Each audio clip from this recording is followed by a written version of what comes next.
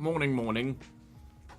Morning, Daniel. Morning, Ryan. Morning, Obi-Wan. You know me. How are we, lads? Hey, Patrick. Thank you for joining us from Hungary, my man. Plan for the day is the Brazilian Sprint Grand Prix weekend, so 2 races, a short one and a longer one, and then we'll record an episode of the Realistic RTG a little bit later on this afternoon before we go off. That's the current plan, you know. That's the current plan. I'm good, thank you, Ambrose. How are you, mate?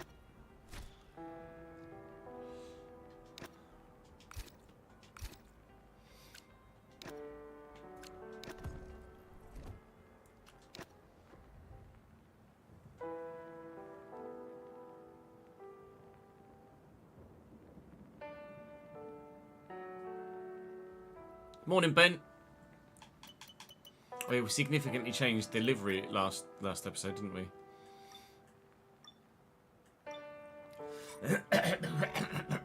You got a dry weekend in Brazil, nice. What tyre set did you go for, Daniel? I think I'm going to go with balanced.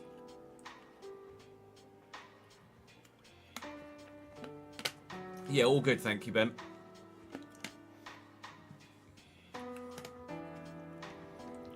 Double the room, indeed. Morning, Tozzy. Morning, Julian.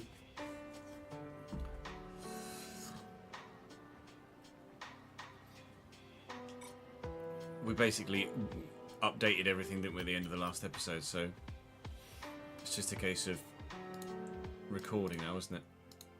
I think. Just a case of we updated delivery, we updated all of the off-field stuff in the last episode, so we're able to just go to the race weekend now, I think. Yeah, all good, thank you, Chiefy. We've rearranged iRacing for Thursday, if you're around. Thursday's going to be the day. Started a live start point Cambridge career this morning. Can you do that? I thought live start points were only available for a certain of the major divisions. Medium, hard, hard, medium. You're not going to touch the soft in Brazil. Yeah, no, it definitely isn't a great, race tyre in Brazil. Right. Welcome back to the FC20. No, FC. Hello, lol. Try that again in a minute.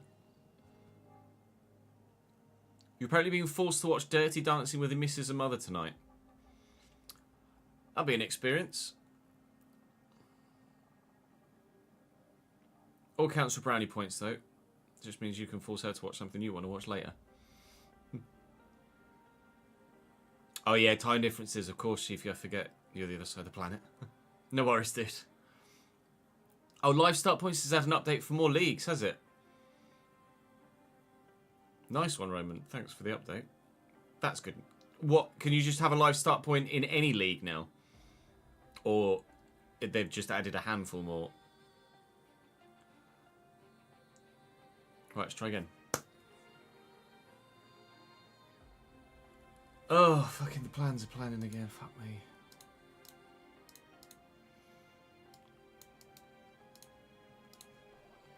Gosh darn it, Leroy.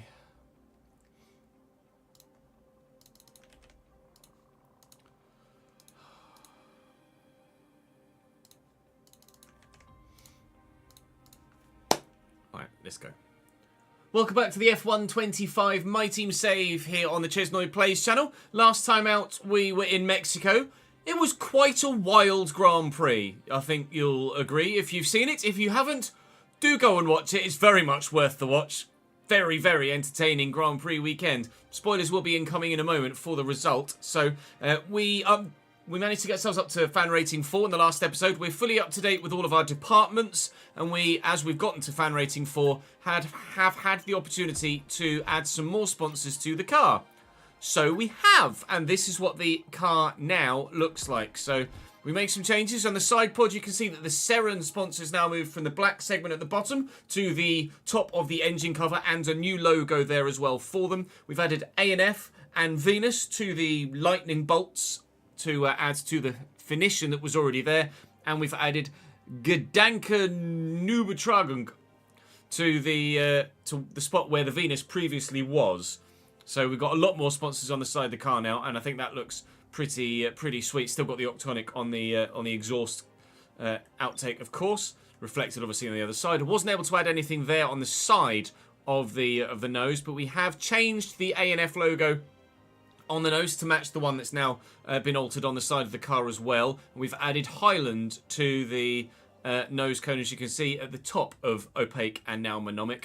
Then front wing, we haven't changed anything yet. I did tweak the Avolo at the front, but that was for the last race, I think. I can add one more, but we're going to wait until we can add two more, so we can do what we did with the Slingshot and mirror it. We'll make Slingshot smaller, so it covers the top three winglets, and then the bottom part of the front wing will have two mirrored emblems on there, but we're going to have to wait till we're fan rating 7 for that. Zebra is now joined by another Octonic logo on the side of the end plates. We've added Icons 21 to either side of the Slingshot on the rear wing as well. And I think that might be it.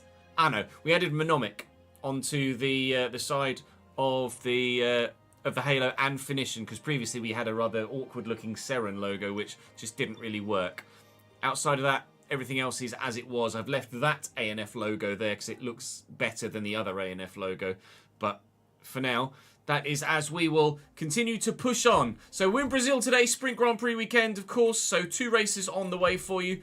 And we will be continually racing as Maloney today to build on the podium we got in Mexico. I told you spoilers were coming. We're going to pray for a dry weekend here, driving as Zane Maloney.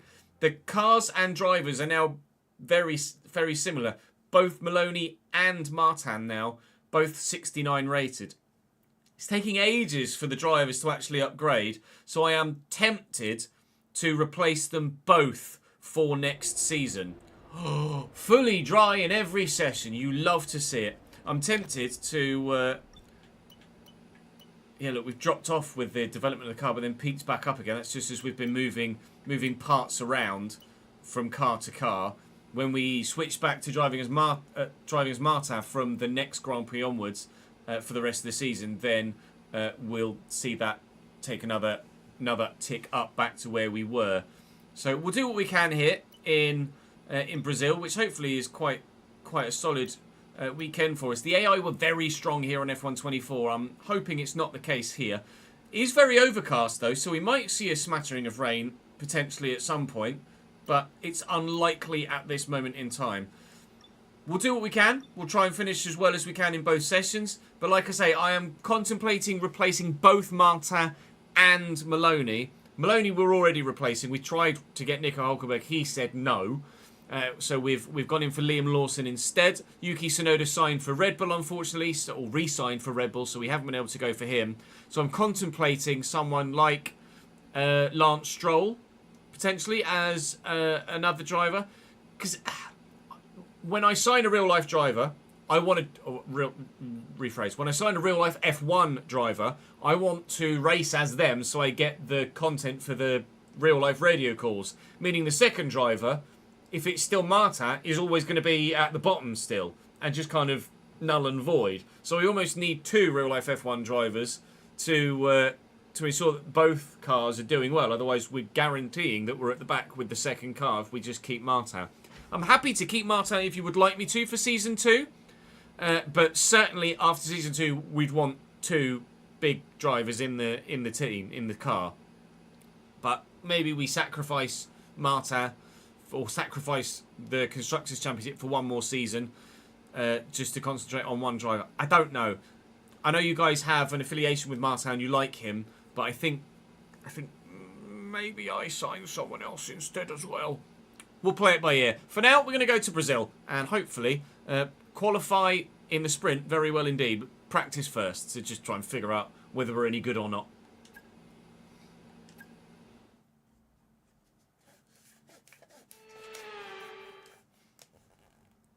She comes to grips again with you next season. She hates it all. Much loved old school circuit. It's Interlagos. It's practice time. We're here in Brazil. Great to have you with us. I said the thing. What thing did I say? I am confusion.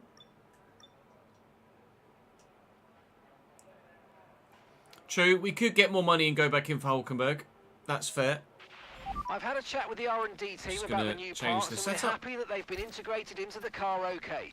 With any luck, you'll be able to feel the improvement, so go and give them a try. As ever, using setups from Sim Racing Centre, SRC. So if you'd like to get some setups of your own so that you have yourselves a little bit of a competitive edge online, or just so you can be a bit more competitive in career mode, then you can do so via SRC. Of course, they are paid setups, so you can get yourself a discount with the promo code Chesnoid at checkout on SRC. Links will be in chat if you put !SRC or !setups. Either will take you to the SRC site. Right. I'm just gonna sort the setup out here for Brazil. There's actually an esports setup and a safe setup for this one now, so they're actually getting a little bit more details here on SRC. There are two different options. Brazil. Let me compare that to 24 Brazil. Yeah, similar. Slightly more front and slightly less rear, which is intriguing. See how this one pans out. Go to track acclimatization on the hard though. Oh, actually, I want to see, as ever, what does each tyre length do. So 33 laps on the soft, 44 laps and 54. So it's about extra 10 laps per tyre and an extra half second of lap time. That's manageable.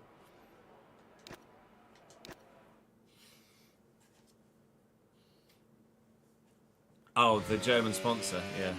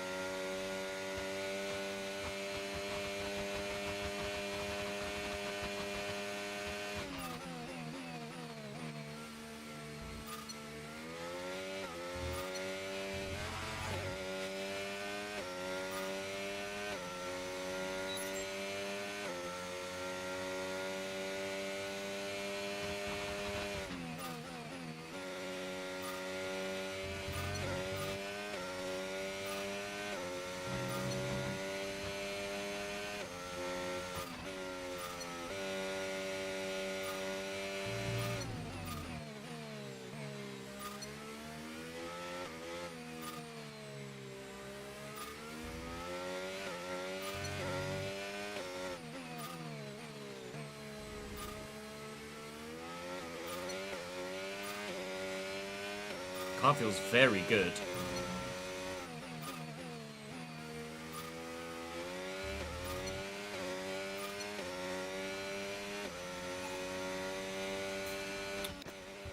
Cheers.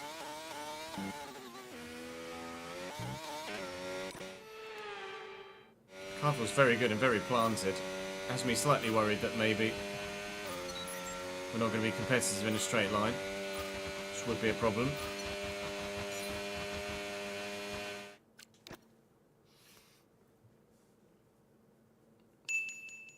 $10 bits from Danny. A friend of mine used to be an F1 mechanic. Said it was a great job but left because it was tiresome.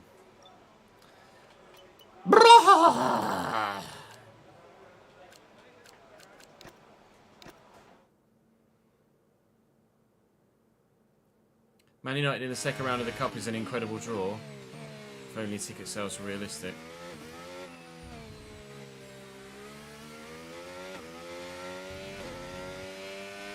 What, is that in your Cambridge save, Tozzy?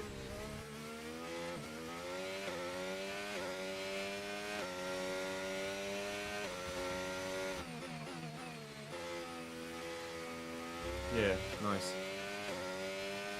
What leagues can you now do a live start point in, by the way? I'm not sure if Roman followed up on YouTube chat. If he did, I missed it.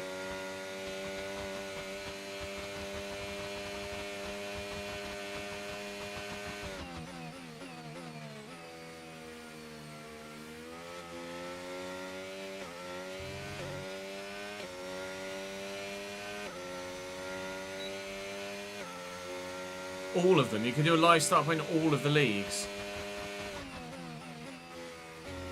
At what point in the season do you start the live start point?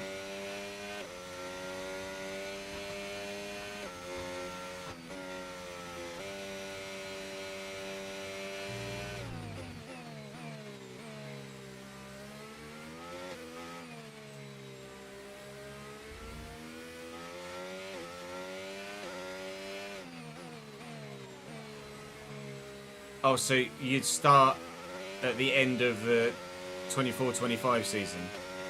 So Tozzy would have started at Cambridge in League One, but then had already got the relegation confirmed. Is that how that works?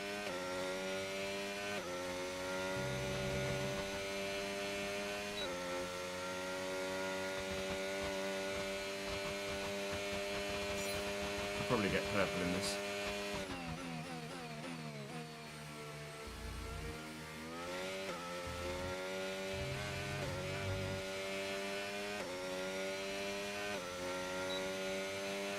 You could pick the date you want to start from.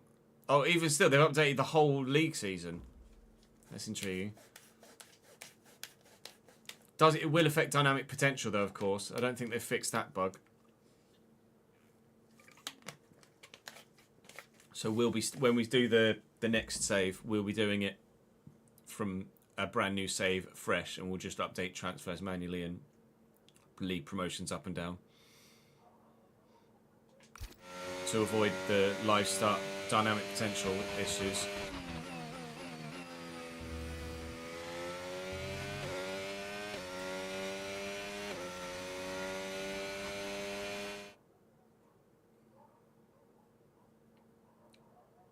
It downloads latest squads, so you can't edit squads and transfer. Yeah, that is another reason why we wouldn't, because obviously we're wanting to manually do our own transfers.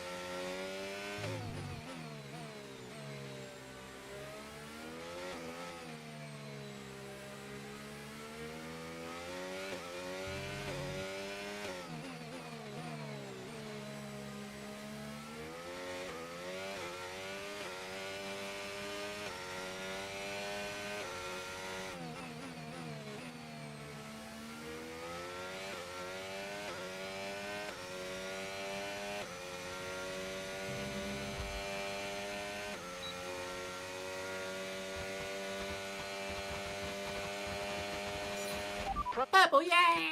Program complete and a job well done. We got some excellent data with that run, so come on back to the garage and I can take you through the numbers. We'll do race strategy on the soft tyres. The reason you want to know what iCar's been tweeted to me. Oh shit! Look at that! Look at that! Is that... Did you make that? You got my eye colour wrong. You give me brown eyes.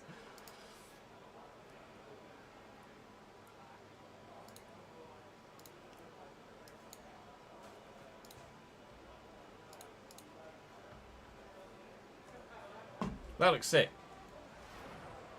You give me brown eyes and I've got blue eyes.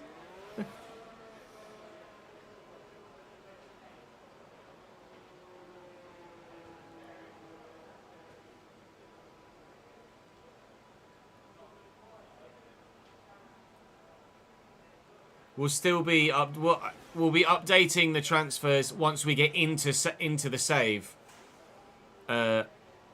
Curtis. So I imagine it would give me the budget from that sale. Yes. If it doesn't, then we can obviously automatically give ourselves that. We can manually adjust the.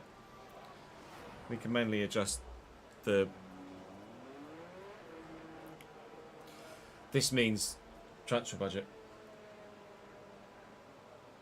Hit me. They were bluish when you did them, my face. Yeah, they look kind of hazily greeny on there. Hit me. That looks sick. Did you draw that? Or did your partner draw that? I can't remember who was it, which one it was, which of you it was that you said drew the last ones for your engagement party. Yeah, at least it wasn't the voodoo doll, that's fair.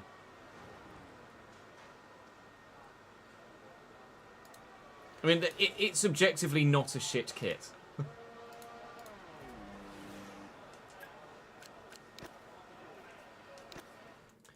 Took you the entire afternoon yesterday. Oh, you did it while I was on stream yesterday. Nice. Mate, you've got quite the talent.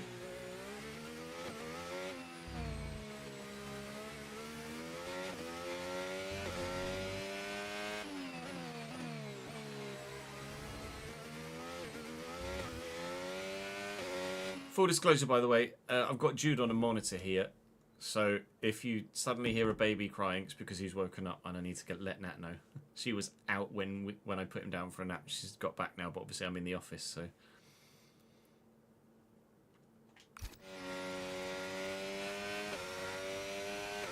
Yeah, Davis kits aren't anything special, are they? They're just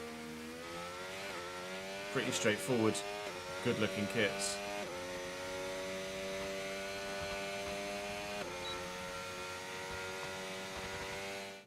Turn the volume on that.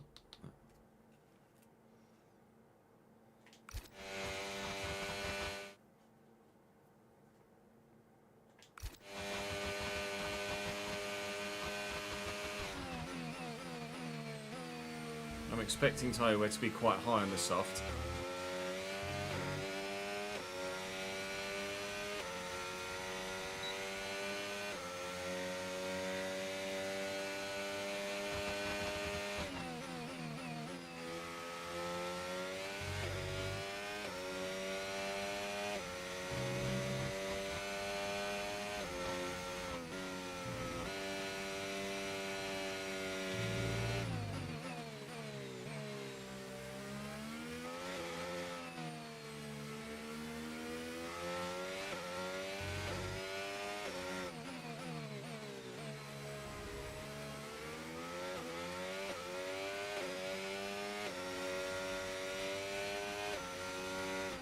Because of cricket, I believe, Colchester fan.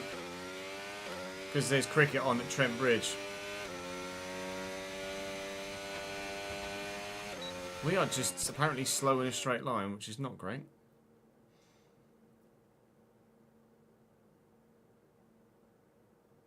You got 33% and 18 laps at your softs, did you? That's not bad, to be fair.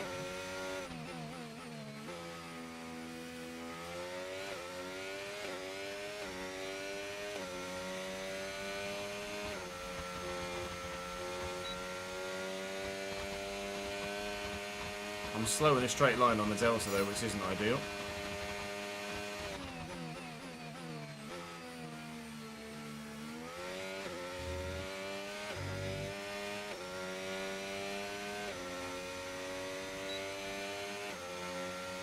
End up having to take some downforce out if we're not competitive, but again, as ever, at least we're able to test things with a sprint race and then adjust from there if needs be.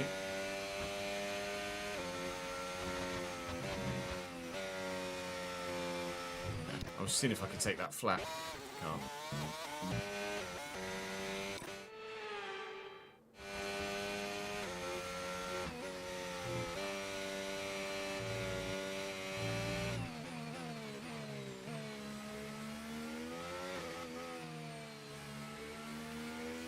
Yeah, I was contemplating doing the same, Daniel, actually, and running the race strategy program again on the hard tyre.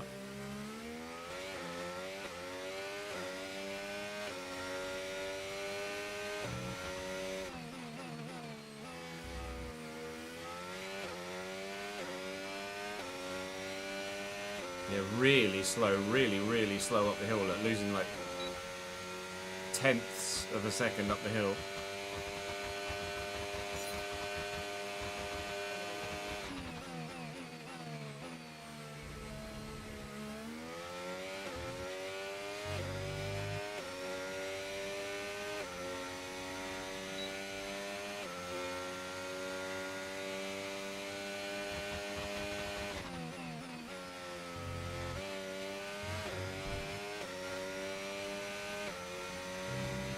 You went soft, hard, medium, did you, Beans?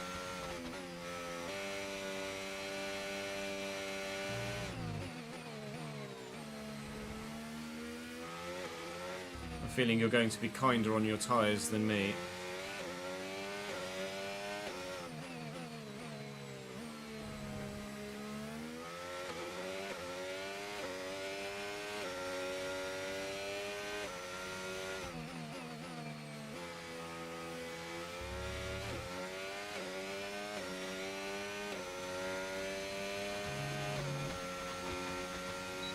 It's definitely going to be a case of saving battery for the straights, isn't it?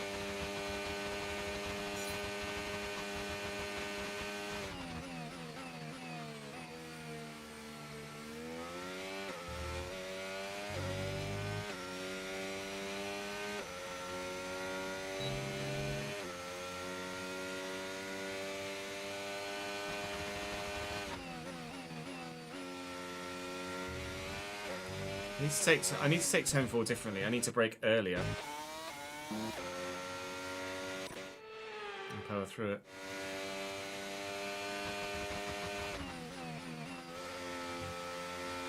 So he gets it wrong again.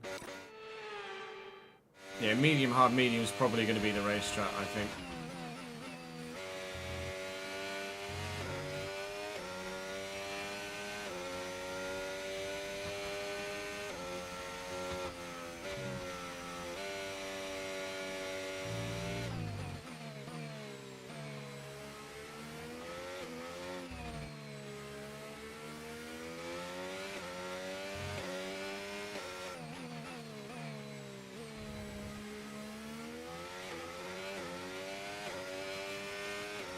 Car feels really planted though.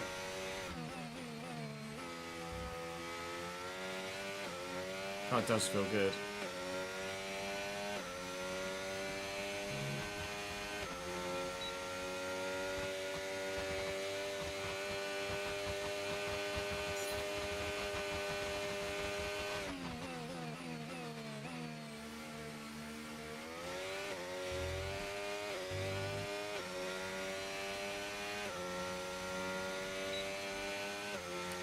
Time is not that bad.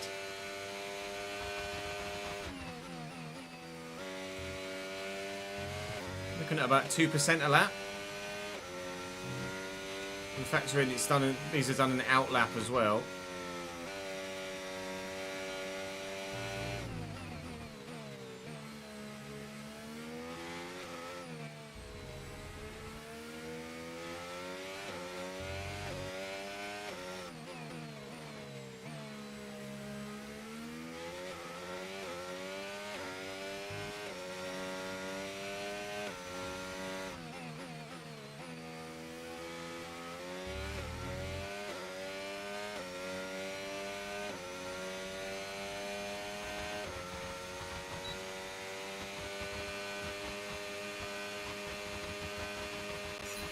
Okay, test complete, and that was a really good job indeed. We got a lot of valuable information out of that. Well done. The time loss up the hill is a bit scary, but I think with battery we can probably accommodate for it.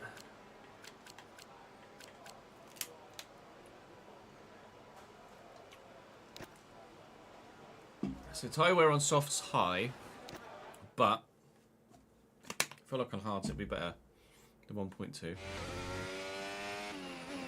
Wasn't even that sunny yesterday, Connor.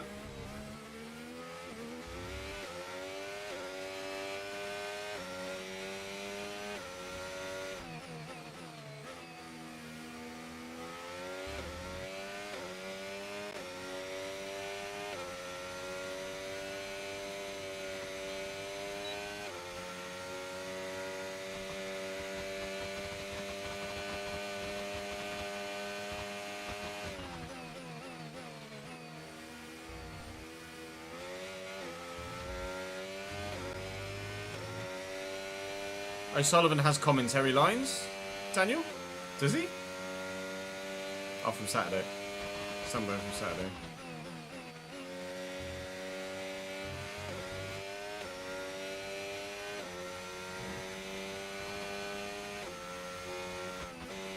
Oh, it was the joke.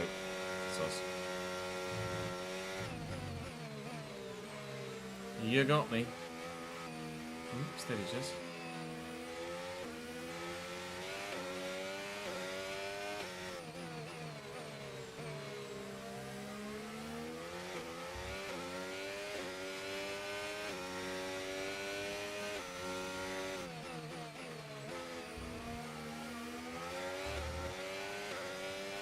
It's always weird seeing your own car from behind, because you never ever get to, very, very rarely ever get to see it.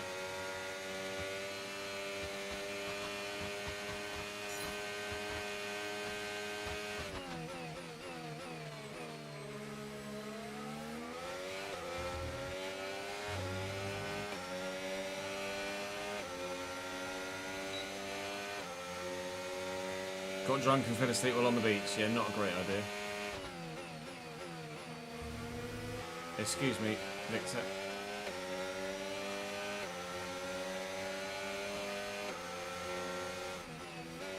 Oh god, you fucking slow on there, pal. Jesus, works.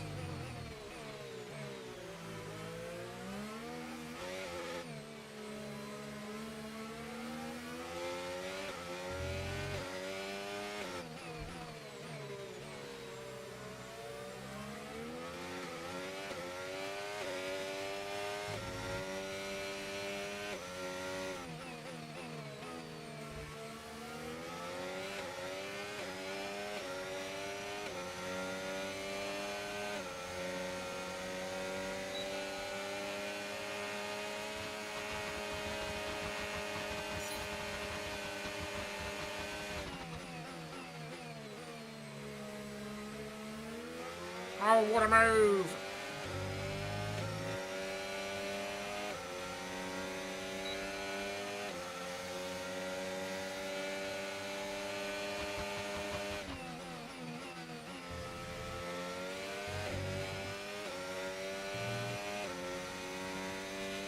Bye.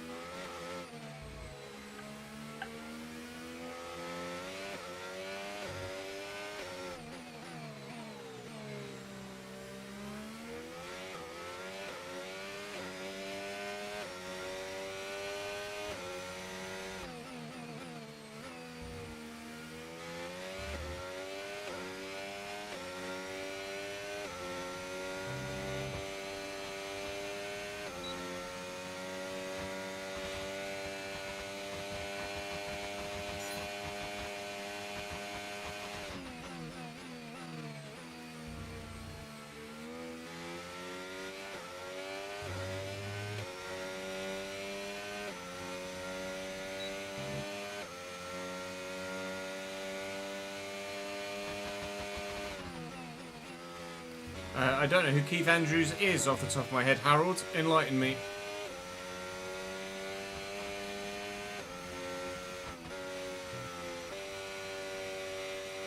The name doesn't ring a bell. Should I know Keith Andrews?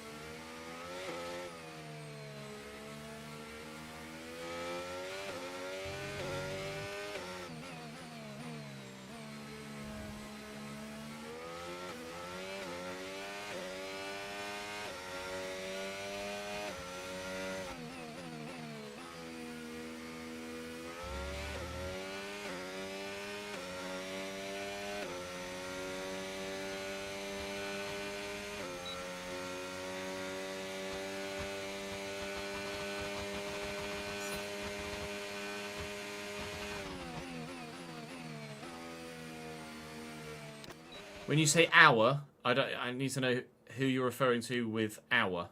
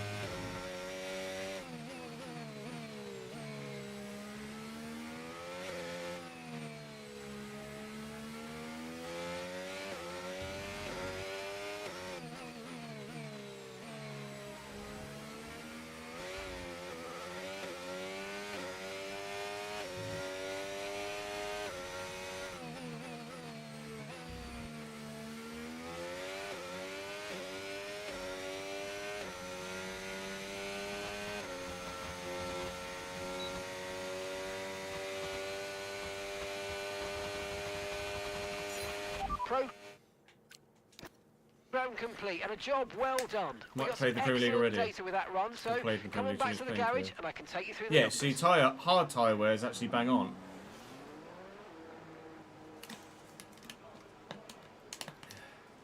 Oh, he's Brentford's set-piece coach. Yeah, when you say that he's our set-piece coach, you assume that I have any idea who the fuck you support. So the set-piece coach might be getting promoted to the full management role.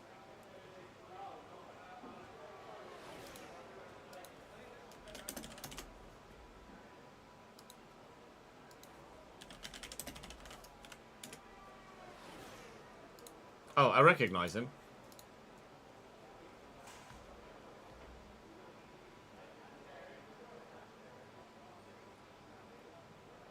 For Wolves, Hull, MK Dons, Blackburn, Bolton.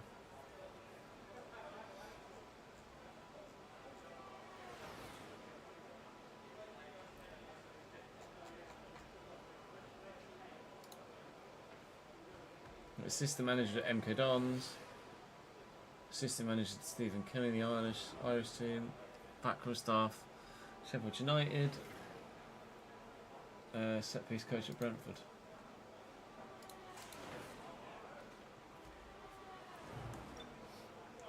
Right, I'm happy with the setup and I'm happy with the tyre wear. I think the soft tyre wear is obviously very high, but the hard tyre wear is decent, so the medium tyre wear should be pretty decent too. Yeah, good, thank you, Tom. How are you, mate? What an incredible practice session that was. But the fun doesn't stop here, though. Join us again as the rest of the weekend unfolds. You do normally get some rain in Brazil, yeah. Resource points acquired. It's very rare that in a sprint weekend with the one practice session, I max out 5 out of 5 on all 3 practice programs, but we were able to do that here. Race pace, the car feels really good. But I don't know as it's actually quick. But it feels really well balanced to drive, which is a testament to the SRC setup, actually. So we've got maximum amount of resource points, which is excellent. Tyre wear is high on the softs, but actually better than expected on the hards. We did the race practice program twice, or race strategy practice program twice. So it's probably going to be a medium, hard, medium race, I would imagine. In qualifying... your guess is as good as mine, with me feeling like we're probably going to be quite slow up the hill, but probably stronger around the rest of the track. We'll try and do what we can to qualify as high as possible. Again, we're going to be a little bit luckier in a sprint weekend in that if the strategy or the setup doesn't work in qualifying or in the sprint race, then we can change it for the actual full race weekend. So we will do that if we find that we're not quick enough, but... hopefully, we'll be quick enough and it won't matter. It did say there, as you saw, that in qualifying it's going to rain later on in the session. So SQ2 could be affected by rain. SQ3 will be in the wet.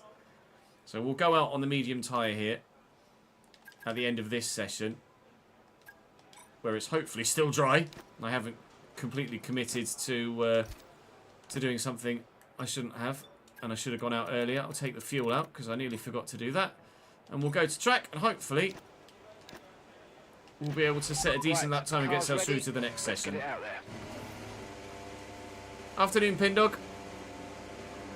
How's your Year 2 exam results today? Have to do 3 resit exams and resit 1 on coursework. It happens to the best of us, Tom.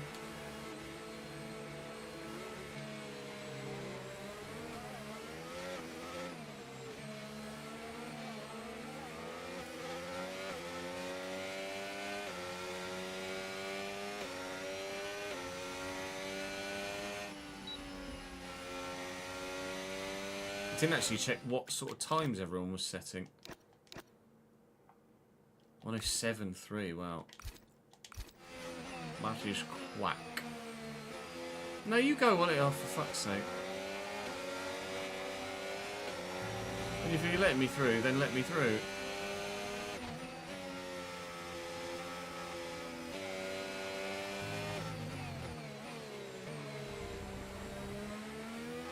No, you let me through and then you just glue to my gearbox. Like, you're just going to screw your own lap, mate. I'm afraid we've dropped to P22. P22.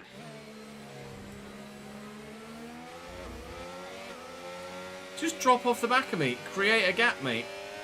You're going to...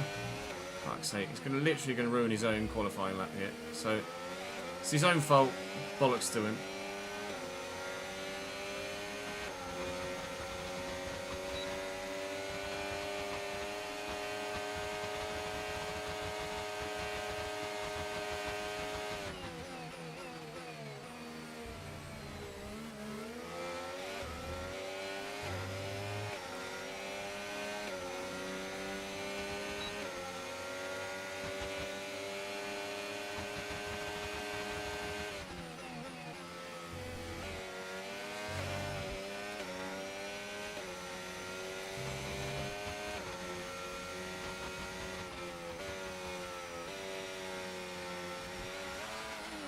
As wide as they get. Oh no, not you, Pino. Sorry, I was reading Tom's message after speaking to you.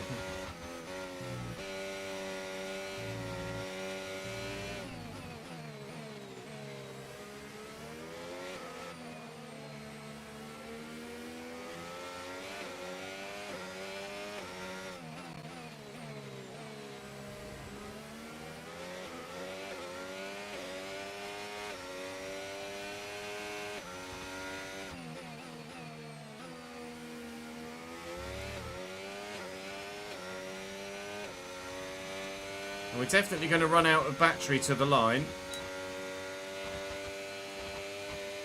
But a 1087 is not great. Really not great. 15th. We are through from SQ1 to SQ2. But that was close.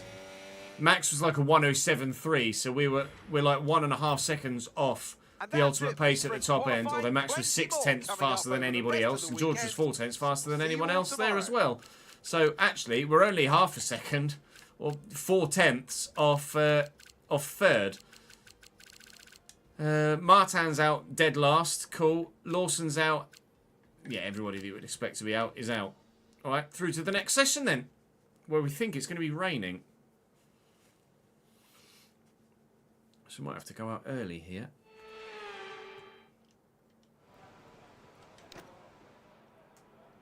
It's going to rain in 5 minutes. We're going out now. Okay, that's all the checks complete. This could result in some shock eliminations, although shock in inverted commas, because in real life everybody would go out now. But with the game being the game, you probably see some drivers sit in the garage until the end of the session and then be like, "Oh, why have I gone out? Oh no, it's raining. I didn't know that was going to happen. I guess I'm just out in qualifying then." Well done, dickhead.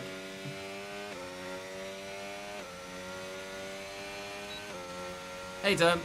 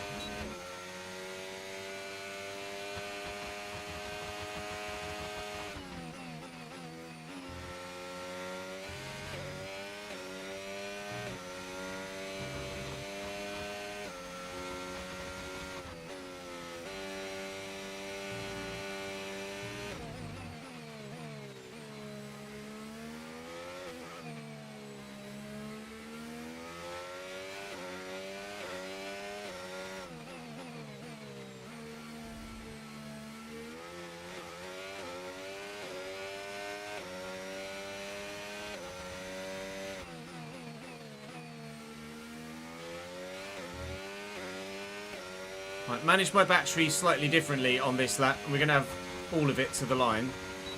But I don't know whether the lap time's actually going to be any quicker. June does a 109.5. 2 tenths quicker. We were 108.777 in SQ1, weren't we? 108.5 there with that run. And we anticipate it's going to rain imminently. So, as we've dropped to 8th, actually. We're still quite a way off. Other lap times are coming in. But it looks like the track conditions have changed dramatically because Oscar Piastri and Lewis Hamilton are at the end of the 1-minute 9s. So we've timed that well, and we will be through. George Russell sneaks through as well. It looks like Doohan, Antonelli, Stroll, Hamilton, Piastri and Hulkenberg are out in this session because it's raining now and they're not going to improve anymore. We are through to SQ3 for the sprint race.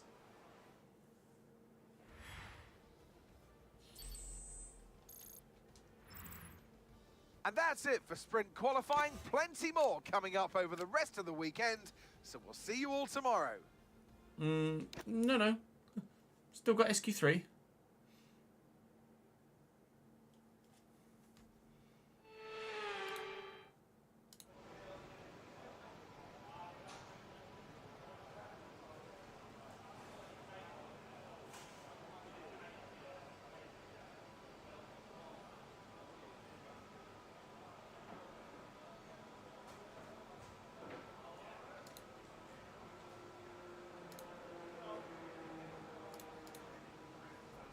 Beep, beep, beep, dee, dee. Bear with, just checking my WhatsApp, see if that's that.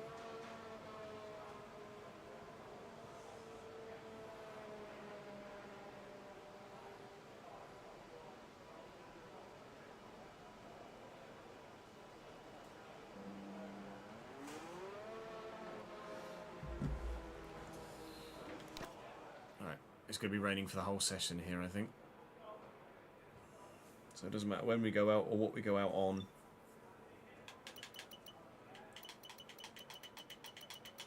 Well, it's getting wetter and wetter and worse and worse, so we're going to have to go out now. All set, we're ready to go, so let's get the car I out typically to the wake track. up when Jude does Mangwa, which is anywhere from 5 till 5:30, really.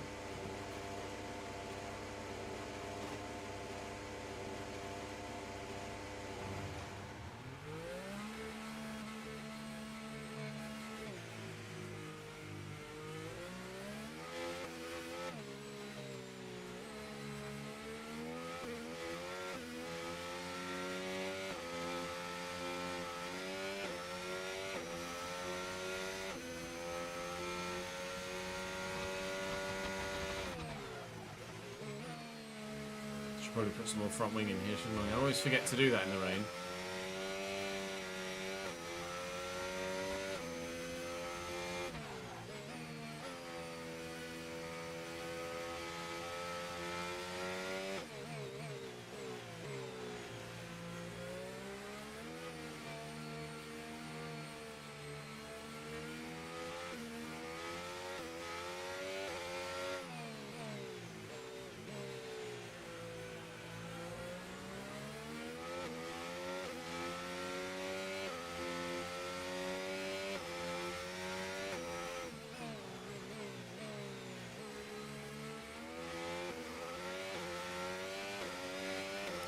Wheel spin all the way up into 6th then.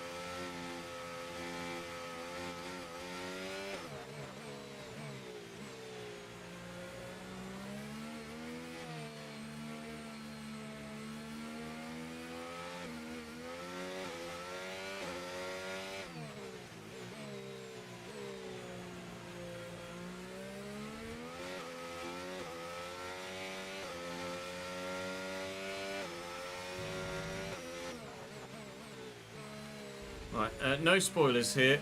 it's probably completely expected that I'm going to qualify 10th. I'm 6/10 off Ocon, who currently is 7th. This is going to be... Oh, it's so slow. So slow. 8th of 8. Max does a 17.7. I did a 20.5. So I'm nearly 3 seconds off the pace in the rain. Which is why we're very glad that it's a dry race. Absolutely nowhere in that session. It's getting wetter and wetter as the session goes on as well. As you can see, the delta's coming down with the wet tyre. So those that went out earlier got the better of it. I'll try and go out at the end. I'll try and improve, but ignore and go to track. Maybe the insufficient time. All right, sweet. All right, fair enough. That's me finishing 10th then. I'm 1.3 seconds away from even 9th. Very, very, very slow in the wet.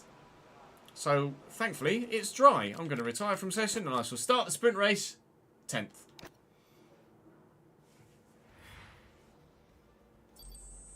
I don't choose to wake up at 5 AM, Mangwa. Jude kind of dictates that. And that's it for sprint qualifying. Plenty more coming up over the rest of the weekend. So we'll see you all tomorrow. I don't have different font ads. Is it just a trial period for some accounts? It's still the same for me.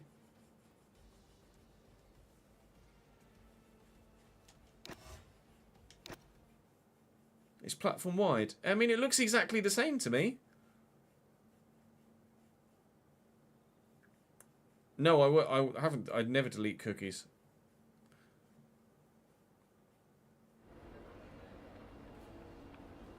I probably should delete cookies at some point, like systematically, but...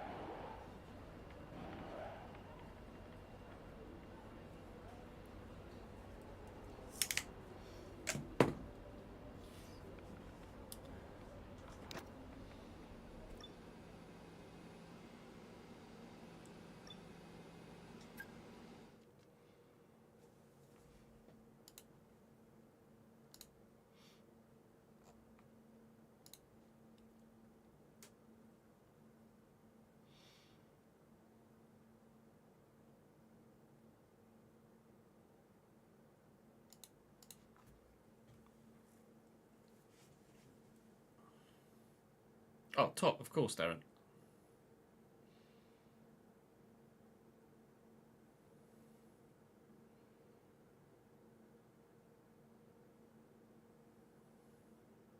You haven't deleted cookies, it just changed yesterday.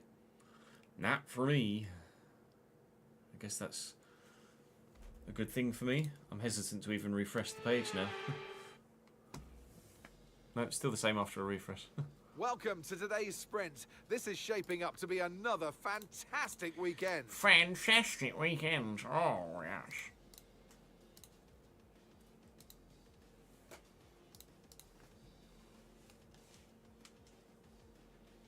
And alongside me here to... Okay, here we go. I know what you can do. Don't let me down.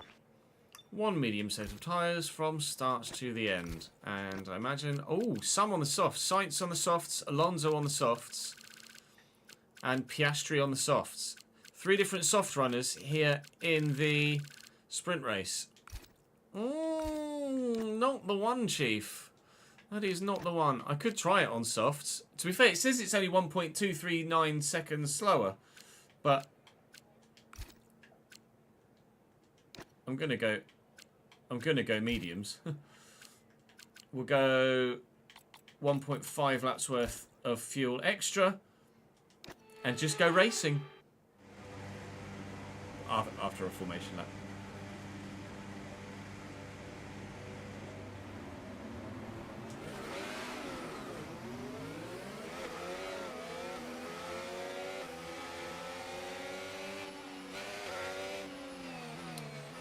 What's the benefit to deleting cookies? Because cookies have all your saved passwords and stuff, don't they? If I deleted cookies, I'd have to re-enter all my passwords everywhere, right? No rain expected. No rain expected for the time being.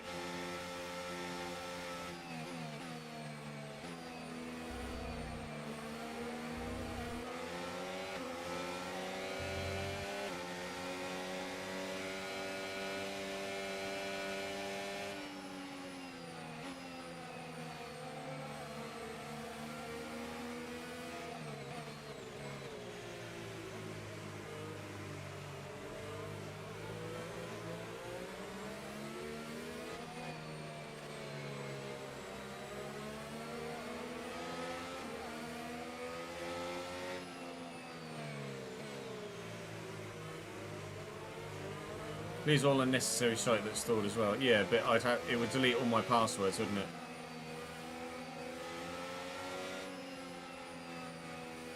Oh, in browse history you can choose to keep saved passwords. Maybe I should do that then. Is deleting cookies the same as clearing cache? Is that what clear cache is? Clearing cache is deleting cookies.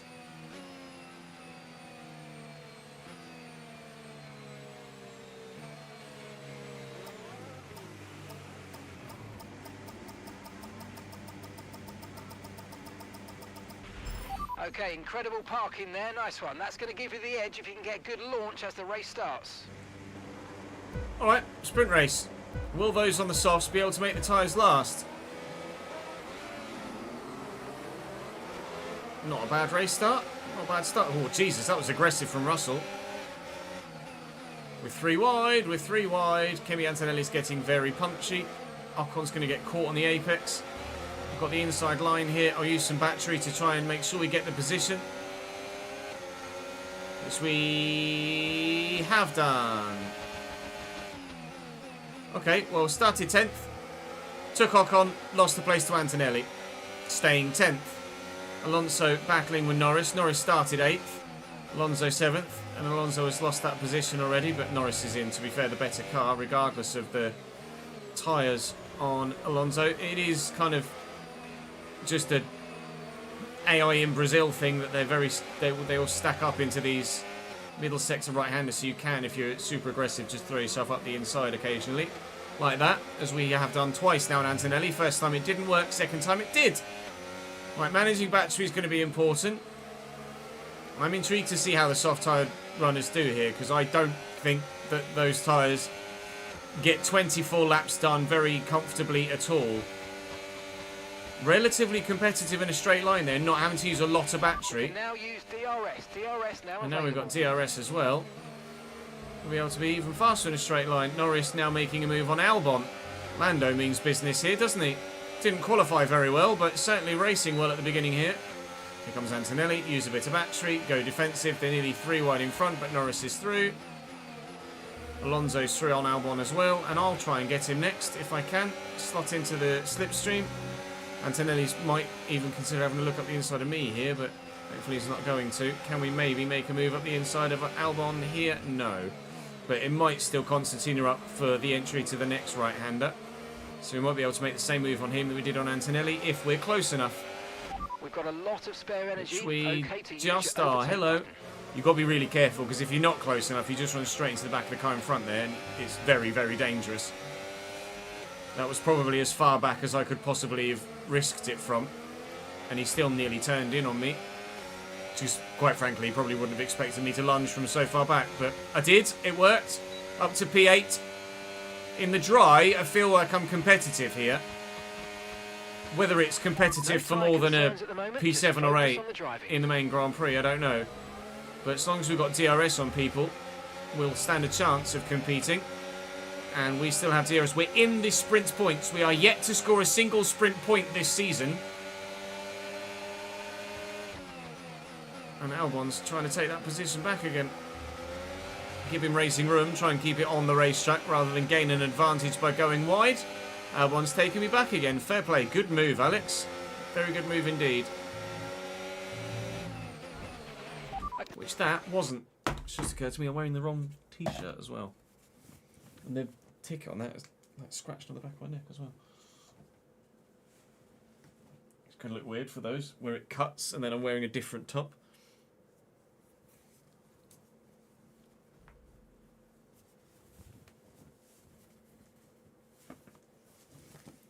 I'm sure they'll survive. Be like, oh, it looks different. Huh? Oh, it does. Oi, oi.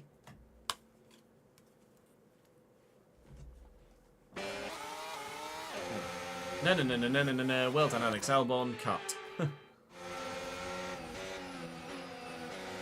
I won't try and take the position this time. Where are you going, sis?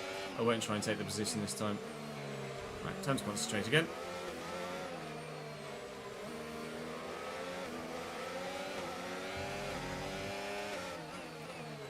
A straight red? A straight red for a little bit of shoulder blade? Surely not. Surely that's just the yellow.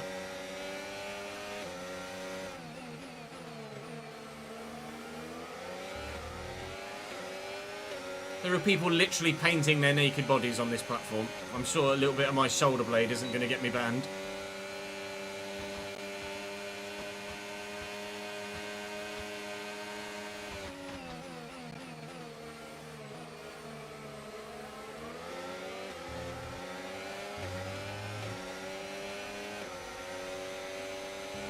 iRacing from the hot tub.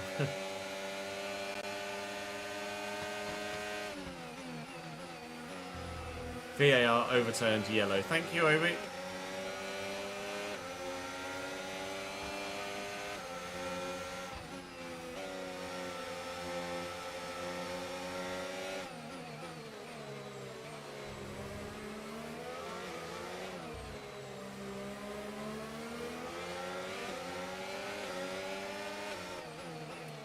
Hello, Alex. I probably shouldn't have done that, actually, because I'm going to be out of DRS range of Norris here. I'm actually going to let Albon take that position back, so I can get DRS up the hill. Otherwise, I'd have been just a sitting duck for Albon and Antonelli.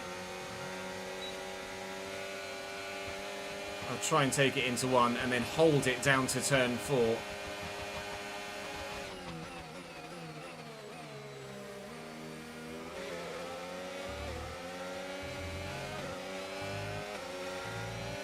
Use quite a bit of battery to do so, but hopefully we can. And we will. Now Antonelli's all over Albon. If I can break DRS here, we could hopefully try and solidify in a P8 position here for a World Championship point at the end of the sprint race.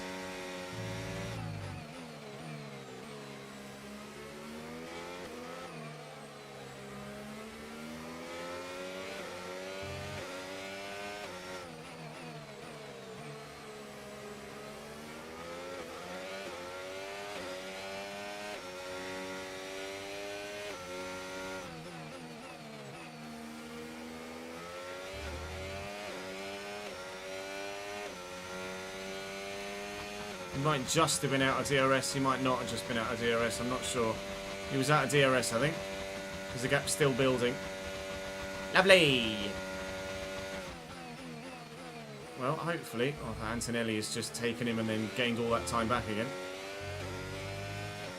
Hopefully, we can consolidate in P8. You never know, as Alonso's tyres go off, might be able to get him at some point as well. Antonelli's going to be quick, though, behind us for the rest of this race if he does hold off Albon for the next lap or so.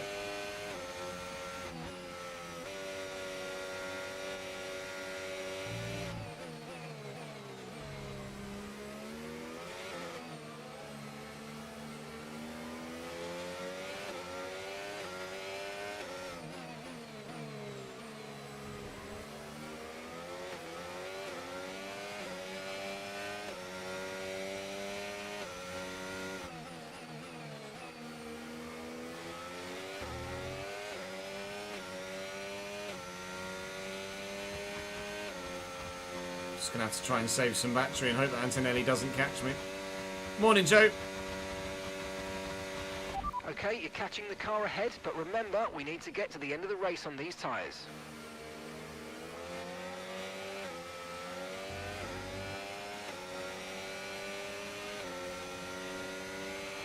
Okay, be aware the car behind is catching. 3 wide in front. Sainz is on the soft tyres as well. Antonelli's with me. 1.8 seconds. Never mind. 1:02, Dick.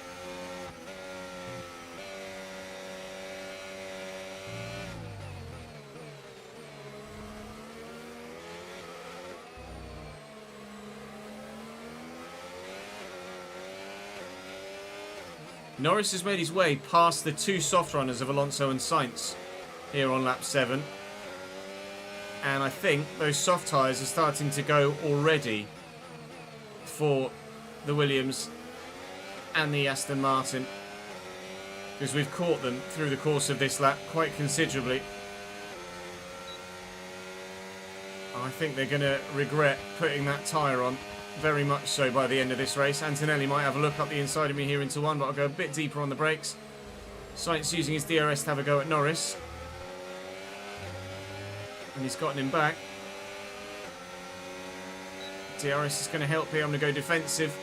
Antonelli's going to commit to the inside. There might be 3 wide in front. They almost were. Oh, and Lando tail slided around that corner almost directly into Carlos Sainz's Williams. This is quite the battle. Ah, at the minute. All right, Fernando, just slam your brakes. Oh, that's my race ruined. No, not having it. Why are they braking so hard? See, that's an... This is a stream clip, not a YouTube clip. That's an AI thing. In real life, there is no way... In real life, there is no way they would brake that hard around that right-hander for no reason. All of them would not slam on the brakes like that. In previous iterations of the game, they've not all slammed on their brakes like that. But the AI are so bad on corner entry, especially when they're side by side, that they just ruin everything about the realism of the racing. Because that's not what fucking happens. I'm good, thank you, Cap. How are you, mate? Sorry, Chris. There's not really anything in that.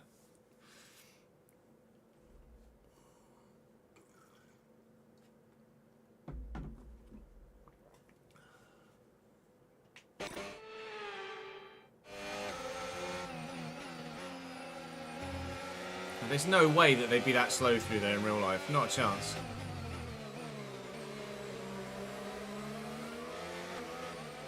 Continuing on.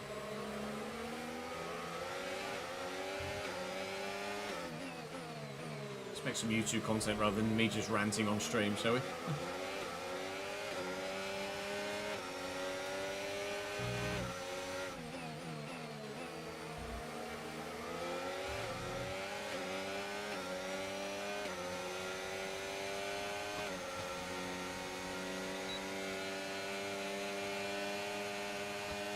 Yeah, I don't know whether Kev talks to Chris in the future, so that Chris can watch Kev in the past.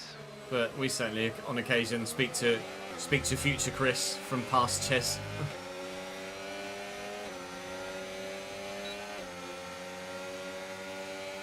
Lando going for it on Sainz again. Getting it done. Antonelli keeps having a look, but we're able to defend at the minute with battery. Sainz is going to tuck in behind Lando here. I'm sure at some point the soft tyres will die. I think they're only able to stick with Lando at the minute because of DRS. So we might actually be in a position to get more than just the 1 point for P8 by the end of this sprint. Alternatively, Sainz and Alonso in front will be replaced by Antonelli and Albon, and I'll still finish P8. But we're in the hunt for some points in a sprint race for the very first time. That's for sure. Tyre condition still looking good.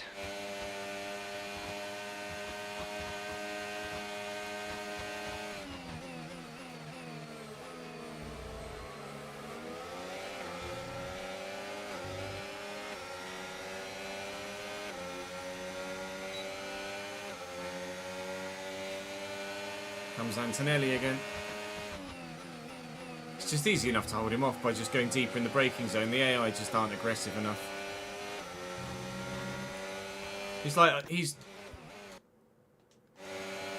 He's alongside me here. Like, go for the move. Go for the move.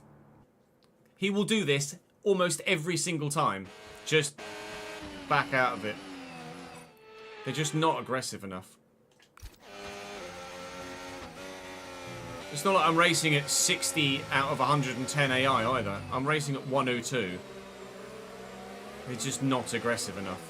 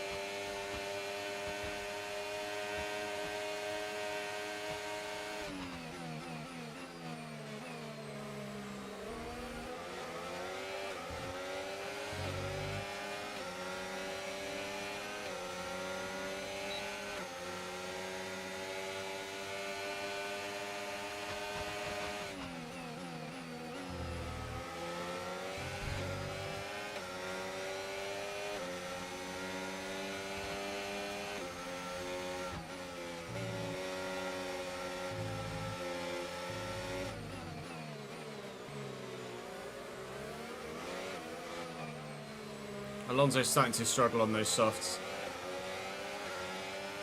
We might be able to make a bit of a move somewhere. It'll probably have to be somewhere a little bit unorthodox because they're still decent in the traction zones in getting away from me into areas where I'm going to have DRS. I put wheel on the grass. That's going to cost me a position probably before we even get to the line. It's going to cost me both positions. One mistake can be oh so costly from P8 to P10. Out of the sprint points. Antonelli with no DRS though, so Albon will get him.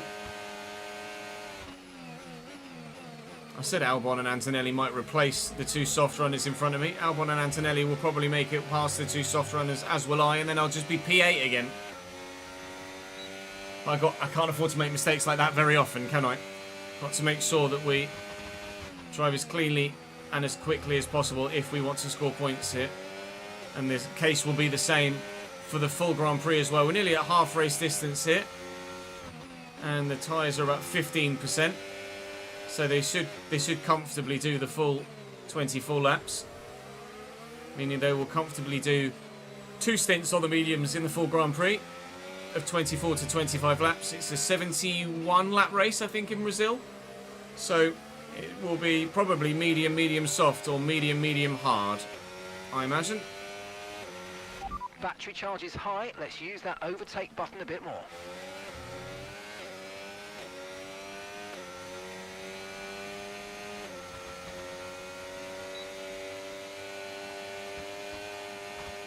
It's fine line to balance, so especially as last year you would constantly say they were always driving into me. Yeah, but they can make overtakes without driving into me. It's not a fine line, it just needs to be built better.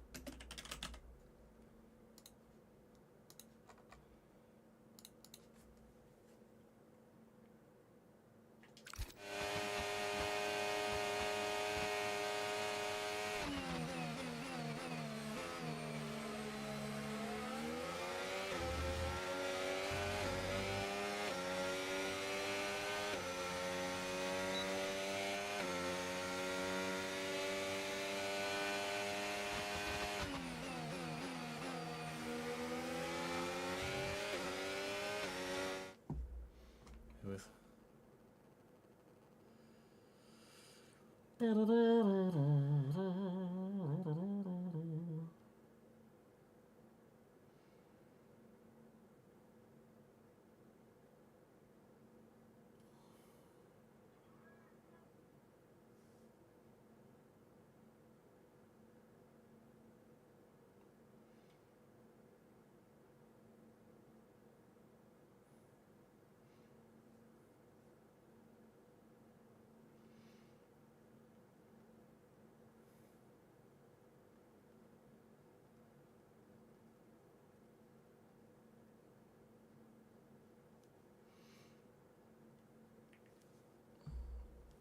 microphone here so I can see if Nat messages at all.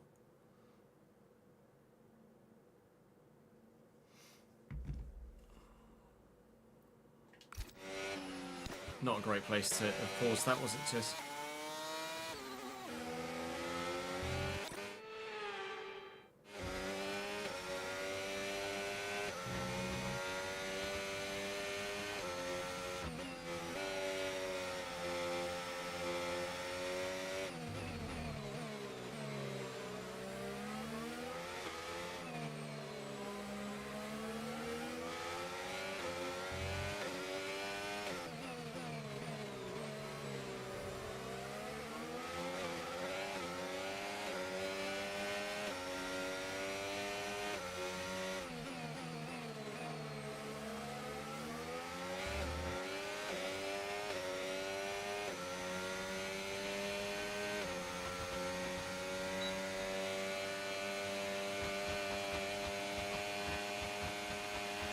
Pace is strong, but be aware these tyres need to go the distance.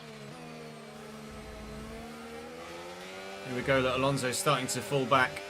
Alonso down to P8 now as Antonelli makes his way forward. Sainz still clinging on with Lando Norris at the front of this gang.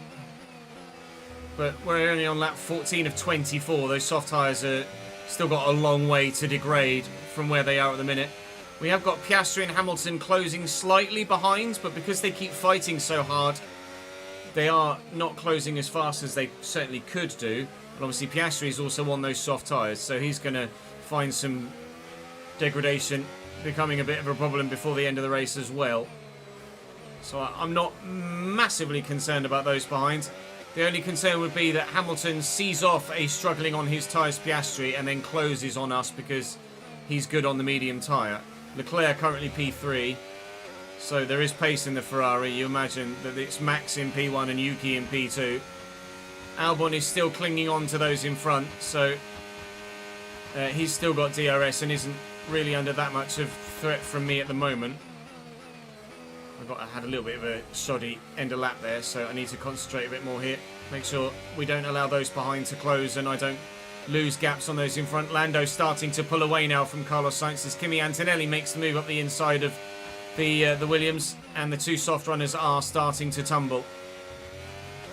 Looks like what we predicted might well come to pass. Antonelli and Albon up into 6th and 7th, and then hopefully me into P8, past the two soft runners and into the points once more. I'll try and get Albon as well and finish P7, but I don't think I'll get Antonelli. I think P7, albeit we're running P10 right now, I think P7 is probably my most likely outcome here.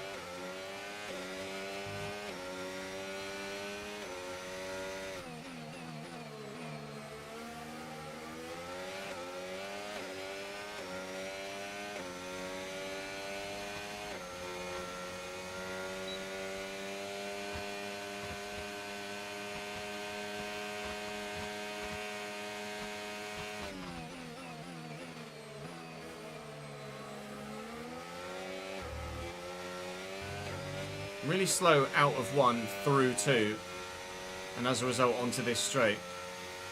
Not very strong there. Piastri's actually dropped Hamilton, weirdly. And whether maybe they've had contact and Hamilton's got some damage, because Lewis is falling back from Piastri and from me. So I'm going to make an educated guess that Lewis Hamilton has some damage here. And we might just have a quick look and double check. Does Lewis Hamilton have some damage? Not that we can see. He's just falling back from Piastri for some reason. Might be floor damage that we can't actually see. But Lewis is just losing time. So something's happened. There's also Isaac Hazard retiring. They're retiring from the race. On the exit of turn 4. No VSC or safety car needed for that. Which is actually quite a good thing, because I think that probably would have ruined our chances of getting some points in this race. So Piastri, we're going to have to try and keep at arm's length, which we should be able to do, provided when we do make it through the traffic in front of us, we are able to do so quite smoothly. Antonelli's just taken Norris, actually, at the front of this group now. So Antonelli looking to get his way past the McLaren there. The more that they fight in front, the further we will push ourselves back towards Oscar Piastri. But I'm still being patient, biding my time. I still think we'll finish in the points here.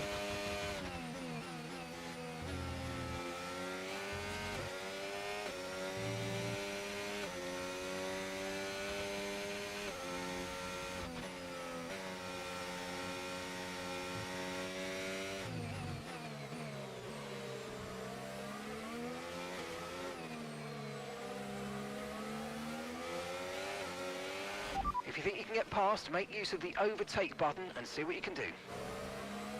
The yellow flag behind me now as well. Is it Piastri? Is it Hamilton? It's Hamilton. Lewis Hamilton is retiring.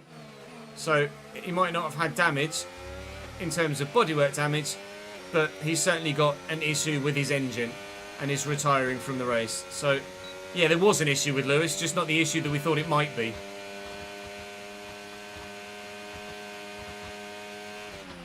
Okay, so we're leading our teammate by 20.6 seconds.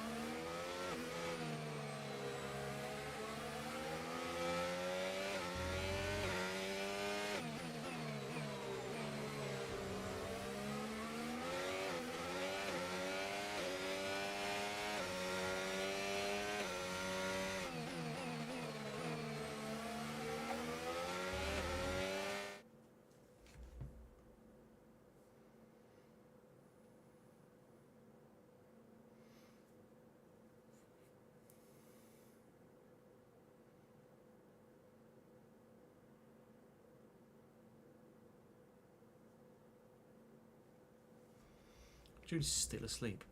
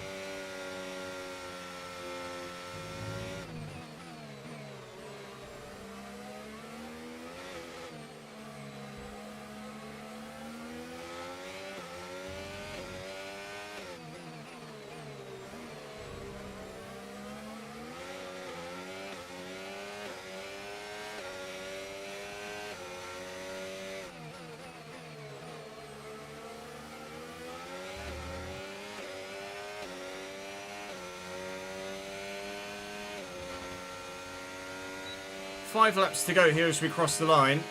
Annoyingly, the soft runners are hanging on with DRS here because Lando and Kimi Antonelli kept fighting.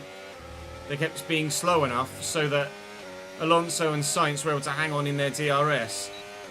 So I might just have to burn some battery and make some moves rather than being patient.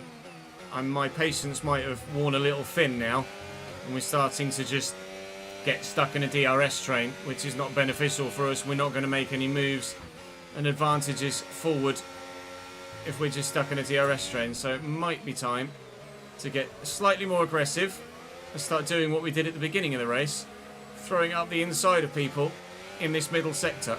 But I need to make sure I'm close enough to do that without risking just throwing away the entirety of the race by running into someone. Still 4 laps to go as we cross the line at the end of this lap. You can see that we are visually, he says as he makes a mistake, closer to those in front. Too busy concentrating on talking, not driving. Time to Rihanna shut up and drive. And hopefully we will make the positions we want to get some points. Sainz is now making a move on Lando Norris here. The soft runners are lasting much better than we thought they would do, purely because us medium runners are too busy fighting with one another to actually get away from them. This could be rather chaotic into turn 4 here, as everybody has a look on everybody else. It is rather chaotic into turn 4 here. And Alonso's now in P7, and Sainz, who was running in front of Lando and challenging Lando, is now down to P8. And this could be my opportunity, or at least soon, to have a look at the inside of Albon. He's going to try and hang it on. I'm going to try and keep the inside line here, which we've done. That's me P9. I told you I was going to get a little more impatient and get a little bit more aggressive, start to make some moves. Had enough of just sitting there in the DRS train. I want some positions and some World Championship points, please. That's one, as Piastri's completely closed on us now. So it's just as well we started to make some moves. Told you Piastri would gain if we started to, or continued to fight with each other too much. It's exactly what's happened.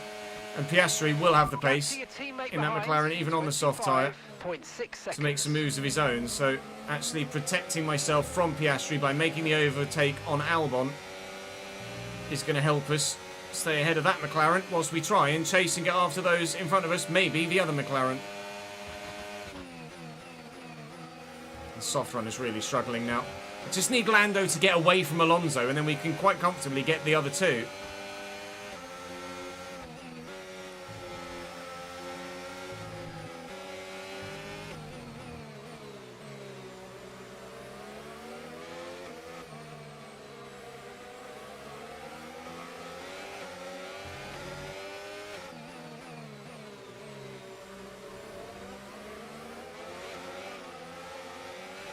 It.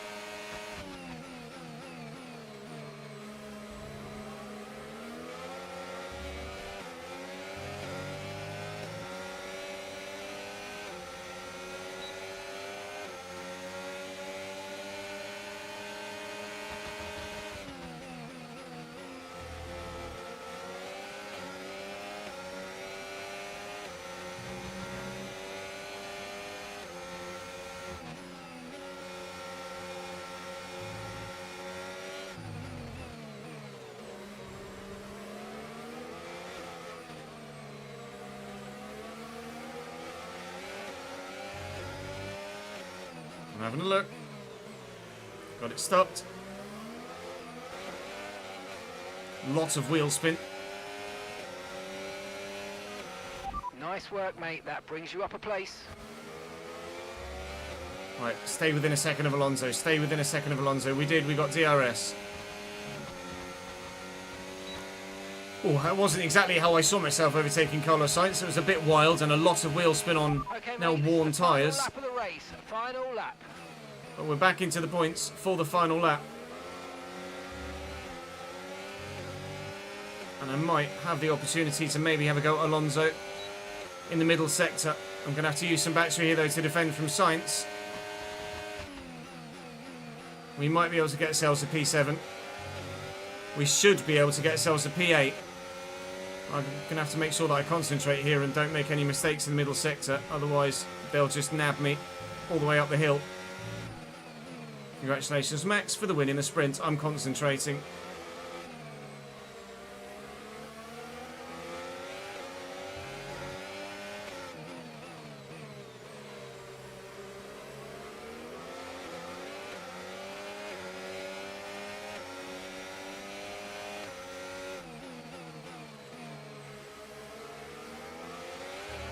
Oh no! I put my battery on too soon. Okay, it auto reset me. I put my battery on too soon. I was trying to get a better exit than Alonso all the way up the hill. And I just went too hard on the throttle pedal too quickly. It'll be P11 for us in the spot. I don't know why it auto reset me. I must have just gone so far off track. It was like, we'll help you out here. I don't have reset to track on. P11 in the sprint. It could have been a point for P8. Could have been 2 points for P7.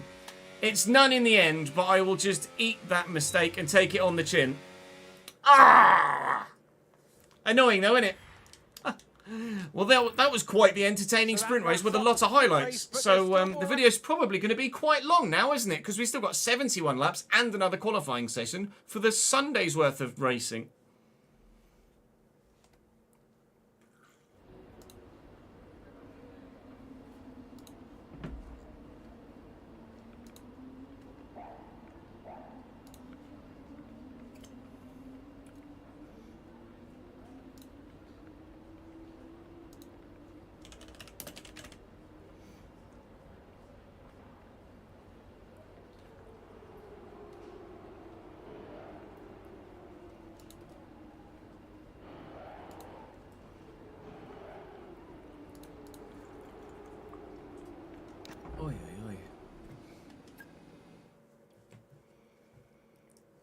No, I was already getting wheel spin. It's a Saturday show. And then just committed and just couldn't hold it. Annoyingly.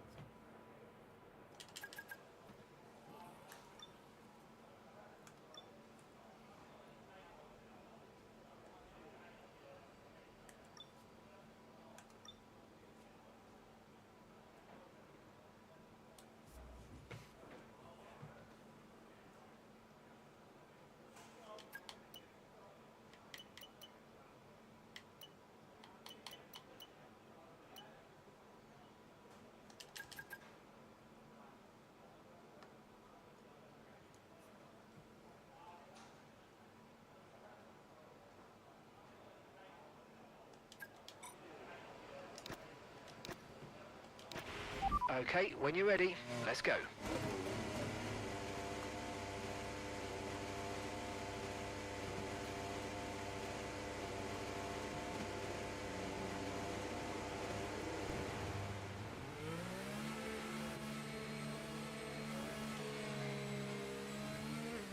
Yeah, I committed to a full highlight there, haven't I? With everything I'd said before and chasing them down, and that will actually make quite a nice clip, regardless of the fact I fucked it.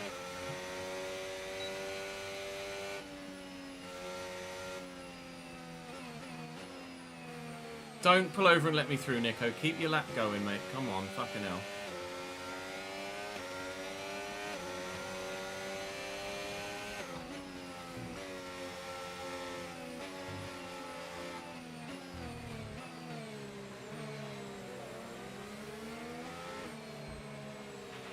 We've been pushed down to P22.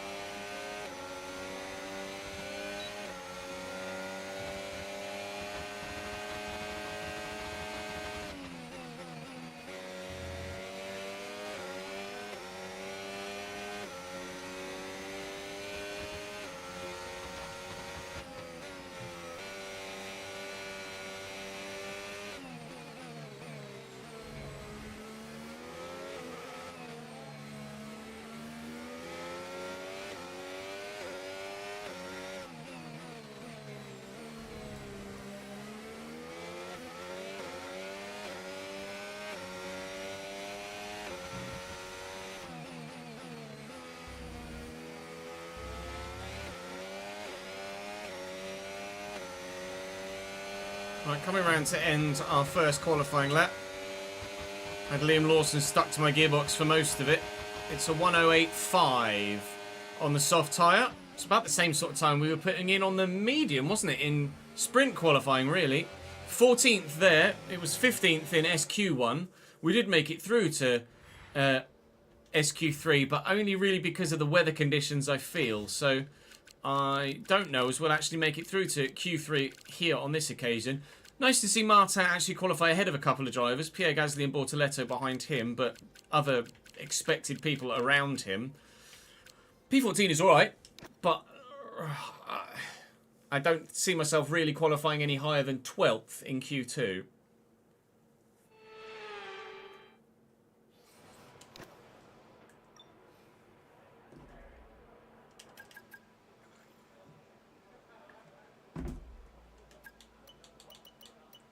Also, I think I'm only going to have one set of mediums available for the race. So I'm going to have to go medium, hard, soft, or soft, medium, hard, or medium, soft, hard, or something.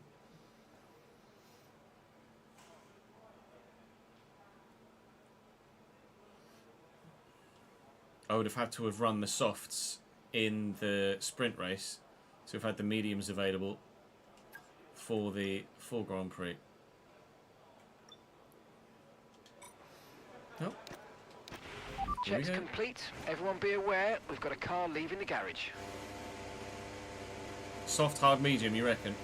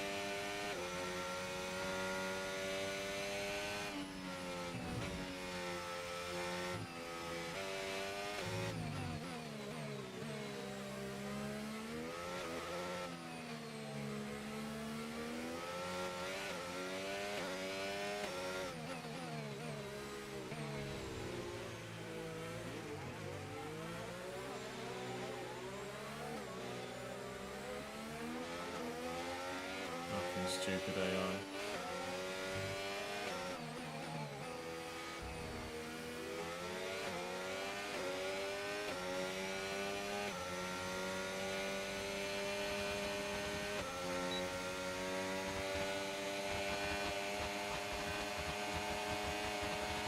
Right, that's us down into P16 now.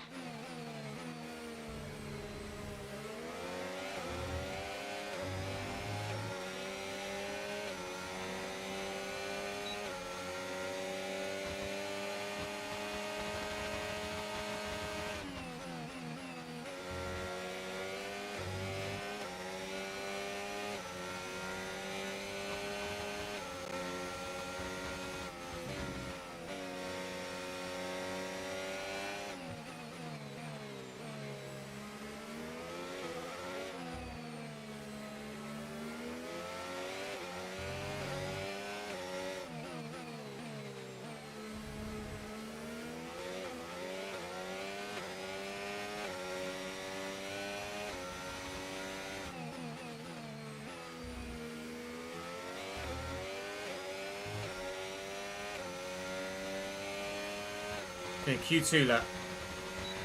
108.5 was our Q1 lap. So as tight a line as I can to the line of 108.3. I think that's P11. I'll take it. I'll take P11. Saves a set of tyres. We probably would have only been 9th at best in the 9th at best in the next session. So I'll take it. Any surprise exits? Both Astons are out. No, not really. Everybody you would expect to get through in that top 10 is through. Surprised to see Carlos Sainz up there in 3rd, but I don't anticipate he'll qualify that high in Q3. But both McLarens, both Mercedes, both Red Bulls, both Ferrari and both Williams. All right, there's your top 5 teams. And then there's us as the 6th fastest team.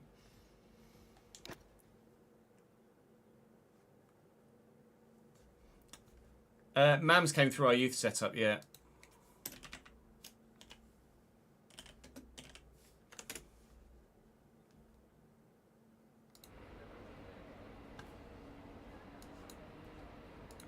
Born in Harlow in Essex. Signed for Cambridge. And then has been signed for Cambridge at youth level and has been with Cambridge since.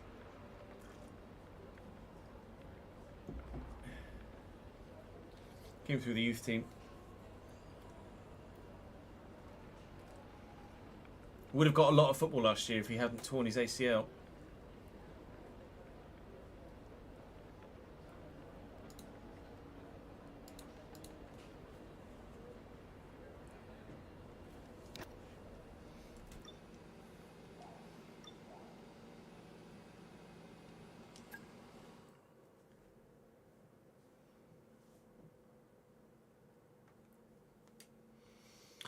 Aaron Thor, thank you for the follow, mate. Welcome to the channel.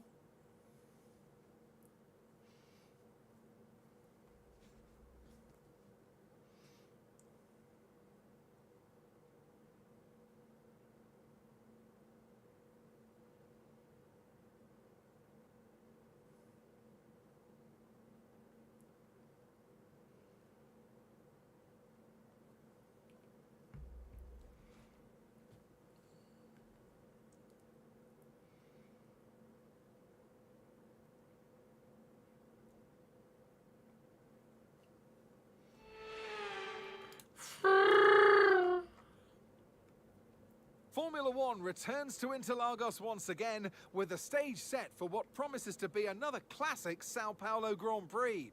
Sebastian Vettel famously clinched his third championship here in... Before we begin, let's take a quick look at the grid lineup for today's race. It was fully dry all the way through qualifying, and Max pops it on pole with a 1:06 into the sixes in the Red Bull at the end of this season. So Red Bull lockout in the front of the grid. Russell P3 is a good performance. Leclerc fourth. Albon fifth in the Williams is very, very good indeed. I start 8th after qualifying 11th, so 3 drivers taking penalties here, which will be Antonelli, Norris. There you go, Antonelli and Norris, and Leclerc as well. Who else took a pen? Or maybe Lewis Hamilton probably, because he retired in the sprint race, right? Hamilton starts right at the very back. Big penalty for Lewis Hamilton after the sprint race DNF. It wants me to one stop. I know what you can do. Don't let wants me to hard, medium, one stop, but reckons it is 6 seconds quicker to go soft, soft, medium. I do have the softs available to me. Actually, it reckons that a 2-stop, hard, medium, soft is quicker. What's everyone else starting on? Lots of hard runners. Okay, so I have a choice here. I can either start mediums and undercut the hard runners, or I can follow those hard runners and just try and undercut them. Fresh tyres are going to be worth a lot here, but I don't... Without DRS, we won't be competitive. For me, staying in DRS as long as possible is going to be what makes me the fastest to the end. So I'd be tempted to start the hards, then go mediums and then softs at the end. Maybe do that the other way around.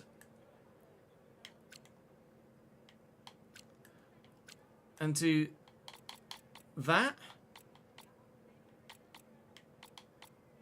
That could work. I could do that one. I'd be happy to do that one.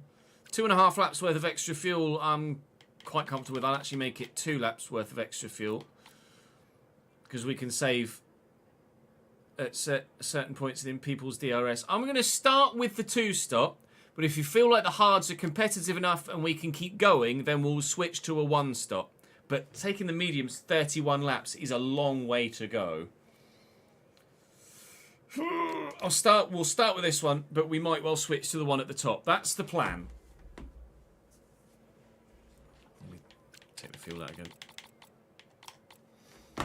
And then... that's alright, Aaron. Let's give you guys a prediction, shall we?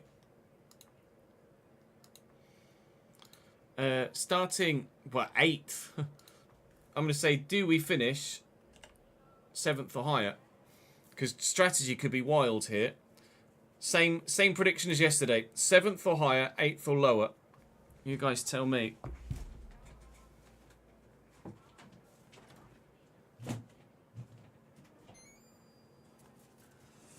At the minute, Jude is still asleep, so I can't really go to the toilet. I want to go to the toilet, but I don't know if I can.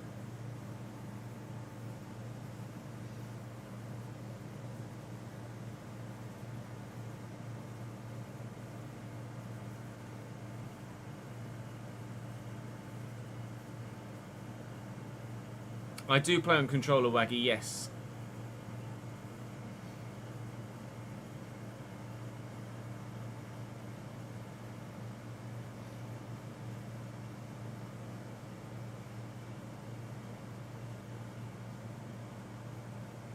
Bear with.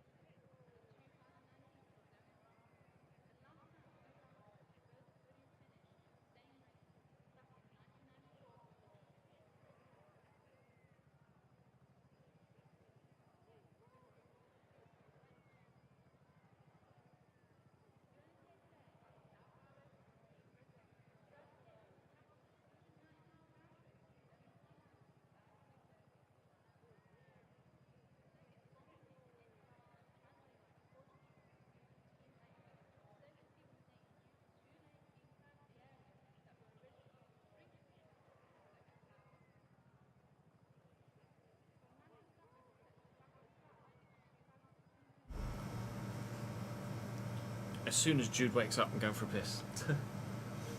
Because I am bursting. I don't want to wake him up.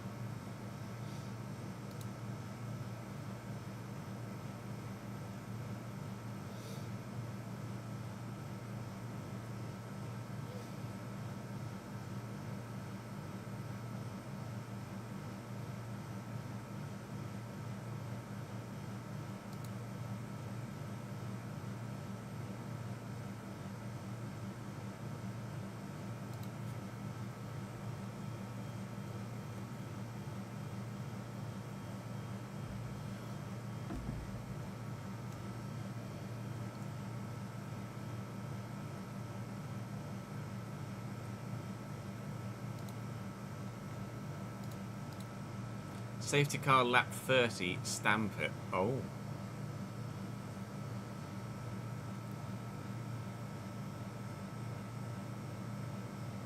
That's a bold claim. 1.5 minutes left on the prediction. Very heavily weighted a certain way at the moment. Mike reckons a massive strategy masterclass incoming.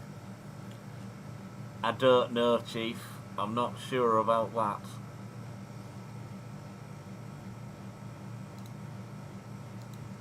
George trying to throw the vote.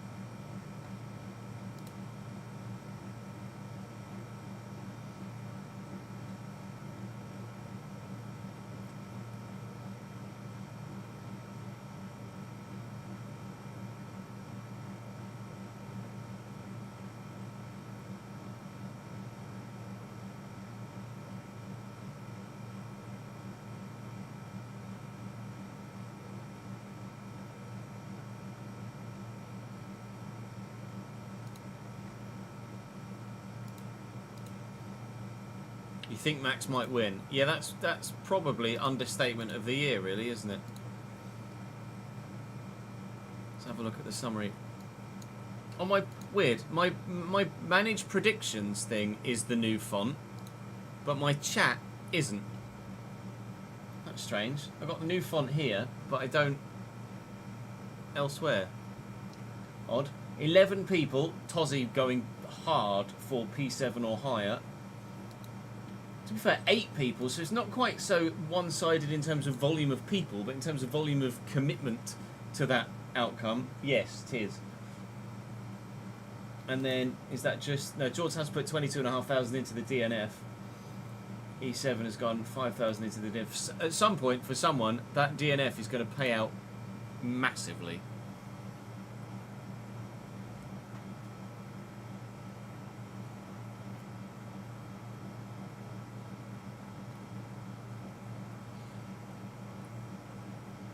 I wish there was a game like Football Manager, but where you play as club owner.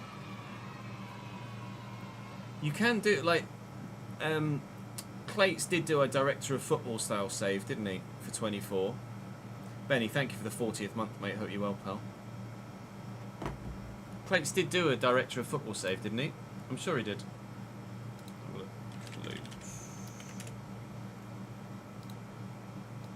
sure he did. Some sort of DOF.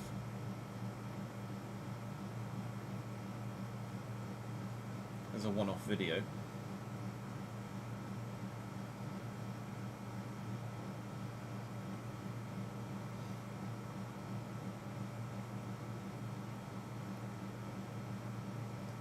Moneyball save does well, doesn't it? It's testament to the quality of the content that on a game that is now 2 years old, or nearly 2 years old, people are still getting really good views on it. I'm sure we did it. I mean, obviously titles and thumbnails help.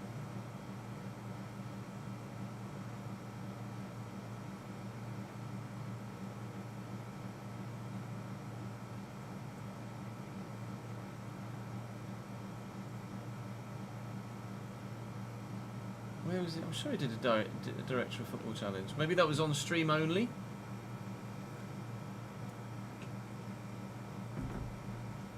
Maybe it was stream only. Oh no, here you go. Director of football.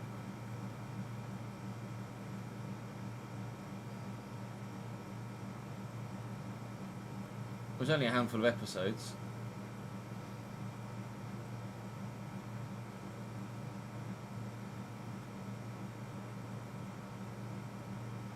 I don't know how he did it. Obviously, I'd have to watch the content.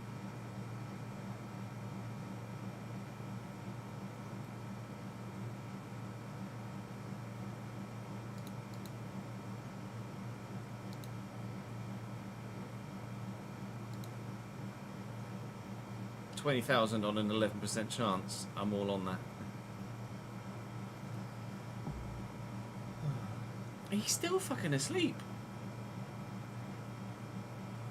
He's been asleep 2 hours 45 minutes.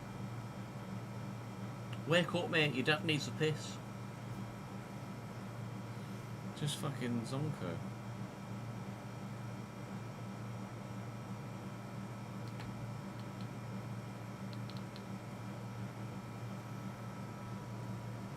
Oh, you just delegate everything to your assistant, including team selection, etc., do you? Fair enough. Pretty straightforward, isn't it?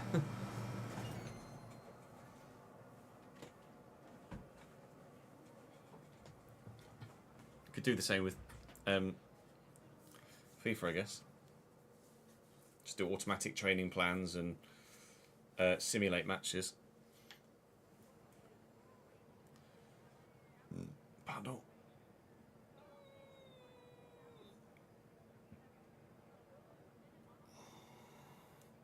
Will there be anything you miss more than a sound night's sleep? No. No. Not even close. Balance tie set. 2 stop. HMS. Fuel started 2 laps over. Alright, come on in. Bored of waiting for Jude to wake up. Let's go racing.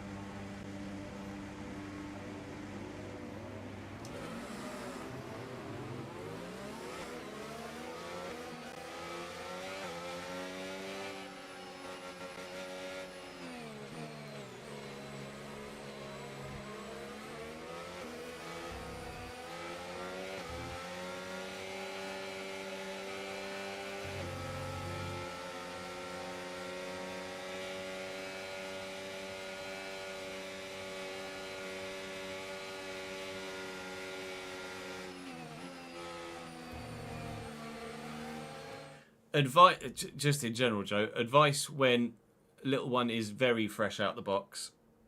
Get as much sleep as you can, especially when it comes to them going to bed at night. Because obviously they'll be up multiple times during the night. Just if they go to bed at 6, go to bed at 6. If they go to bed at 7, go to bed at 7. Just sacrifice your evenings for the first few weeks / months. You will thank yourself for it later down the line.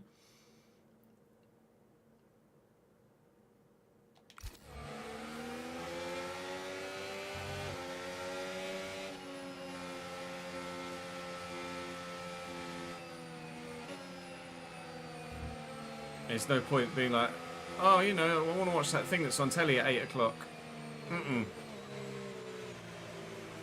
Go to bed.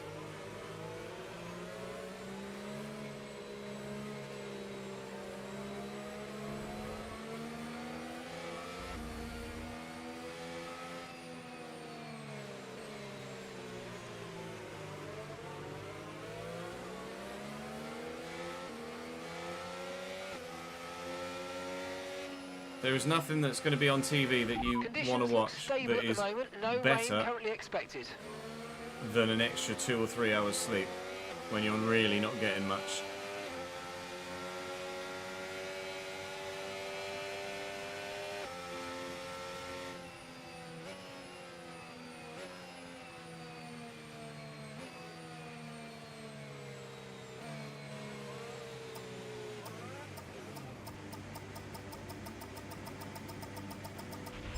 Superb parking there, mate. Let's make sure we get the edge on the surrounding drivers as the lights go out.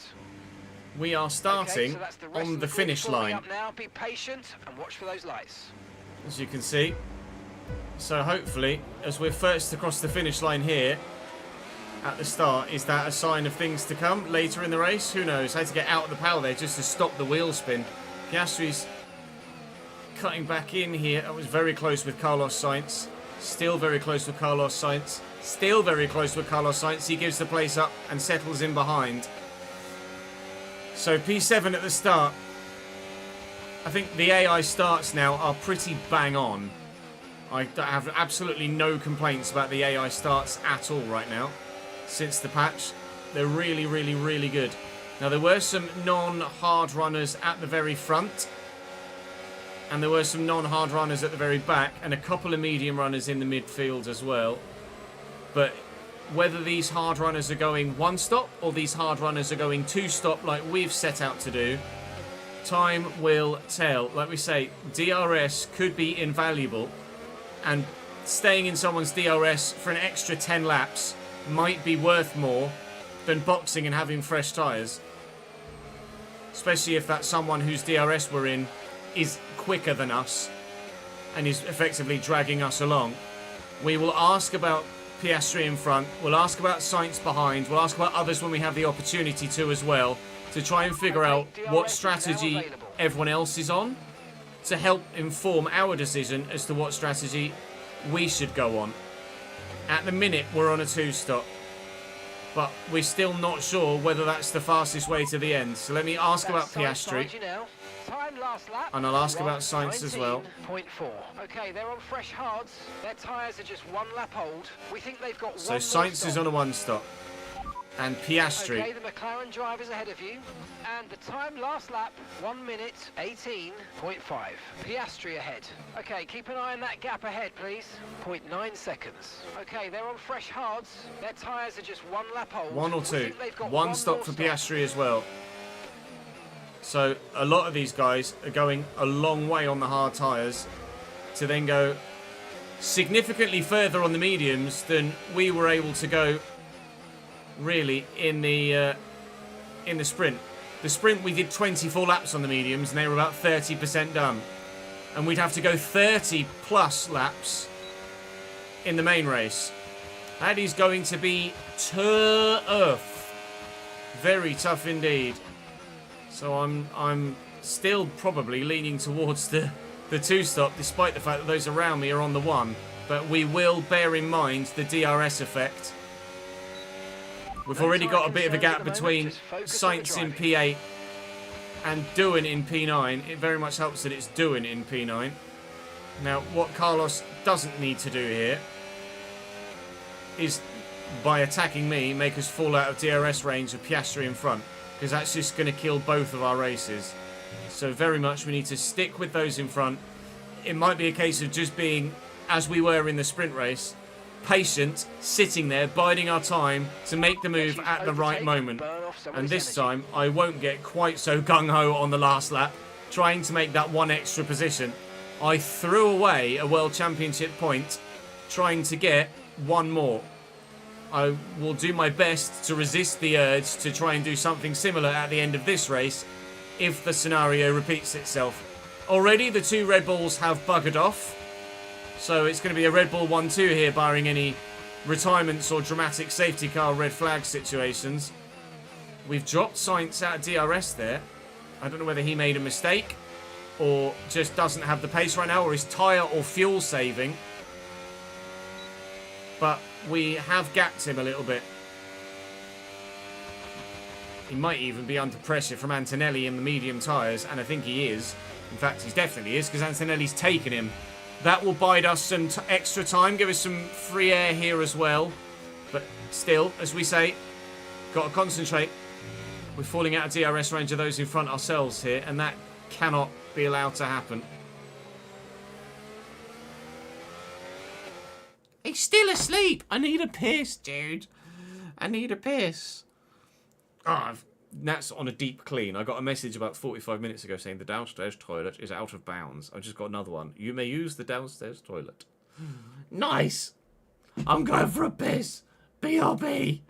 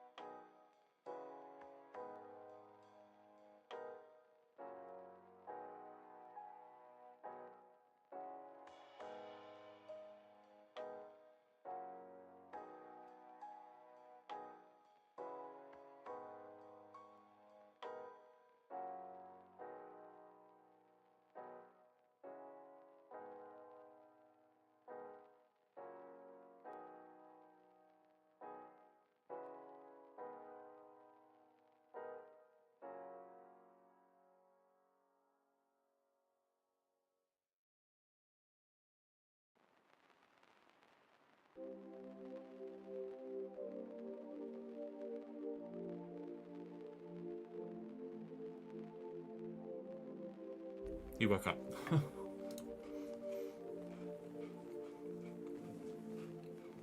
There is FC today, yes, Joe. Provided this race doesn't take 10 hours to complete.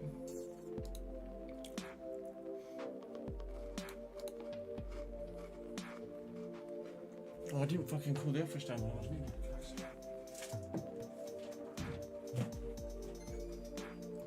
What an idiot. Give me 2 minutes just to cool the office down a little bit.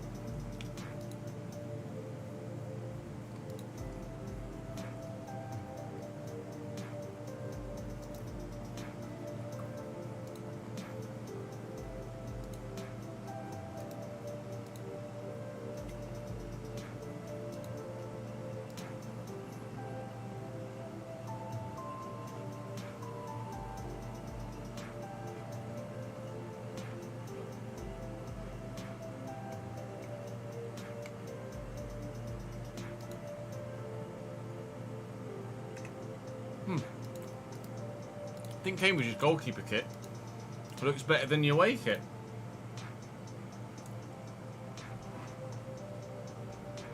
Oh, it's sick.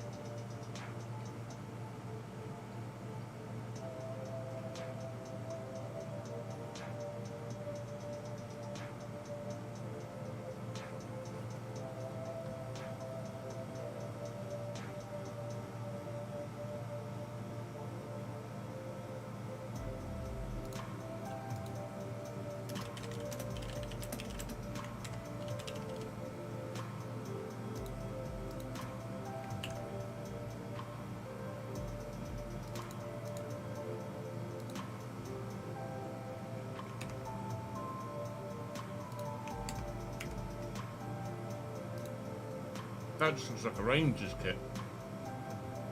I'm not sure about the yellow on that one, but that's mwah.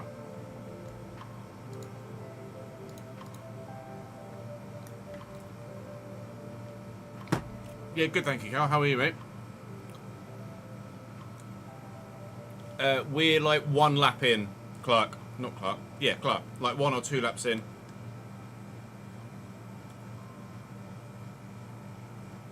We've done the sprint race, and we're like two laps into the main race.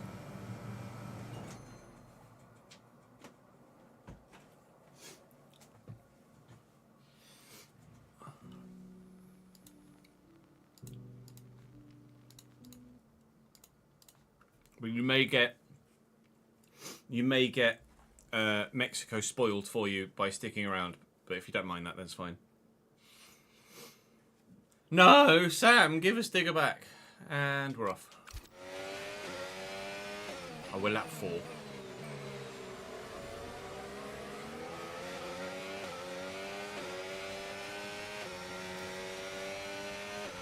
Tyre condition still looking good. Probably because we're on lap 4, mate.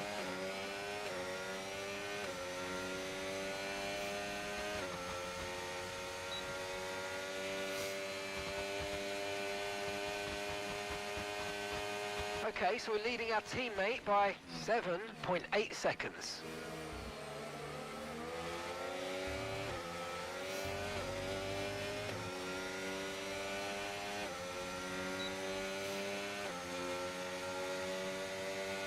Until then, it's not going to get me, so it's okay.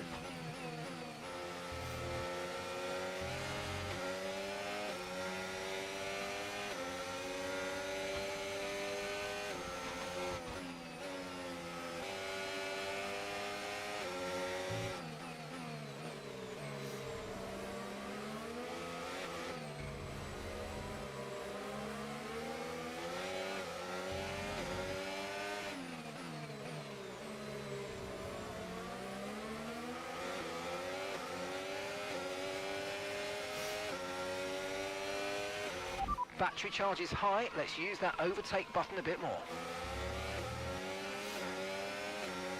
It'll pop up in a minute. Slam! Thank you for the 15th month, Sam. Oh, concentrate, Chiz. You don't need to do that. You're on Patreon. It's my job.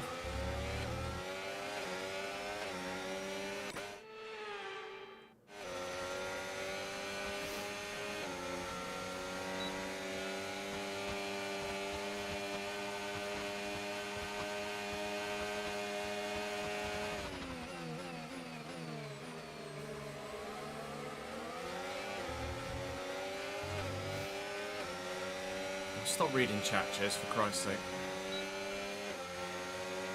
Comes Antonelli on his mediums. I'm going to brake later than him. I'm going to hold the position. Never mind then.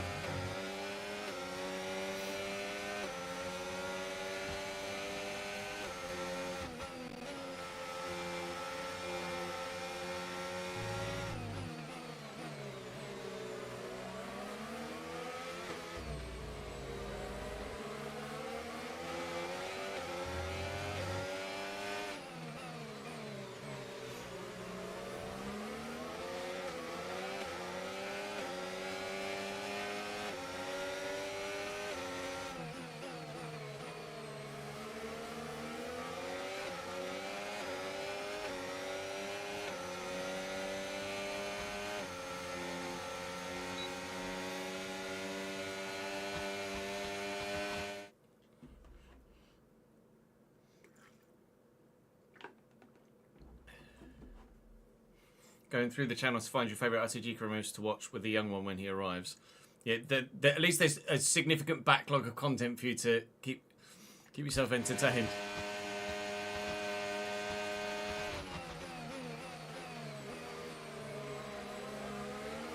I think I just need to take more speed off through 1. I'm taking 1 too quick, which then compromises me for 2 and 3.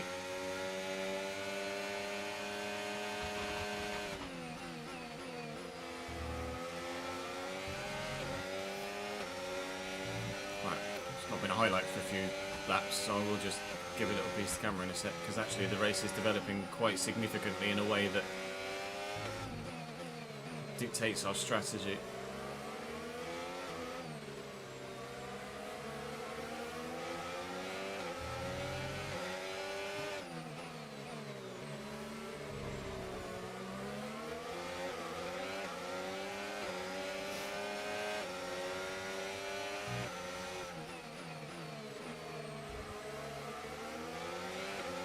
As we're coming around to end lap 7, we've been in this Charles Leclerc DRS train for a while now, and already the pattern of the race appears to be emerging. The front 3 are gone, then there's us, and then there's a sizable gap back from Antonelli to Alonso, and then it's just Alonso and Sainz, and then there's another sizable gap back to the next RB. So Lewis Hamilton's trying his best to make his way through the field, but he's not doing it too well. Antonelli's just not aggressive enough to try and take a position there. And as long as we stay in the DRS of Charles Leclerc here as a group, this is significantly deciding our strategy here. Concentrate, Chess. We will be running a 1-stop if this continues to be the case. There is no point throwing away a good position here for the sake of just doing an extra stop and having fresher tyres. Hopefully, we will continue to just pull away from Alonso. We will continue to pull away from the RB, whichever one it is, in P11. And, God, he says as he makes a mistake. And hopefully, it's just going to be a case of utilising Leclerc's pace to ensure that we finish, probably, P8. Okay, let's try and overtake Trying them now. not to fight too much with Antonelli and lose too much time here. He's first over the line there, but actually we ducked past him on the inside as we were side by side through the centre S's, so we'll get ourselves back into P7. Now we've got to try and close back up on the 3 in front. Staying with the 3 in front is pretty race critical, actually, at least strategy critical. So I'm going to try my best to get myself back with it. It's evidently a track where you really need to be in the zone to extract the maximum amount of pace out the car. So these little pieces to camera where I lose my concentration a little bit and lose a little bit of time aren't helping me. But obviously I don't just want to do 71 laps not saying anything. So we managed to get ourselves back within DRS range. I think Charles Leclerc is rather significantly tyre managing at the minute. And to be fair, a lot of the one-stoppers will be tyre managing quite a lot, to be completely honest, because we're asking a lot of the tyres to go to lap 40, as is the case with this one-stop strategy, when after 9 laps we're already at 12% wear on the rear right. So we're going to be pushing 45% probably by the time we get to lap 40, and then wanting the medium tyres to do a stint that's relatively quite similar in terms of the wear by the end of the race. So we're asking a lot of the tyres here. It might be the case that a two-stop ends up working best for us if we think we're only going to finish PA anyway.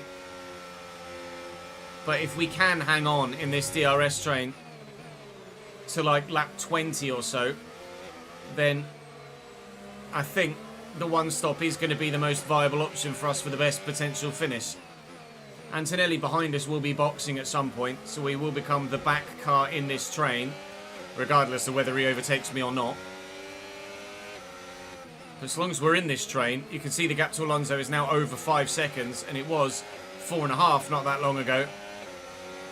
It's just a case of stay in the DRS train, make the tyres last, finish in 7th or 8th.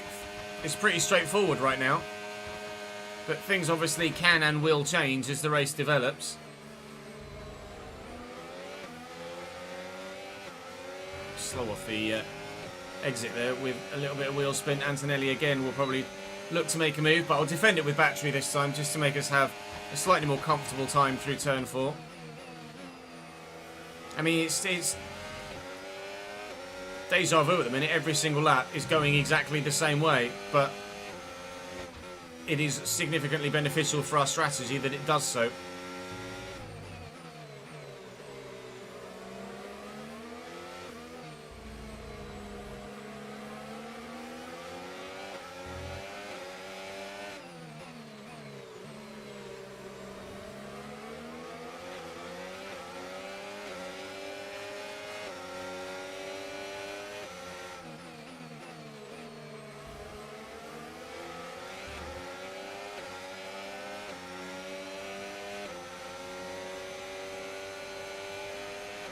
If you think you can get past, make use of the overtake button and see what you can do.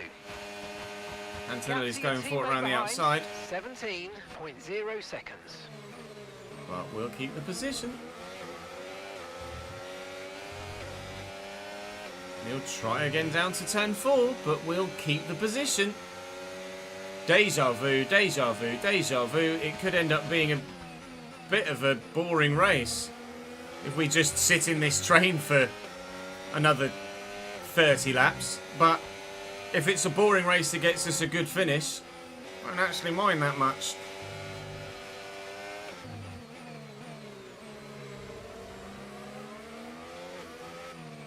There's no way I could make overtakes on those in front and pull away, No need to so there's worry no about point tyre disrupting the conditions apple now. cart at the minute Everything's looking good. and unnecessarily breaking up this DRS train. It is the pace of the Ferrari that is keeping Alex Albon in this fight, and it's the pace of the Ferrari that's keeping me in as well. Albon and myself would definitely fall away if we lost the DRS, but we still have the DRS, so we're still fighting. Antonelli keeps having a look as well. Oh, big lock up from someone. I might just let Antonelli have the position, and rather than keep defending to him, I might as well just sit behind him instead. We're still going to keep tabs with the group. Okay, focus. We But need to stay on form. it's just going to be a case of, if I have less defending to do, then I'm just going to be putting less stress through my tyres, and they should last longer. I hope. Anyway, 15%. They're wearing pretty much the same on every corner of the car, which is pretty surreal, actually. It's very, very rare that you actually see that sort of equal wear. Normally a track is either rear limited or front limited or right or left sided limited. But here, every tyre is wearing about the same, which makes it quite nice to drive because it means the car is perfectly balanced. Which is probably a factor in why we're performing as consistently as we are, to be fair. Antonelli might think about making some moves whilst he's on those medium tyres, but he's probably better served just doing what everyone else is doing and just staying in the train.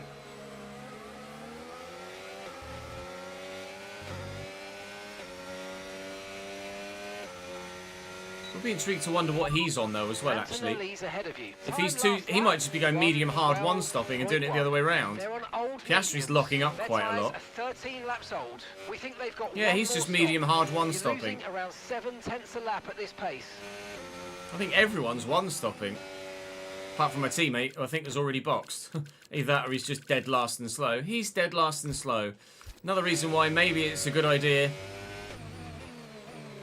to sign 2 F1 drivers for next season rather than keep the one F2. Because he's just going to be last in every race regardless of how good the car is.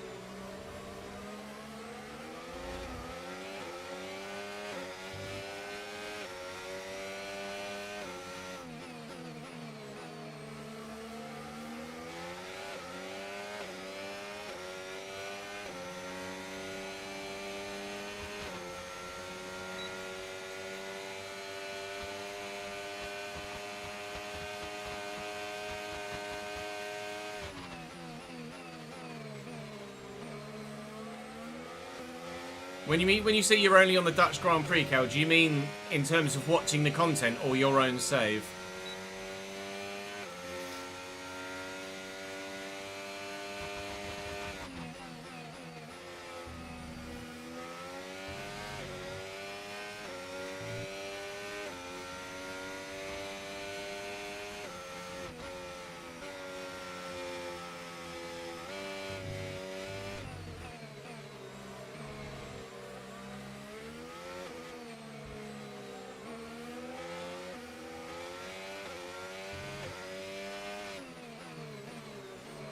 Is the Scottish season still ongoing, Sam? Surely not. You say you're in the trenches, right? Or do you mean you're going to get relegated this upcoming season?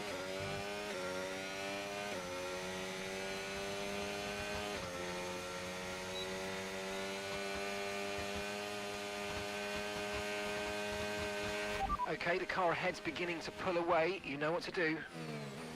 Yeah, it's fine.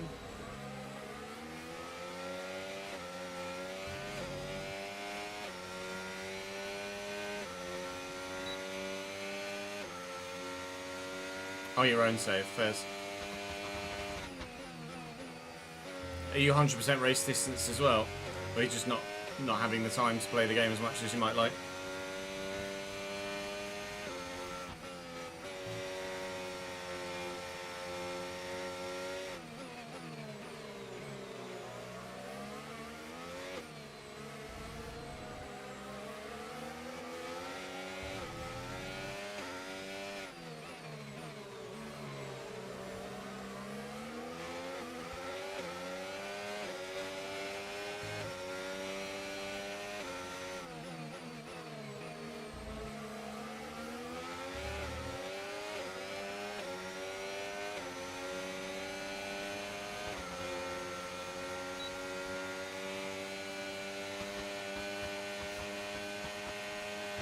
Antonelli having a look at Piastri around the outside. Is he going to be more aggressive on the McLaren than he was with me? Looks likely. Up the inside. But Piastri's hanging on. Piastri's going to hold it. Are we going to lose DRS though on the Williams and the Ferrari in front? This is what I feared might happen if Antonelli went through, is that he broke up this DRS train by being a little bit more aggressive on those medium tyres. It was a toss-up as to whether to let him overtake me and just try and stick with him and to make my tyres last, or to try and just keep defending, because I thought this might happen. Antonelli starts to break the DRS train up. But if he does break the DRS train up, and we've got the pace to stick with him, so I feel like we might do at the minute. Especially considering I'm able to manage my battery as well as we have been. Then maybe we just earn some extra places ourselves. Because Antonelli, like, Piastri's not going to have DRS here. Nor will he down to turn 4 either. So Antonelli should just have committed to the inside to get an easy overtake done. But he's absolutely balked it. So now we're even slower, falling even further behind. Oi, steady. Leclerc and... even further behind Leclerc and Albon. Don't want to let Alonso and Sainz catch up as well. It's another reason why we maybe shouldn't have let Antonelli through. If he just gets past Piastri, then it's fine. But at the minute, he's just not good enough to get past Piastri, which is now negatively affecting our race. I thought by leaving it as late as I did to let him through, his medium tyres might have worn to the point where he wasn't really able to attack as readily. But evidently he is able to attack as readily, because Piastri is just not very good for some reason in this save. The McLaren in general as a car isn't that good in this save. Obviously we're 21 races in now, so the lineup of cars at this stage of the save is significantly different to the lineup of cars in real life. So by this point McLaren could realistically have fallen away. But they weren't really that fast at the beginning of the save either. Less than 1 second now. Well done. Let's try and get past in the Does Antonelli have the pace to hold Piastri behind down to turn 4 and then disappear down the road? If he does, then I'll try and get past Piastri myself and follow Antonelli. And Antonelli is going to hold the position. Right, okay, my turn to try and get past Piastri and go with Antonelli then. Lap 19 of 71. Not worried about fuel. Not worried about tyre wear at the moment either. Car still handles perfectly well enough, even though the hard tyres are 23% worn right now. Still very comfortable in P8, but we're not gapping Alonso and Sainz anymore. But we are still gapping the group behind them, so we're very, very comfortable for some points today, provided I don't do what I did on the last lap last time.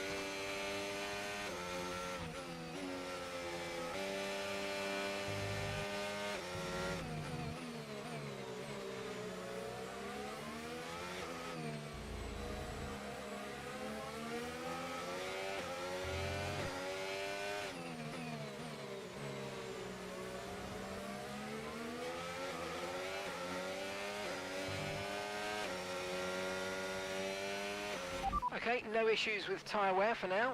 Keep taking care of them.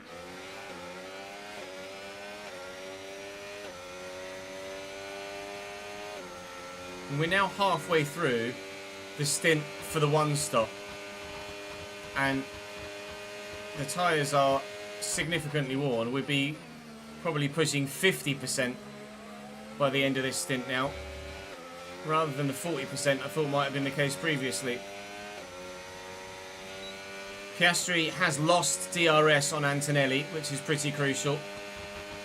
Antonelli is right with Albon now, and Albon is still trying to hang on to the back of Leclerc. At some point, Antonelli's medium tyres will start to fade, but they're still pretty good right now. The tyre wear on the Mercedes is quite impressive, actually. George Russell hanging on in P2. Is that... Oh, no, he's boxed. Like I said, that can't be Max coming around to lap everyone already. I didn't realise Yuki, or had forgotten that Yuki was on the softs at the start. In fact, Yuki was the only driver to start on the softs. So he's now boxed, and he's behind us, and we're running P7 now, because a Red Bull is back in P10. It's literally just happened, I think. Yeah, literally just happened.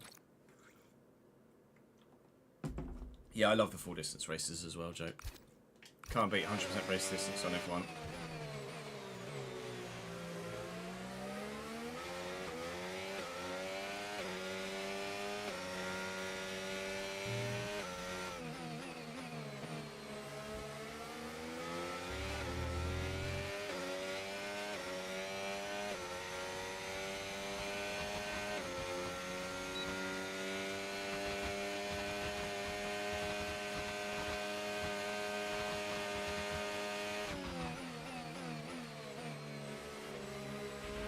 Okay, so we're leading our teammate by 32.0 seconds.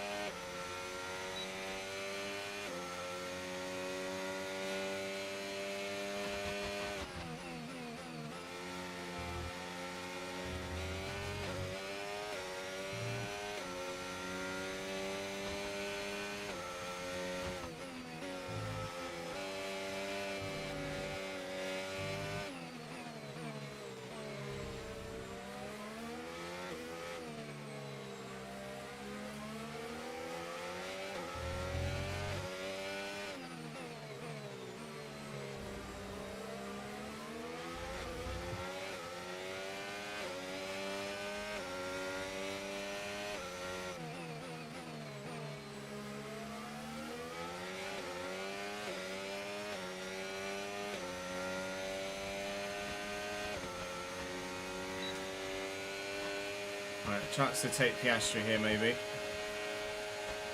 Dive up the inside, get aggressive. Take the position. Now, I have to hope that Antonelli and Albon start fighting. Really. Because I don't see us catching them with our current pace. Piastri's almost passed me there and still backed out of it. It's so annoying. Right. I've actually lost the 3 in front here whilst battling with Piastri, but you can see that Piastri's struggling with tyre wear because he's falling behind me in the corners where you have to lean on the tyre still. And we've already opened up an 8/10 gap to him and have closed in on those in front. So our hard tyre wear is actually pretty strong right now, I think, compared to the others. In a minute, if I was to still box on 27 and go for the 2-stop, we'd come out 21st. I'd come out in front of my teammate, but behind everybody else. And I just can't afford to get stuck in that traffic. Okay, That would just kill our race. The car ahead by 2. They are starting to fight in front, which is beneficial for us. Are they going to do it long enough that we can catch them? Piastri's going to probably have a run into turn 4, but shouldn't be close enough to actually get it done, and isn't. Right, if they keep battling, which they are, they're side by side here as well up the hill. Antonelli is finally through. Then we could continue to gain on them. We have done. We've cut it by nearly a second already. And our tyre wear's so good through this middle sector that actually we're significantly closing through here as well. Look. This is all because our tyre wear is so much better than expected on these hard tyres. On the softs, we were nowhere. On the softs, we had higher than expected tyre wear, but on the hard compound, we are significantly better than everyone else at the minute. We were only 4% better than expected on the hard tyre, but it's evidently enough that it's given us an advantage right now. We've got plenty of fuel left. We're over a third race distance, and we've only used 0.2 laps worth of extra fuel of the 2 full laps worth of extra fuel. So we've done 33% of the race on 10% of our extra fuel. I know I've lost some time in Piastri. He has got me here. That's annoying because we were gaining on those in front, but never mind. Let's keep going, Oscar. Come on. Tsunoda's working his way through those behind, so they are losing a little bit more time now. So Piastri's really slow around here and in the middle sector. And teammate is in the pits now on lap 25, so he's the first, or part of the group of the first that are boxing. So there are some 2-stoppers. Okay, Victor's in the pits. Which Victor would is in the pits now. Open up a bit of a gap maybe for us to box into. But whether we could really make the most of the fresh set of tyres we would put on, I don't know, because we'd have a lot of traffic to come through. Come out 19th now. It's still nowhere near beneficial for us to 2-stop at the minute.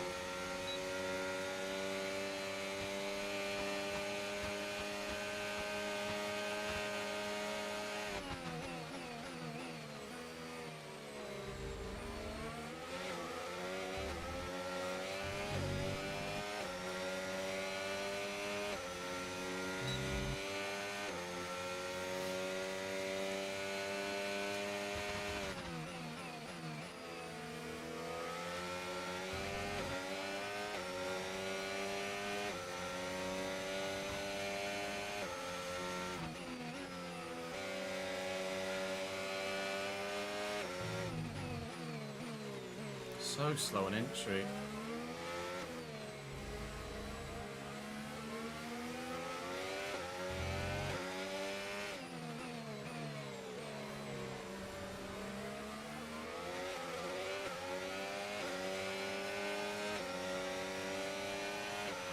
Let's use overtake and burn off some of this energy.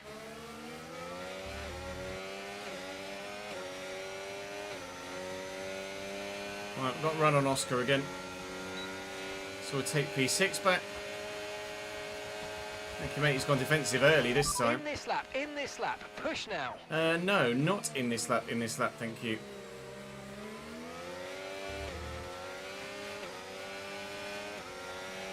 Leclerc's gapped Albon and Antonelli now. I just shouldn't have let Antonelli through, should I? And then we'd probably all still be in a train behind Leclerc. It would have been a boring 20 laps, but we'd still be in touching distance of the Ferrari, who's a net P4, even though he's running in P3 because of Tsunoda's stop. At the minute we are a net P7, but I mean P7 is still a great finish, one of the best finishes we've had all season, so can't complain really. We've had a P1, a P3, box now, please. Box this lap. and then a couple of P7s and a couple of P8s. We're still having a very strong season for our first year in Formula 1.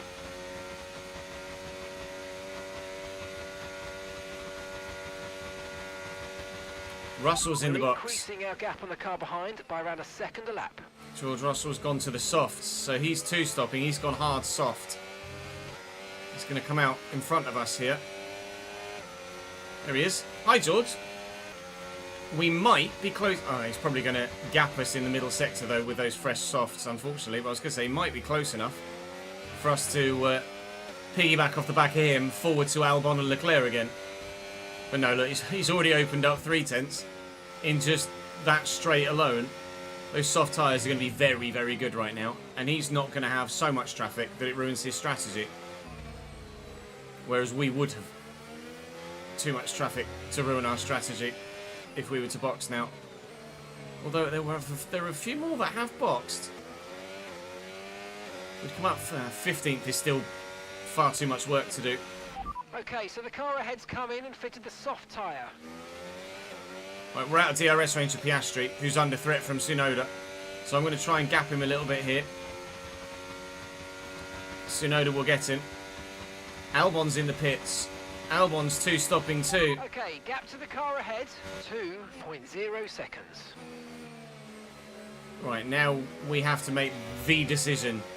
Do we commit to the one-stop or do we commit to the two-stop? Because Albon is two-stopping. And we don't have anyone's DRS to sit in at the minute. I'm not going to be able to stick with Tsunoda till the next DRS range. But at the minute, still looks pretty good. Where has Albon come out? That's my question. That might help us make a decision. Obviously, the guys on the pit wall in real life would have that information immediately to hand, but whilst I'm driving, I don't. He's come out in front of Hamilton, look. Oh no, that's Sainz. Ignore me. No, it's not Sainz. He's come out there in front of Hamilton. No, that is Sainz. No, yeah, no, he's come out 11th in front of Hamilton. The two-stop could be decent. Albon wasn't that far in front of us. He says I come out 15th. I disagree. I reckon we come out about Hamilton or Albon. Right, we have a decision to make now, chat. Do we one-stop or two-stop from here? Because I can box this lap for a set of mediums and try and get that gap back again. But I'd be going probably mediums now, then softs, or I might even soft, then medium. It's be a difficult decision to make as to what tyre we went to if we stop. Or even the difficult decision is, do we stop? But you guys will have to help make the decision. Use your emotes. What do you think I do? Numbers and emotes. Must I cool the office down a little bit?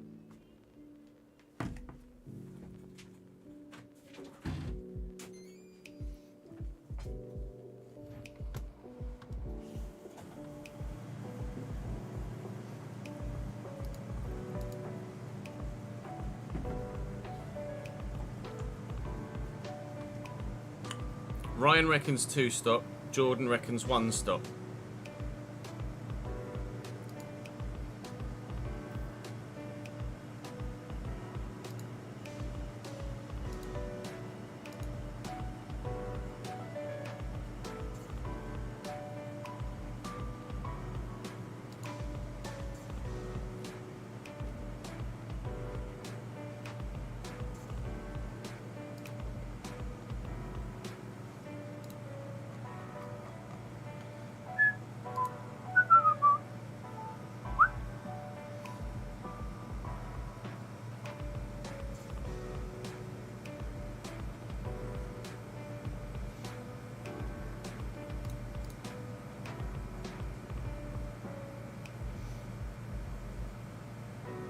We've got more votes for a 1 stop than a 2 at the minute.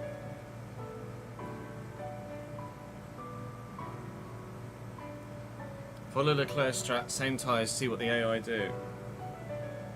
Yeah, 1 stop seems to be the most popular with you guys.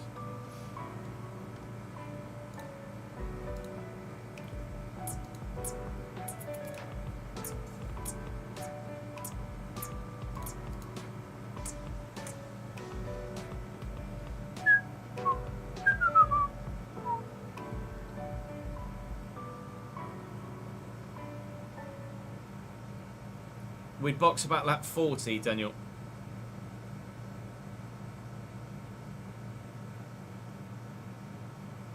If we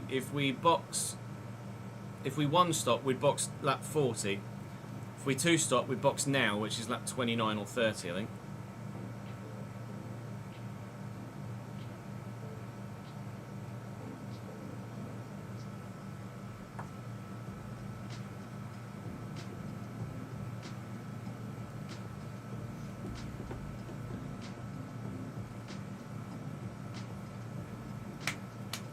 Tyre wear's about coming up to 30%, Clark, if not just over. But the car still feels fine. I'm not struggling with a lack of grip.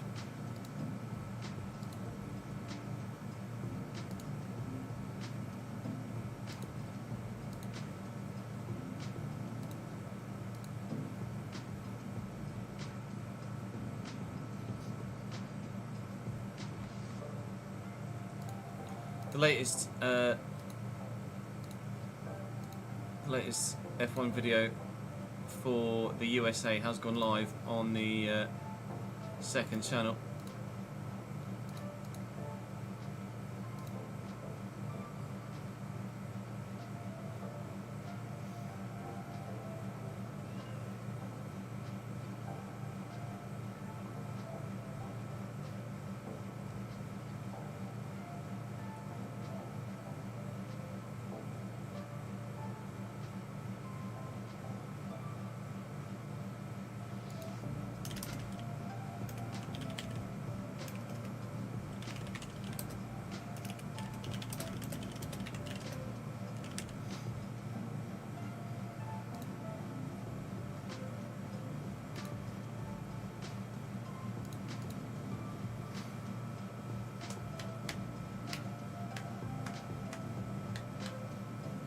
One stop if you're not struggling. Okay. Right, let's stick to the 1 stop then. We'll stick to the 1 stop.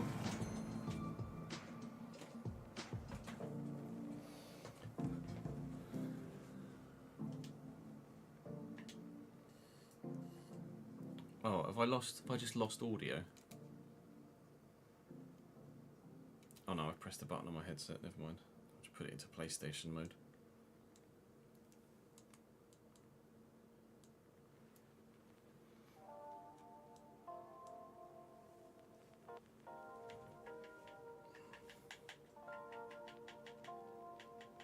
You can do it. Come on. Give me my audio.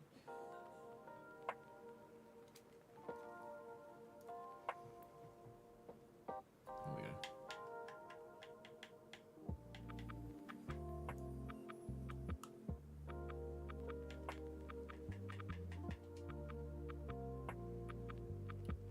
Oh no, I have actually lost game audio.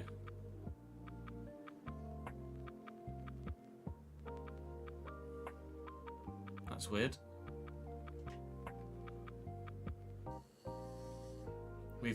We have genuinely lost game audio.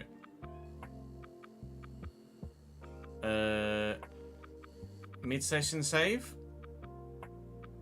I can't remember what we did before, what the fix was. It was like pause, go to the home screen, or turn your controller on or off or something. Then you get your audio back.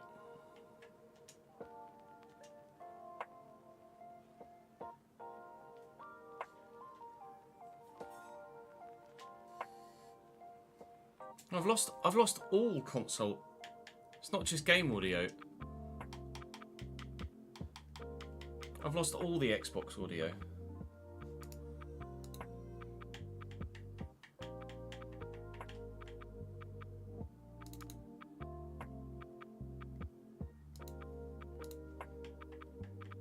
It's the console that's lost audio. Well, that's strange.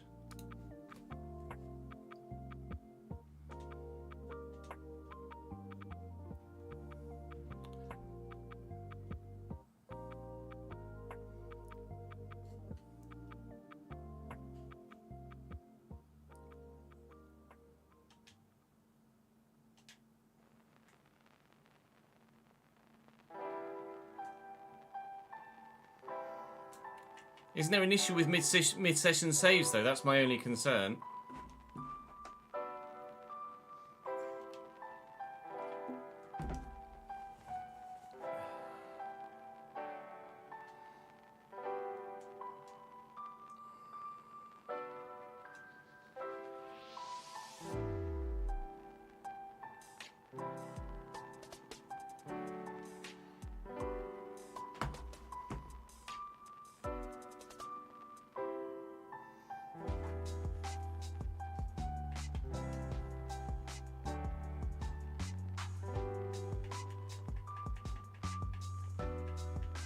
Nope.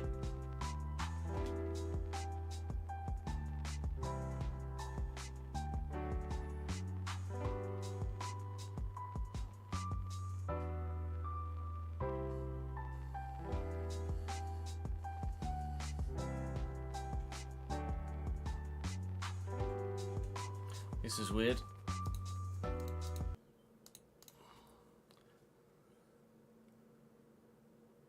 Yeah, I'm just screen capping so I can unplug the capture stuff.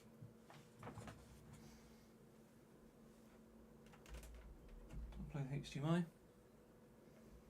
Plug the HDMI back in.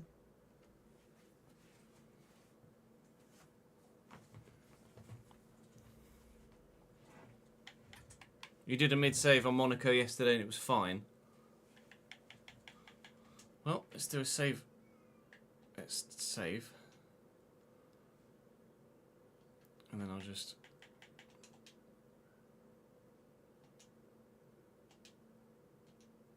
restart the game.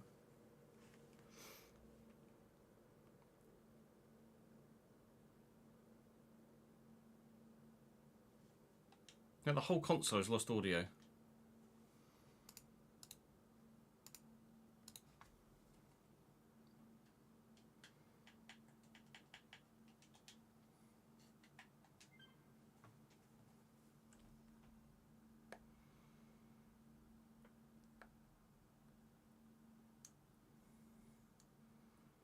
That's not happened before. How can it cause the whole console to lose audio?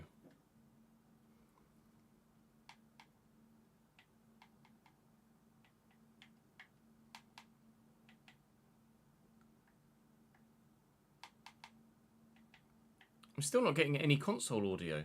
The fuck?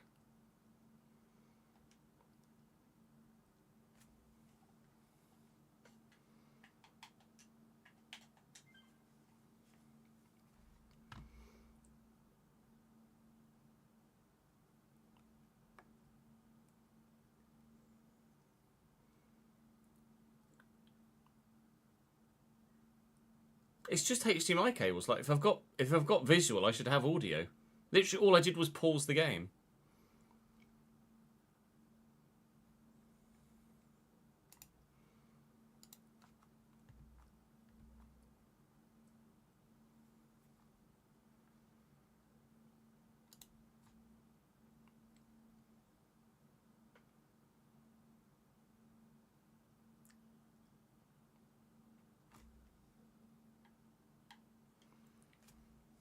I've not touched any cables. There you go. Restart the console's worked. The game caused the entire console to lose audio.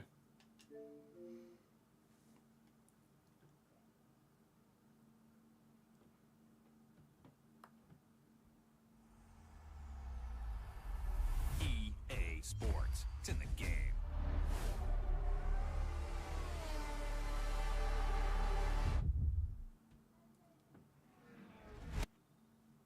Or in general, the whole console just lost audio for some reason. Which has never happened before.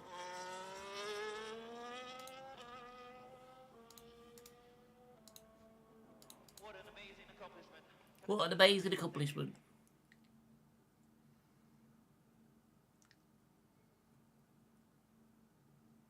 Mate, you have got to be proud of that. What an awesome drive.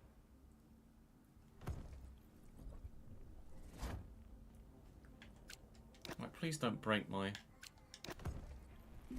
thing.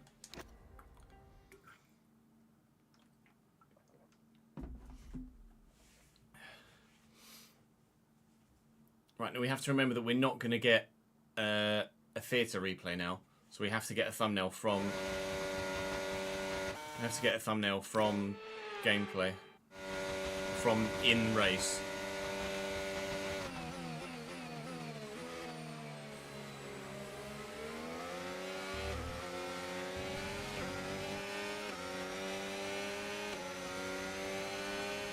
%, where 33 to 37 basically.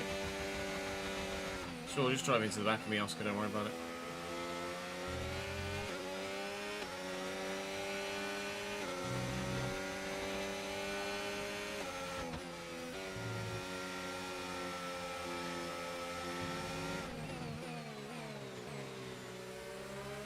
Somehow get back in the rhythm now.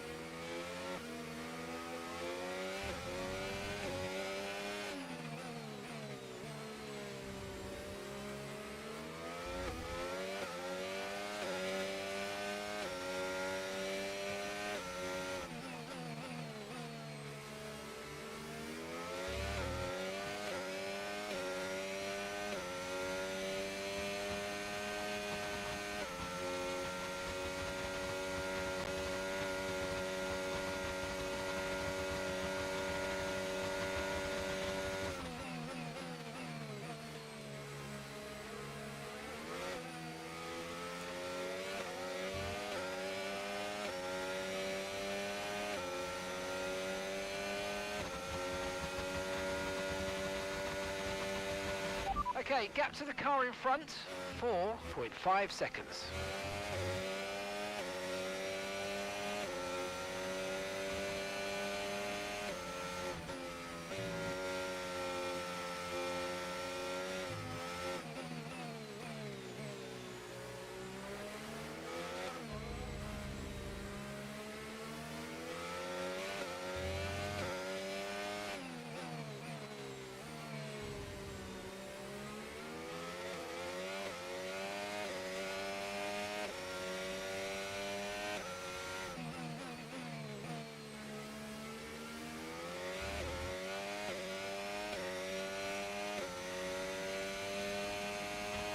Right, we've just dropped Piastri from DRS. We've been negotiating with chat, and chat has decided that we stick to the one stop. It was mixed in terms of the response, but stick to the one stop was the general consensus.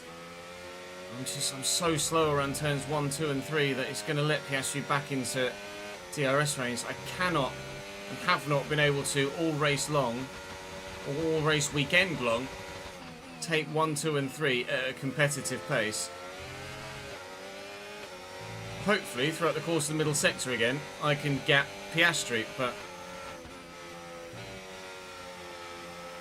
I'm struggling at the minute to maximise my pace because I'm so poor through 1, 2 and 3.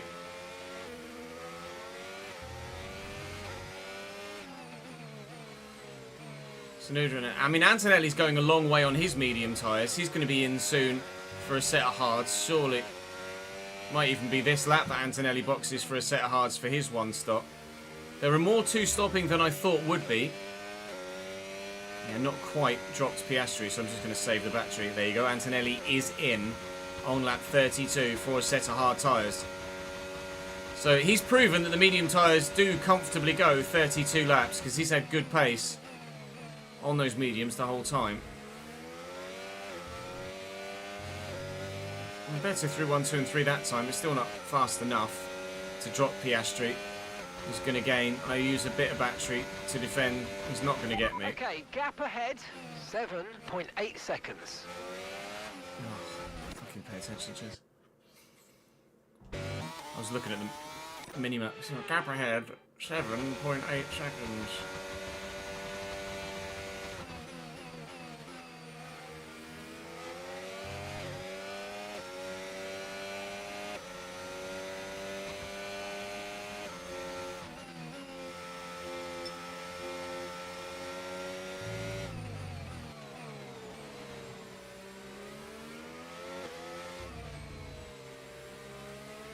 Don Ball and Ben Purrington, both good signings as far as I'm concerned. Killer. Very pleased with both signings. Absolutely top-end League 2 level for sure, if not better than players that have left after our relegation from League 1.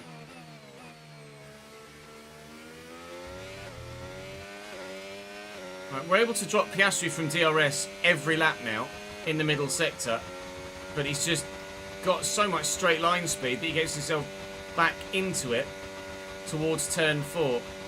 I need to have a good 1, 2 and 3 here. I've had a decent 1, 2 and 3. Now if I can maintain the gap and build on it through the middle sector here, and that'll make us much more comfortable to Piastri over the next 6 laps or so before we box. I might box lap 39 rather than 40 to get an extra lap's worth of undercut. Considering we're probably, I mean, I haven't checked to see where Max is, but we're probably going to get laps at some point. Or are we, though? Because it looks like both of them are boxed now. And they're not exactly that far away from us.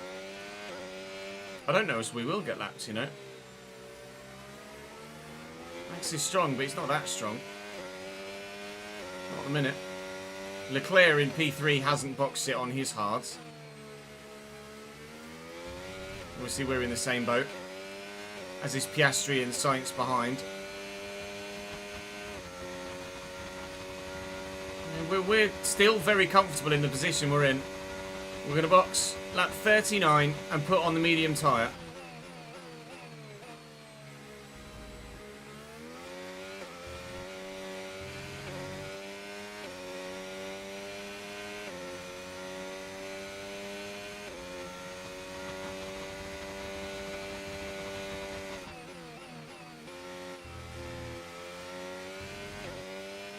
I'm just going to concentrate for a couple of laps to try and build this Piastri gap.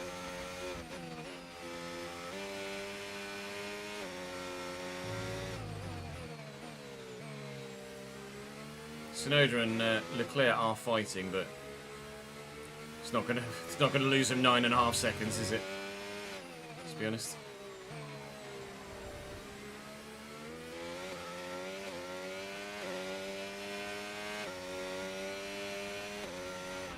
And gap to the car in front, 9.6 seconds.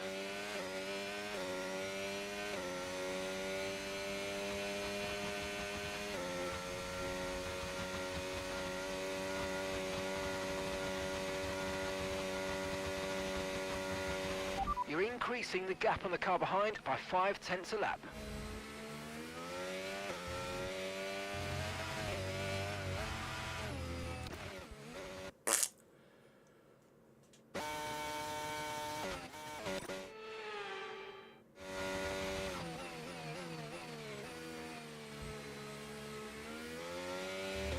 Yeah, Max is one stopping. Same as...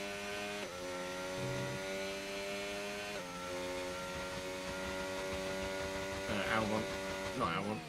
Same as Antonelli. Mediums to hards.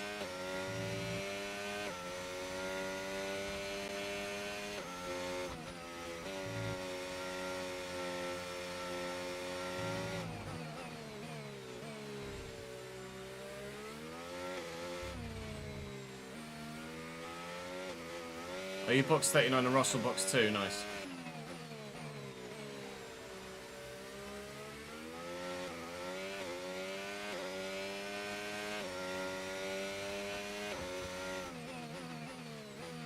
When it comes to your My Team save that you copy us with, Daniel, do you copy the livery and stuff as well? Or do you run your own livery?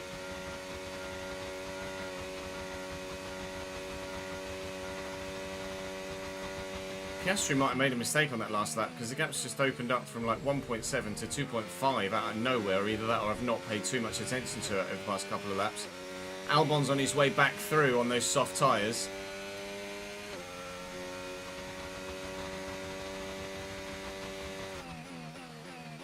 I think Piastri might have just made a mistake. Either that or he's very slow in the middle sector now.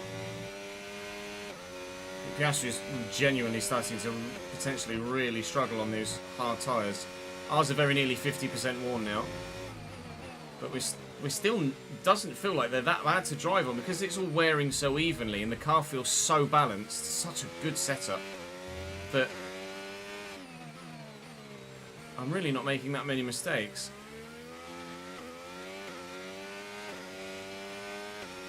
Car feels very good.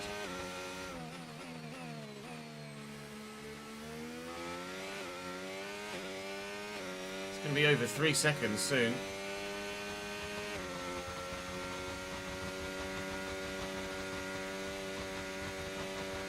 You try and have the same car as me as well, so you do the same livery too.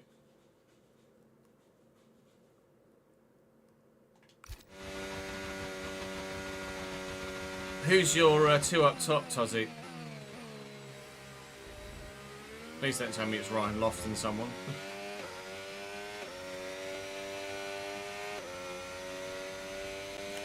Wink.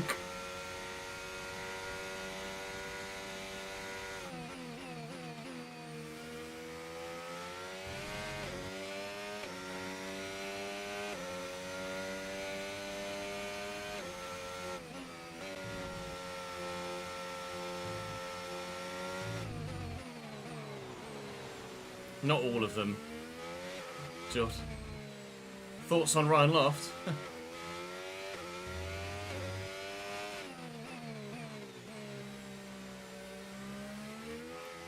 The worst transfer Cambridge United have made, Gary Gardner aside. Remember, box this lap. Keep an eye on your distance to the For a speed limit decade. line as you approach and make sure you don't speed. It's telling me to box 38 now. Or is that just because it's just another thingy because it... Yeah, just because I delayed the other stop, wasn't it? Okay, so gap to the car ahead, 11.0 seconds. Intriguingly, Piastri has boxed 38. 44.3 seconds. It was my intention to box 39, not 40, to try and undercut Piastri by a lap. He's responded. He's undercut me before I have the chance to undercut him. Oscar Piastri will probably, when he comes out of the pits on those new medium tyres, undercut me and get past. He had dropped about 3 seconds behind, so we have a little bit of leeway there, provided we have a good pit stop. But at the moment, I am concerned that Piastri might find those 3 seconds on this lap. Stopping this lap. So we're going to box 39. We'll have one lap's worth of better tyres, but I don't know if that's actually going to make much difference here. because the tyres wear so well. So now we'll find out. And Leclerc's coming in on 39 as well. So now we'll find out just how good those medium tyres are for Oscar Piastri. Piastri stopping now. Come on.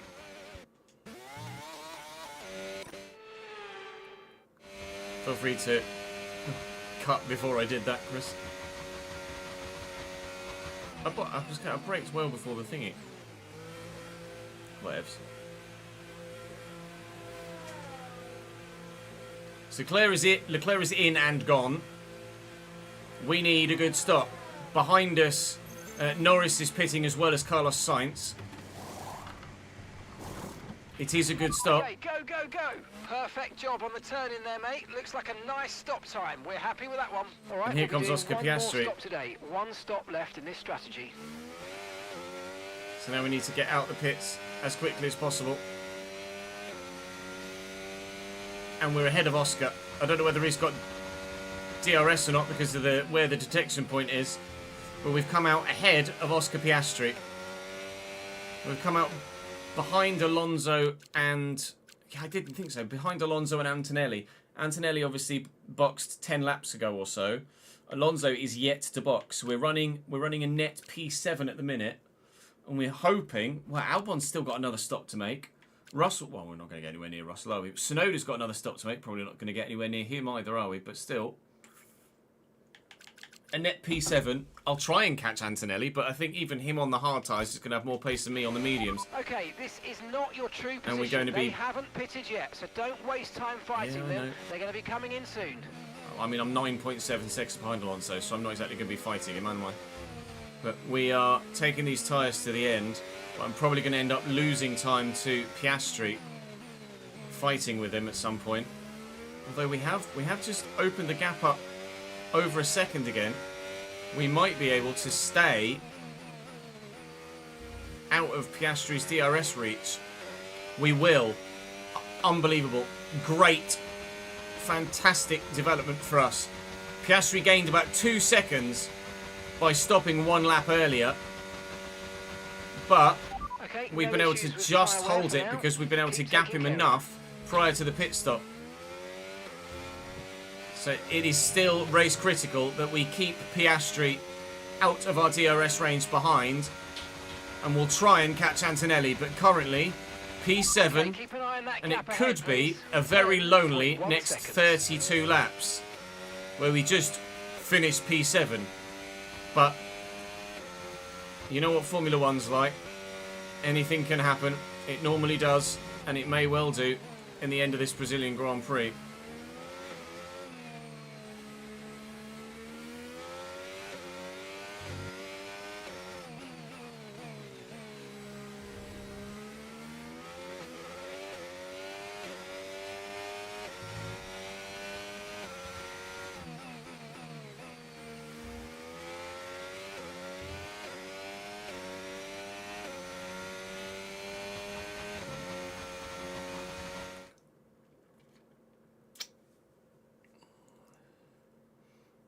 Fans are losing their shit, are they? Who did you say was your... Oh, Lavery. You brought in Kyle Hudlin. Fucking hell. So aim for Hudlin, knock it down to Lavery, score goal, yeah?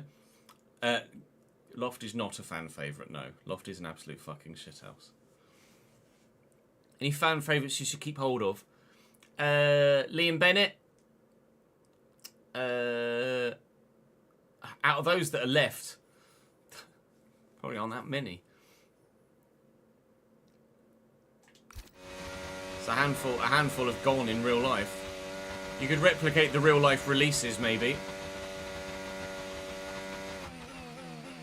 If you haven't already, or it hasn't already updated the transfers.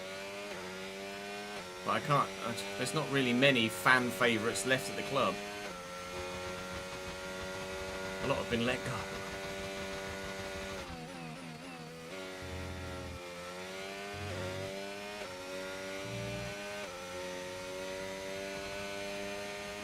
You copied the retained list, nice. So yeah, Mams, but you're obviously using him. Mams, Liam Bennett, no one else springs to mind as an obvious fan favourite. Obviously Michael Morrison, but he's not, in FC terms, he's not going to be on your list for long, is he?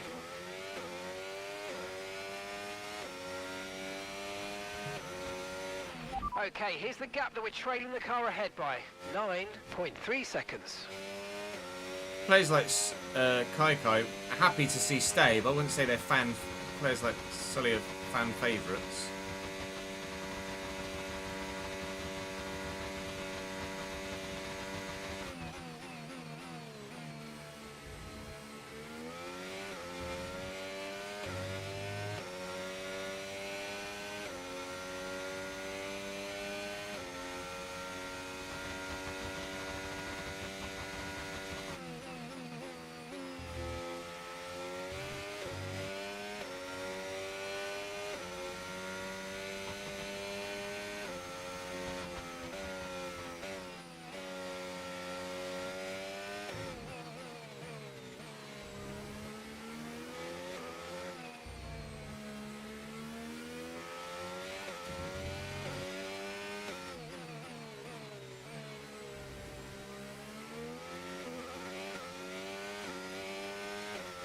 Bringing in the new signings as well as the first signings you made. Nice. True, Josh Stokes was a fan favourite on loan from Bristol City, but obviously he was on loan from Bristol City, who definitely wouldn't loan him back to us, even if we were still in League One probably, let alone having been relegated to League Two.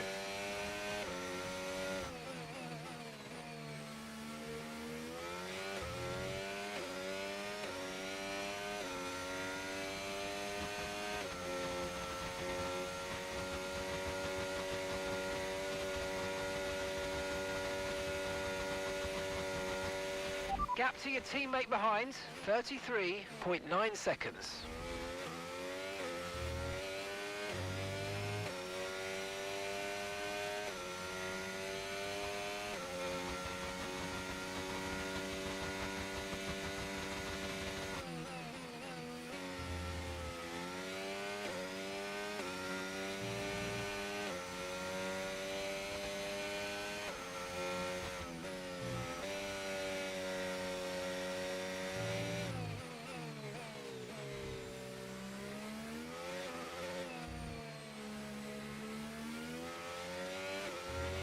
Okay, Victor's in the pits. Victor is in the pits now.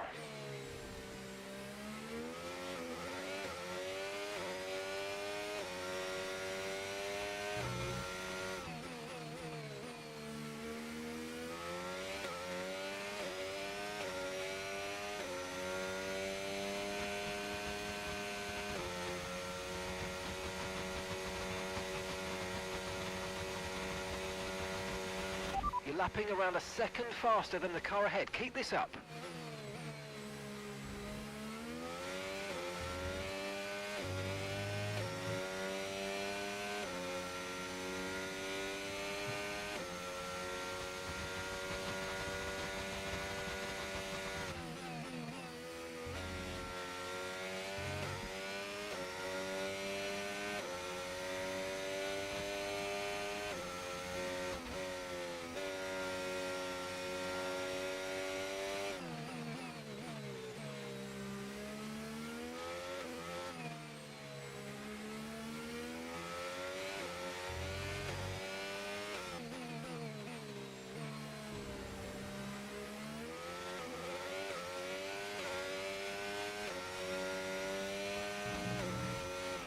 Okay, gap to the car ahead, 6.2 seconds. Albon's going to box soon. Those softs are really dying on him, and we're closing in on him significantly every lap. So a P6 is going to be with us soon. But Lando is closing. At the minute we're just holding Oscar Piastri at bay, and it is only just. And Lando in the other McLaren is now really coming at us. Lando's got some real genuine pace at the minute, and it would probably be he that catches us before Piastri does at the moment. We're going to take Albon and go into P6. But I think we finished behind one or both McLarens at the moment. Because if Lando catches Piastri, he'll take Piastri, bring Piastri with him, and then they'll both probably get past me.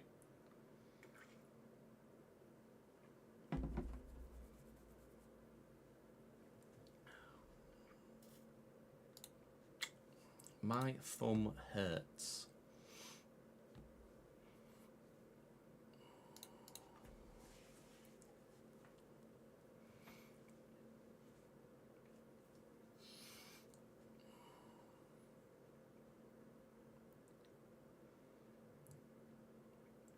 Berry are on their way back, aren't they, Skipper? Berry are definitely on their way back. For sure.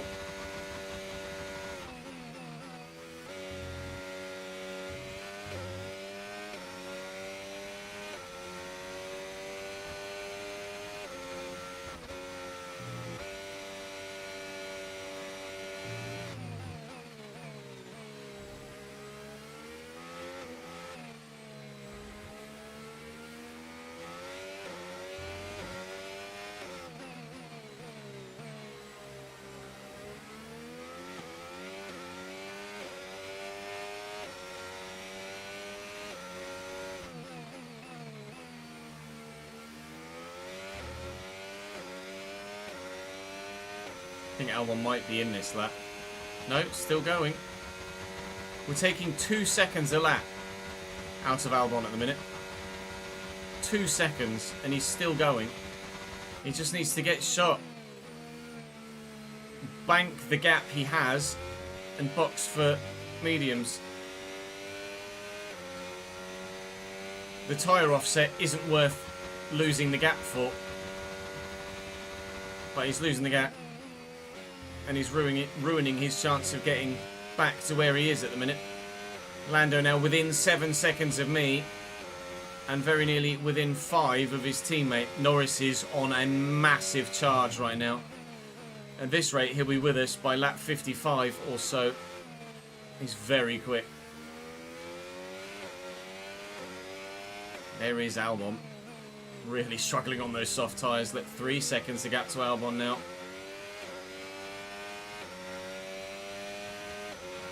No need to worry about the tyre condition for now. Everything's looking good. Okay, gap to the car in front, 2.9 seconds. Russell's boxed, so I think Albon's going to be in, and he is. I just glanced down to the minimap to see George Russell coming out of the pits again, so he's done his second stop. Albon's now doing his second stop. Albon will be quick, don't get me wrong, on those medium tyres, but not quick enough. So we're now P6. We're closing on Antonelli, but he's now in the DRS of Tsunoda, who's probably just going to drag him away from us. Antonelli has any sort of race intelligence whatsoever. He needs to just hang on to Tsunoda, build the gap to myself, Lando and Oscar, and then maybe try and take Tsunoda at the end if he can. But Yuki's hard tyres are going to be fresher than his. Yuki's not long gotten past him, but Antonelli could well hang on in that DRS zone and make a little mini train of it. Obviously, we're hoping that doesn't happen. Gap to Piastri is just loitering just under 2 seconds every lap now. Lando's charge has slowed a little bit, but I still don't think we finish this race ahead of Lando Norris. 23 laps to go when we cross the line. Unless we get lapped. Which we might do. We're approaching the pit window. You're going to be on softs. No. Because Max is just coming up the back straight now, as you can see on the minimap, right at the very top of it. He's behind Albon? It'll be Albon, won't it? Norris has got Sainz right with him. Albon is going to be in front of Max now. Max might catch us between now and the end of the race. We might only have to go to lap 70. That could either work in our favour or against us. Not sure which yet. Worked for us in the last Grand Prix. Although I don't think we would have gotten caught if we'd have had to do an extra lap anyway. Despite the smaller gap to the car behind us.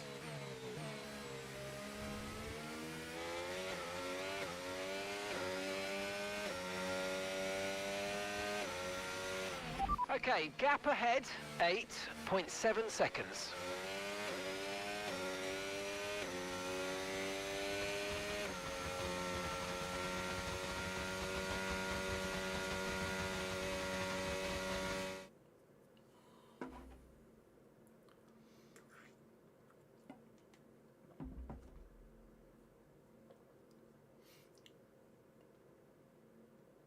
Yeah, only 2 go up is definitely the hardest part of the lower leagues. It's like win the league or tough shit, basically, isn't it? Just ask York City fans. 100 and something points and didn't get promoted or something silly, wasn't it?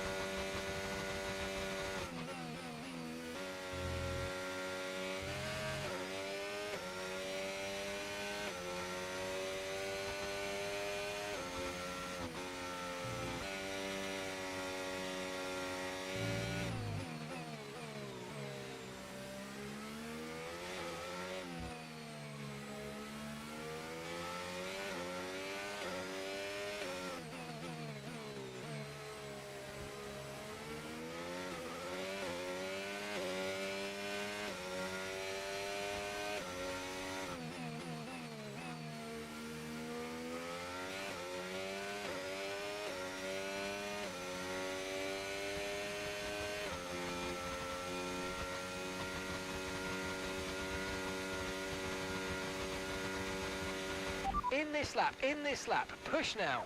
No. I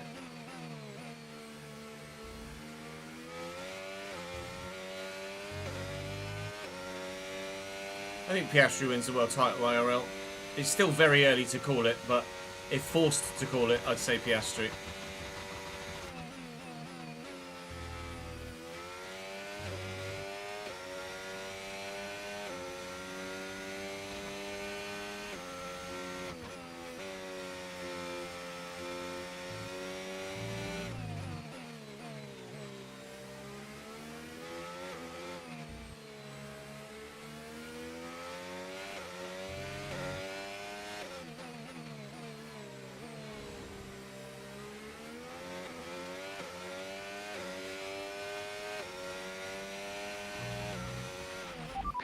Pit now.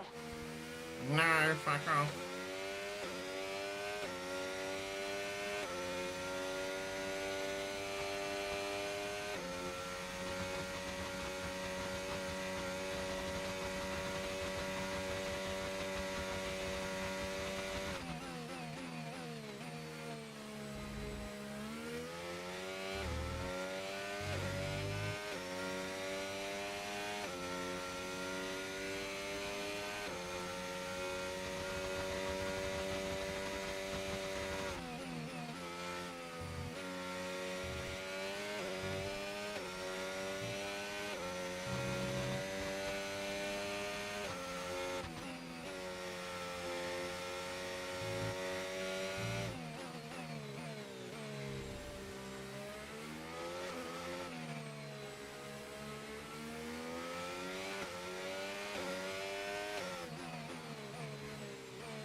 We've just added more upgrades to the car though, haven't we?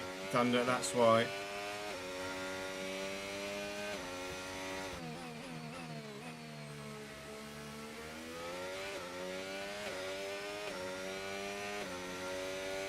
It'd be even more competitive if we switched back to Martin, or when we switch back to Martin, which we will after this race for Las Vegas.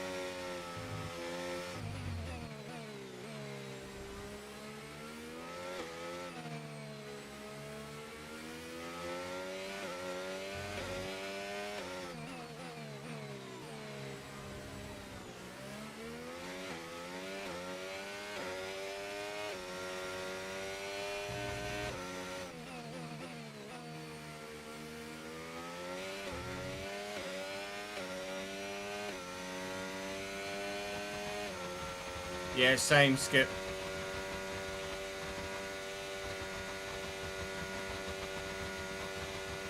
Max won the title after Kota.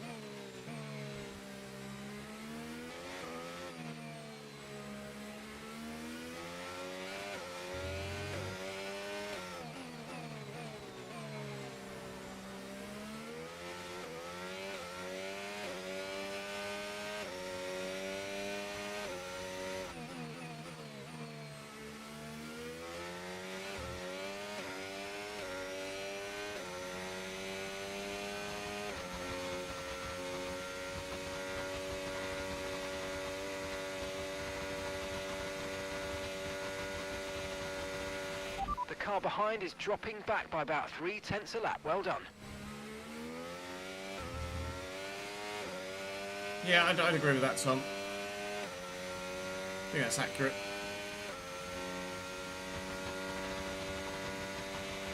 And gap to the car in front, 11.0 seconds.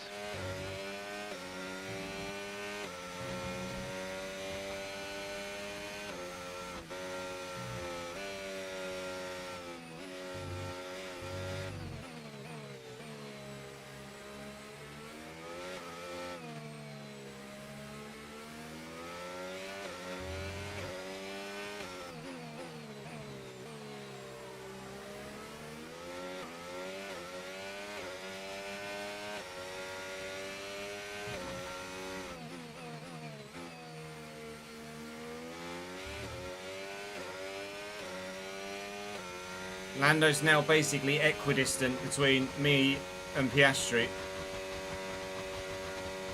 It's 1.5 seconds to Piastri. It's Tyre 1.5 condition seconds still to looking Lando. good. Tyres actually aren't that good. Get on the grass there. That's going to be Piastri within DRS range. And what's also very concerning is that Lando's brought Carlos Sainz with him as well. The old friendship working well to bring those two down the road together. Oh, that mistake. That's literally the only mistake I've made in the past like 15 laps. Of course it happens when I'm talking to camera. Piastri's right with me now. We are going to be doing nothing but defending for the rest of this stint. My medium tyre wear is not as good as my hard.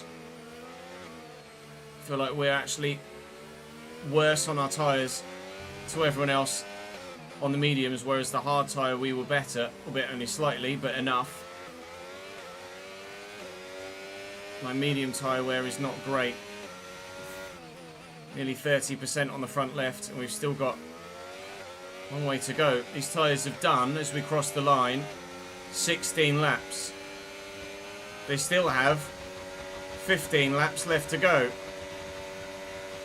My tyres are going to be very worn at the end of this race on these mediums. Still feel like the one stop was the way to go. But we're not having as strong a finish as we hoped we might do. I need to stick with Piastri. And I need Sainz to actually genuinely challenge Norris now, which he is doing. But together they are closing in on the two of us. I think Norris might have gotten to us already if he didn't have Carlos Sainz with him. I think it's a bad thing that Norris has brought Sainz with him. Well, I thought it was a bad thing that Norris has brought Sainz with him. And it might end up being a good thing. If they battle back there, and then Piastri and I can just hold our gap, then I'm happy enough. And I'll just use ERS and DRS. We've got a lot of spare energy. Okay to use your overtake button. To either stick with Oscar, or just DRS swap with him. This might be the more obvious thing to do. Start working with Oscar rather than against him. Let's try and keep those other two at bay for now. And then later in the race, we decide amongst ourselves who it is that gets to finish P6 or not.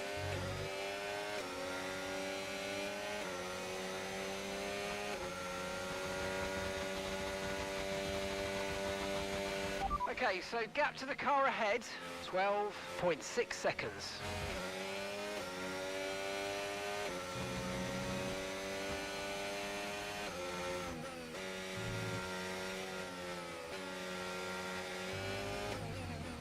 Yeah, if there's a VSC, I would take the stop for a set of softs, I think. And there's a yellow flag. As we've said it, I think a Haas has spun. I think this Haas is about to spin here. Esteban Ocon.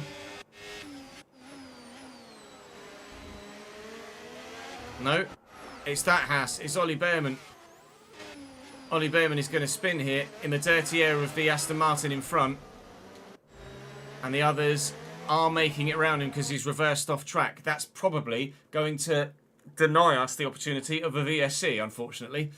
Oh, we nearly got the opportunity to box for a cheap set of sauce. We might still, because he's probably going to do that whole AI thing of just kind of sitting there and not actually rejoining. So we may still get a VSC or a safety car here, but we'll have to find out in the next 2 or 3 minutes or so. Oh, dearie me. Thank you for the follow. Hayden's Harp. Oi, oi. Well, let's find out. Are we going to get a safety car or a VSC? If we do, I'm in for softs. Safety car deployed. I'm in for softs. Cars out. Keep an eye on the delta. We need to keep it positive to avoid a penalty. Slow down. Maintain positive delta. I'm in for softs. Okay, we can take you this lap. Right, drop your speed. Our delta's too low and we're going to risk a penalty. Slow your pace immediately. No, I'm in. Get me in. I'm in for softs. Come on then. This could make or break the end of our race. How many positions are we going to lose though? That's the question. Quite a few. Can we make them back? Is this the wrong decision? Okay, mate, that's it. Go, go, go. Perfect job from you and the crew there, mate. We're delighted with that. Look after these tyres now. We want to finish the race on this compound. Right. I've got to look after these. And then we've dropped to P12 from P6. It's probably going to be a tough ask. We might have made the wrong decision here. This could go any which way. But I need to look after these soft tyres for the rest of this safety car stint. And then hopefully we can make the 6 positions back again to make ourselves a bit comfier to the 2 McLarens. I think if we'd have stayed on the medium tyres we were on, Piastri, Norris and Sainz would have gotten past me. Certainly the 2 McLarens. So I think it's the right thing to have done to have boxed. I think we'd have been P9 if we hadn't have boxed. Because it would have brought Piastri and... Oh, is that Max? We've been lapped. Because we've boxed, we've been lapped. Max has been caught here. Thankfully, the next car behind me is Gasly, but then the next car behind him is going to be Russell. So we're going to get blue flagged soon. This has not worked. It's not worked. Because Alonso's P10 there. P9 is now going to get to go all the way around to the back of the train. It's not worked. We didn't factor in where Max Verstappen was on circuit. So we're going to be right with P10, but P9 is going to be effectively a lap away. It's not worked. A learning experience. We absolutely will check next time this happens before just throwing ourselves in the pits. In normal circumstances, it would have worked potentially brilliantly, but on this particular instance, I've shit the bed.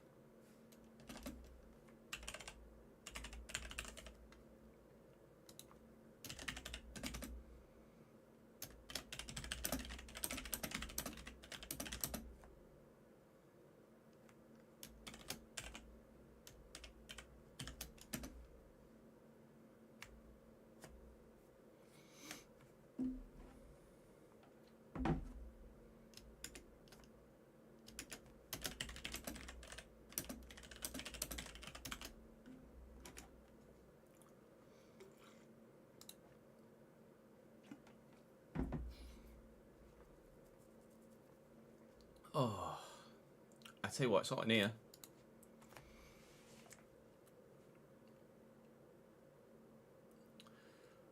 Oh, I can't believe that.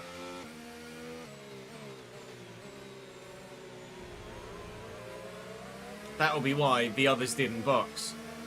Piastri and Co, I'm sure, if Max wasn't where he was, would have boxed. Ay, ay, ay, ay, ay. Right. I could put the AC on under the safety car, to be fair. Not a bad shout. I agree, lapped cars getting through should be a thing on the game, but it's not. I could actually ask as to whether there's more chance of that.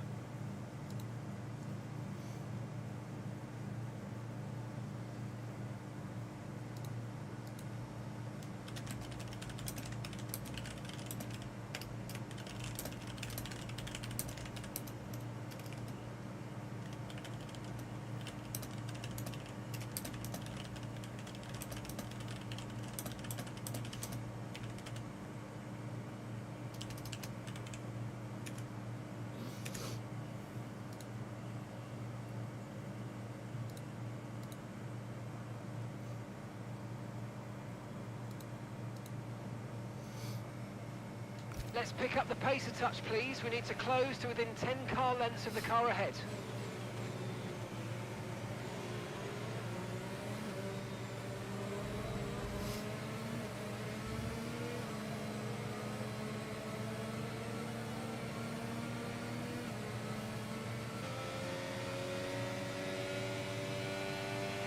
Okay, let's catch up to the field a bit. We're dropping too far back. Remember, we need to stay within 10 car lengths of the next car.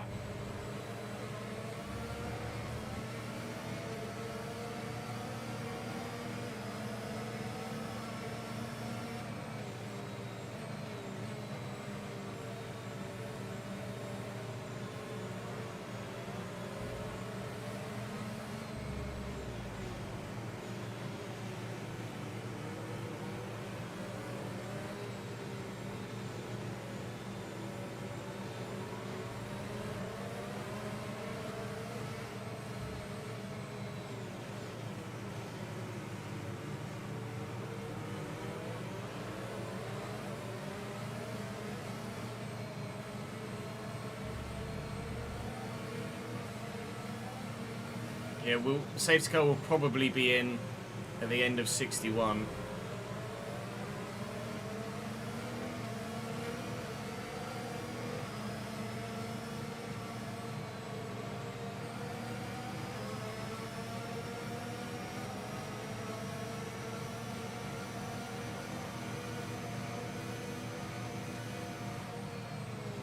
You never know, there might be another safety car. There might be absolute chaos behind, with lapped cars trying to unlap themselves or move out of the way. I might be able to unlap myself to Max, and then if there's another safety car, we'll be in a good position.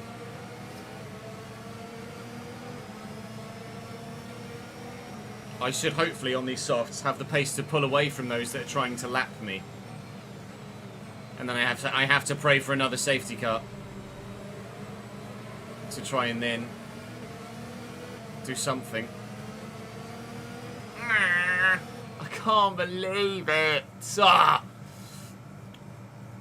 Oh, such a rookie mistake to make. I just rashly boxed for softs. Because in any other scenario, it would be the right thing to do. But none of us anticipated Max getting in front, did we? We were all like, box for softs, and then as one we all went, oh no.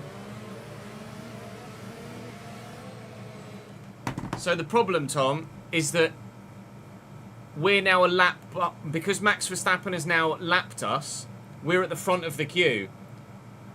And we've only got P11 and P10 in front of us, before then there's Max. So everyone from P10 forwards is the other side of the safety car. and will go all the way around the circuit and join the back of the queue. So P10 is right there, but P9 is effectively a minute and 10 seconds ahead of us back there. We're effectively a lap behind P9.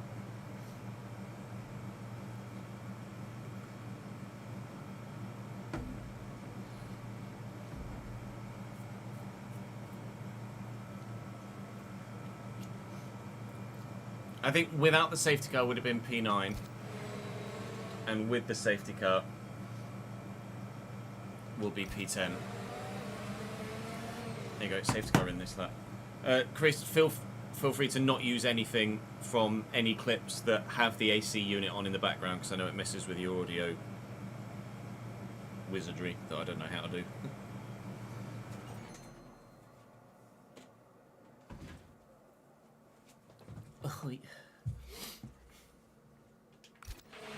Safety car in this lap. Safety car in this lap. Let's make sure those tyres are up to temperature, and remember, there's no overtaking until the timing line. Stay in position until the green flags. Right, so safety car in this lap. I now need to get past Albon and Alonso and try and unlap myself to max and pray for another safety car. Ready? Steady. Blue flag. Go.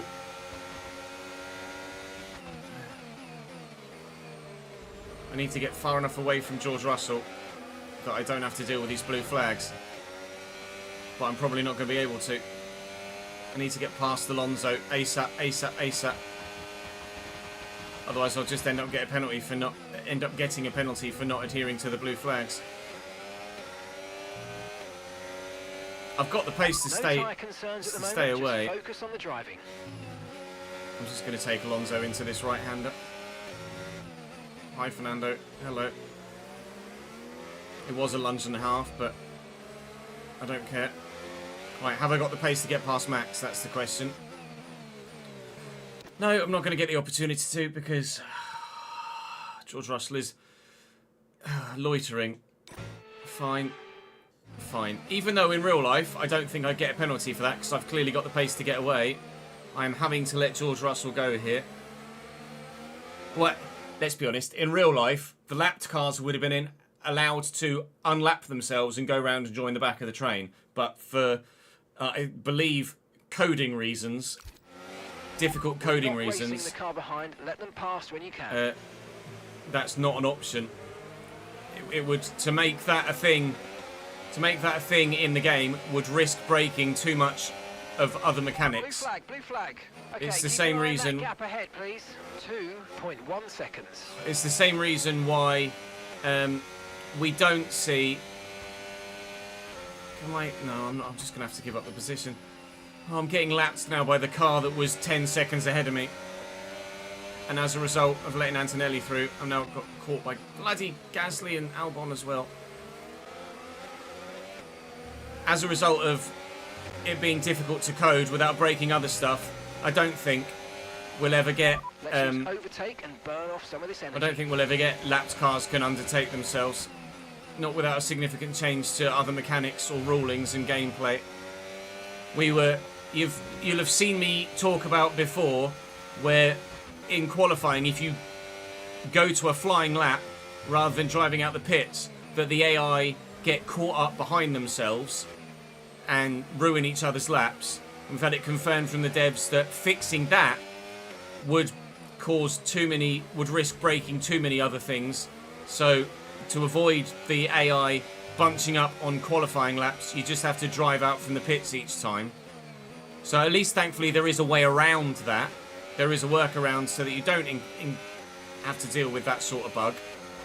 But unfortunately there is no workaround for lapped cars can overtake themselves or unlap themselves. So in real life we would have been able to, myself, Alonso and Gasly would have been able to go round the pack, go round the safety car and then go and join the back of the pack again, which would put me in the position where I could have got myself back to P6. But now I'm going to end up effectively a lap down from P6 because of game mechanics, not because of what would happen in real life. So I have only fucked it and shit the bed in video game terms. In real life, it would have been a genuine option. I probably shouldn't. I'm not gonna interfere with the fight for the top few. It's just no point. I'm just gonna sit and wait for Alonso to come to me, which he has done now. We'll take Alonso, and we'll get 1 World Championship point. I think we would have finished P9 Remember to adjust your ERS mode in your MFD if you need to. there was no... If I hadn't boxed, if there was no safety car, I probably would have finished 6th or 7th.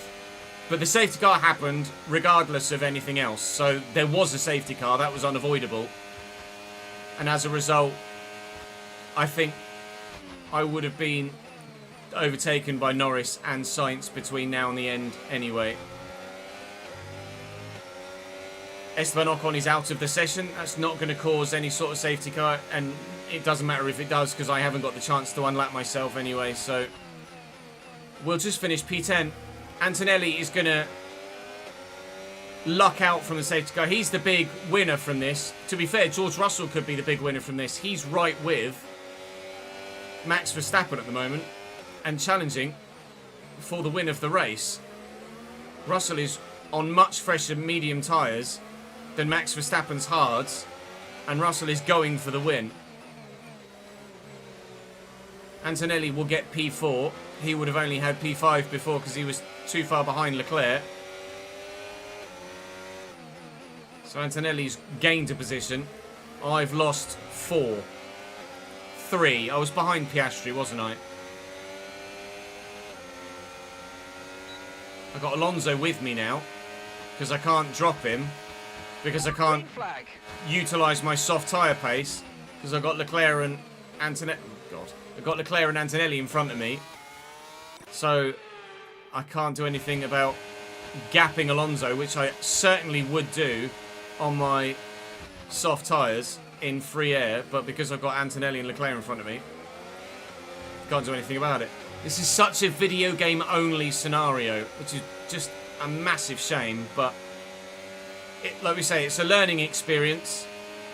Okay, here's the gap that we're trailing And next the car time, ahead by. we will make sure to check where Max 43.6 fucking seconds. Verstappen is before we box. It won't happen again.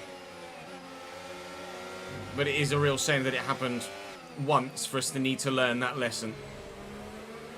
If Mac wasn't so overpowered compared to everybody else, then it would have been an issue either, but that's a different discussion for a different day.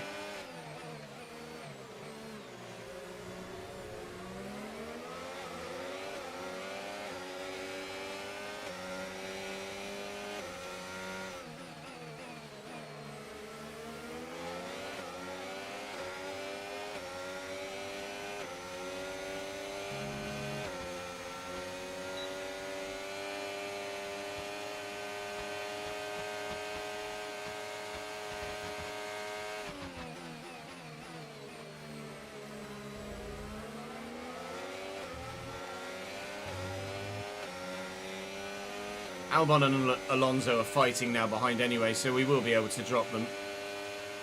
I don't think Leclerc is going to get Antonelli, in all honesty.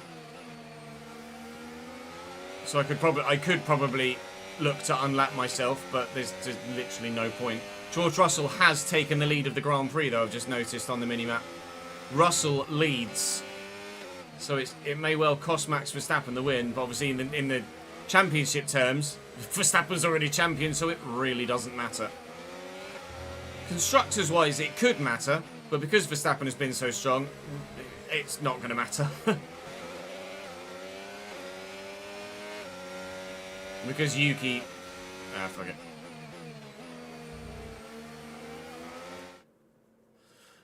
Thanks for a follow, JKB. Welcome to the channel, mate.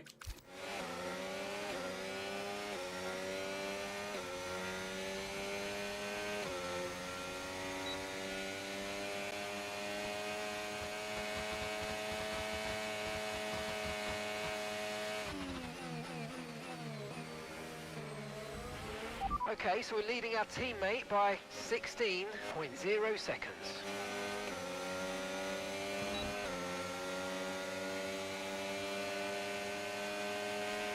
Okay, gap to the car ahead, 47.4 seconds.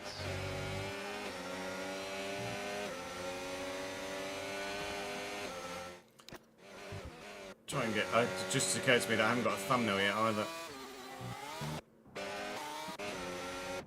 So if I can get a thumbnail with some sparks out the back of Leclerc. Which I can't do, but let's go and get a picture of Alonso and Max. Not Alonso and Max, Russell and Max.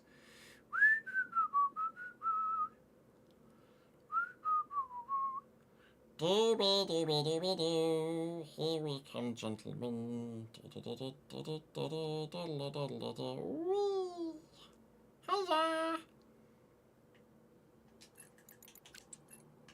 I'll try and get a thumbnail from my time on track, but it might be difficult to do, so we'll just get one from here as well.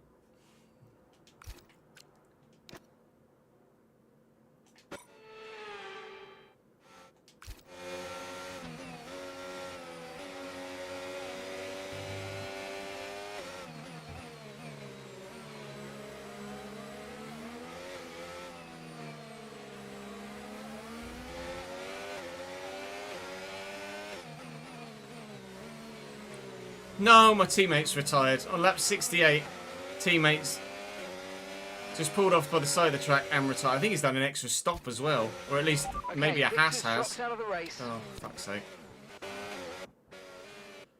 Oh, don't worry about leaving that in, Chris. I'll do it again. Oh, fuck my life. Fuck my life.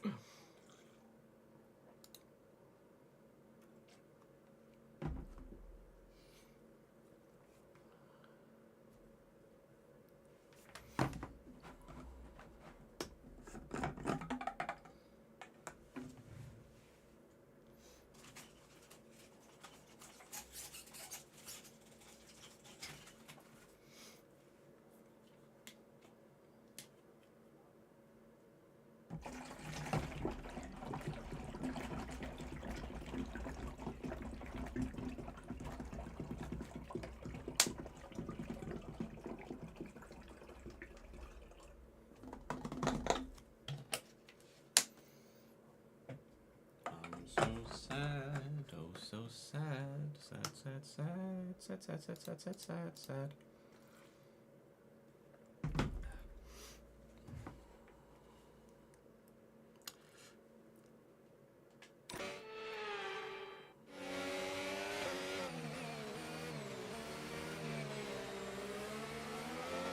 Victor Martin out of the session. Our teammate has retired at the back of the field. A couple of other drivers have actually made another pit stop since the safety car, I think, which is ludicrous. Either that or they're just that bloody slow. No, I think... Oh no, Behrman has stopped again for softs. Did he? If he did, it's mental. Yeah, Sainz box... Oh, Sainz and Behrman box for front wing damage. They've had it coming together then. When they're trying to get through the traffic. Again, just another game thing. 2 laps to go for us. We are on lap 69 of 71, but obviously Max Verstappen and co are on lap 70 of 71. So this is how the race is going to end. I'll just shut my face until the checkered flag.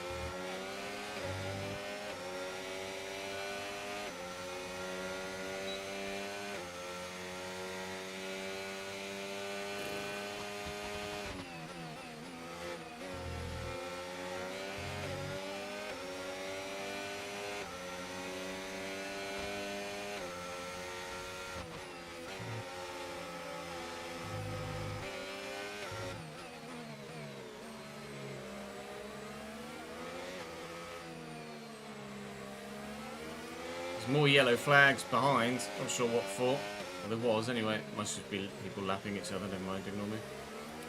Max Verstappen has retaken the lead of George Russell. And it's a straight drag to the finish that I think Max is going to win. We need to push. Leclerc is not going to take Antonelli. Max Verstappen wins the race just from George Russell. That's going to be a very tight delta. And yeah, Leclerc beats me to the line. That would have been an entertaining finish if I was actually in P6. But I wasn't in P6. There's no guarantee I would have gotten back there anyway, of course. But the pace we had, I don't think really there's much doubt that we would have done. And in the end, there were... Ow! Balls! Okay, well, it is what it is. The Great Brazilian Robbery is what live chat are calling it. I don't know whether it's quite such. The Great Brazilian Blunder, perhaps, is more accurate. 3.5 tenths of a second is what Max Verstappen won the race by. Carlos Sainz set the fastest lap of it. I would have gone significantly faster than that had I had the chance to not just sit behind a Ferrari and a Mercedes. I need to go and view the replay because that's a mid-session save here to try and get a thumbnail. So bear with me. We will cut and I'll join you back in the menus where we'll go through everything else and we'll think about maybe doing something different driver contract-wise. And I'm going to turn the AC unit on again because I'm dying!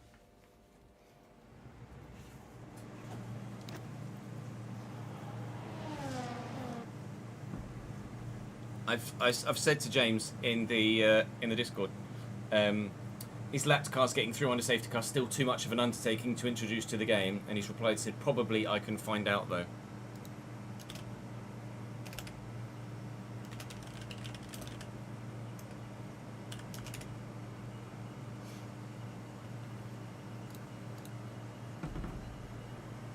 Alex, thank you for the follow, mate. Safety car shenanigans is another one, yeah.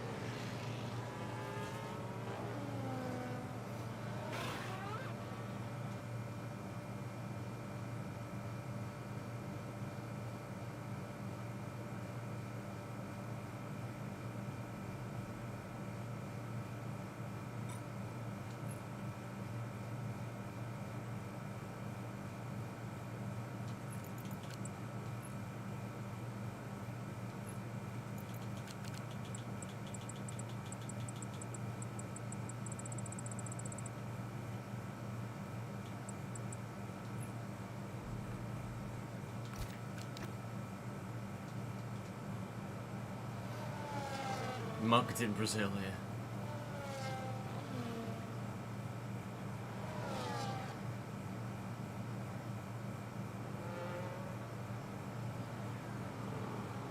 I should hire you for thumbnail creation, shouldn't I, Skip?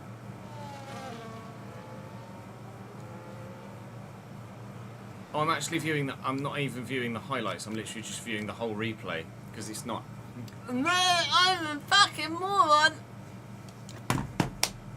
I'm not getting any highlights because I had to mid-session save because the fucking game broke. Ready?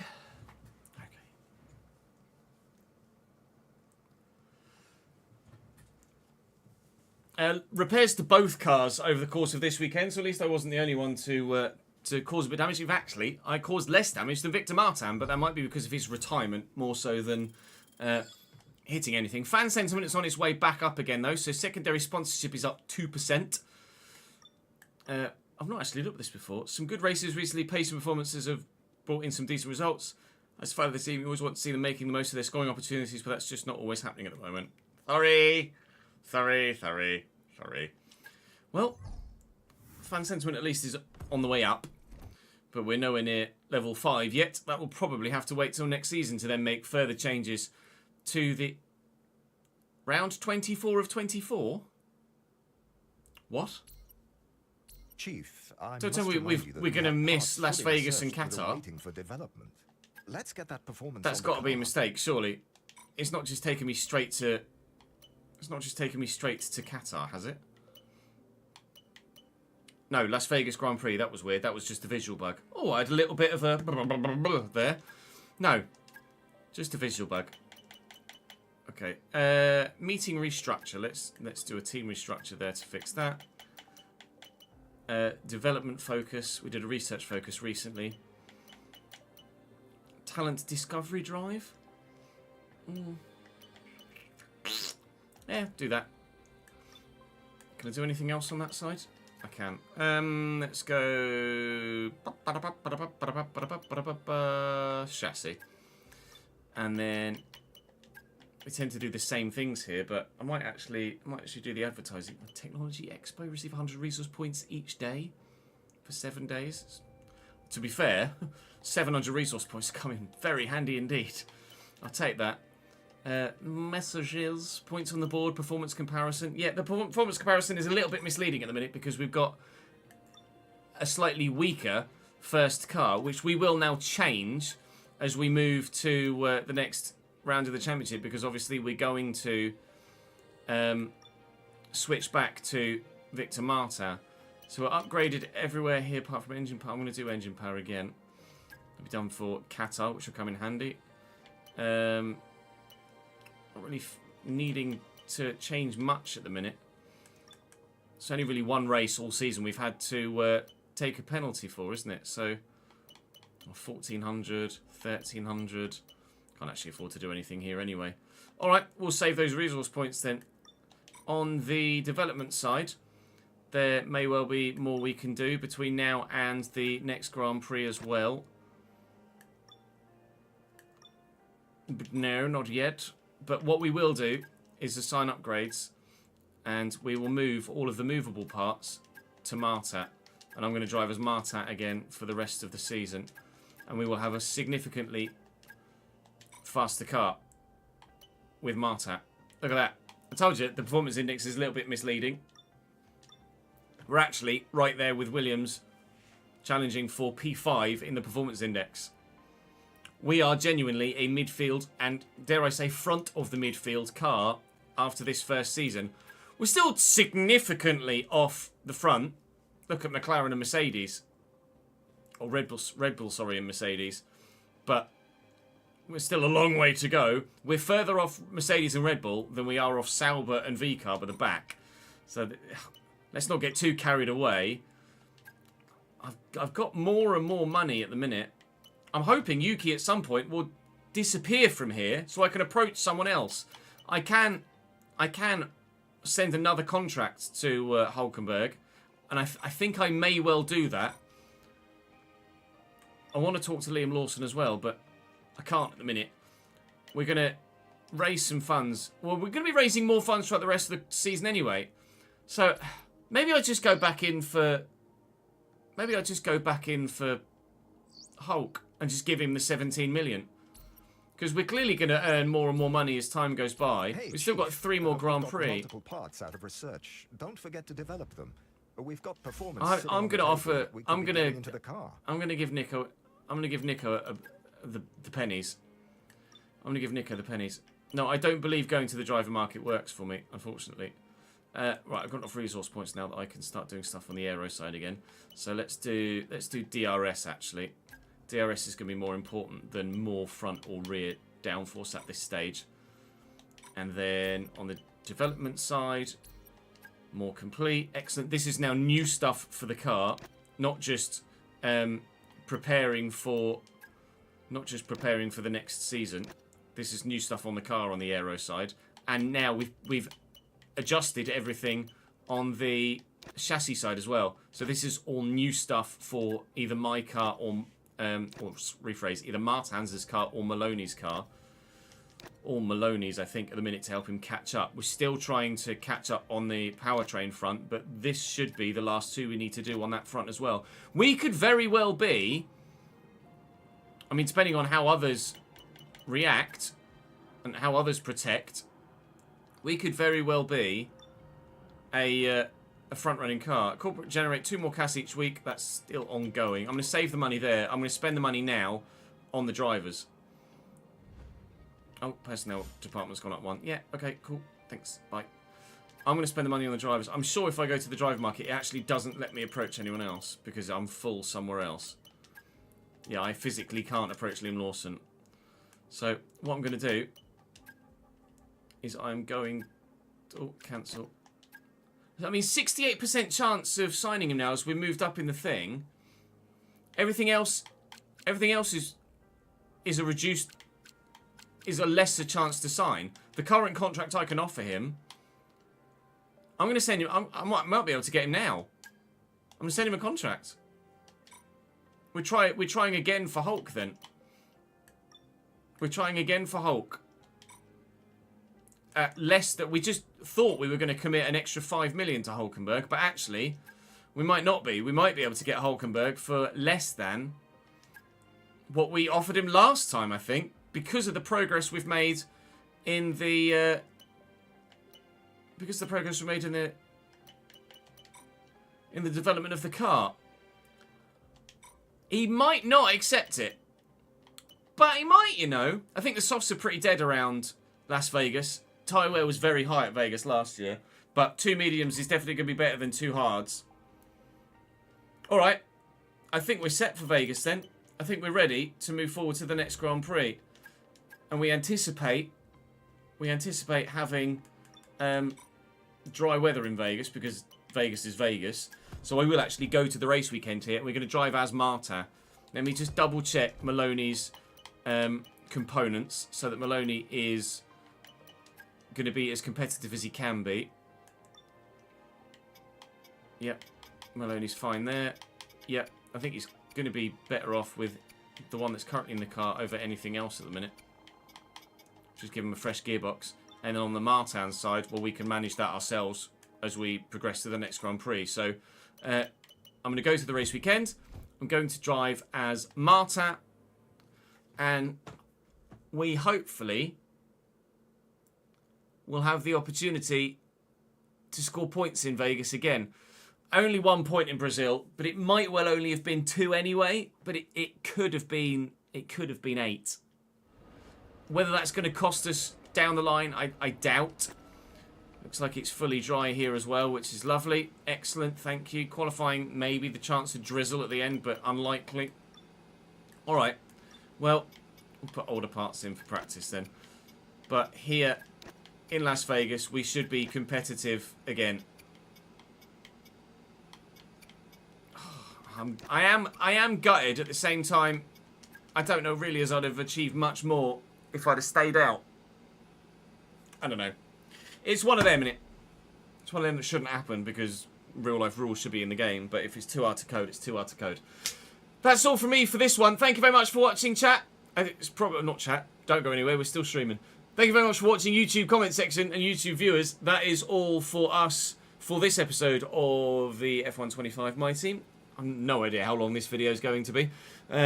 Quite, I imagine. But Vegas next time out, and then it will be a sprint. Nico Hulkenberg in the team by then. I'll see you next time out.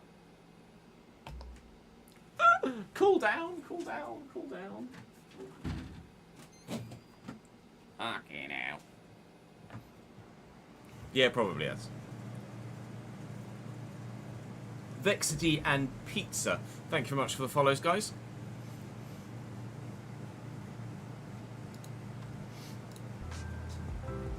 Just save that footage and then send it to Chris, and then we can get prepared to do an RTG episode, can't we? F1. Was that was 21, wasn't it?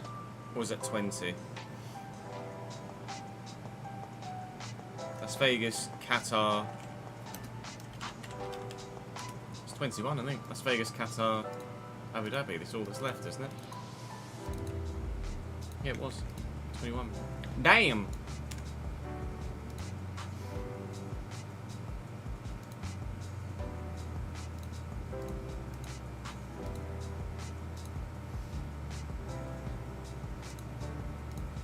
Upload file. Brazil. Right. Let's play out the prediction. P8 or lower. That's what happened.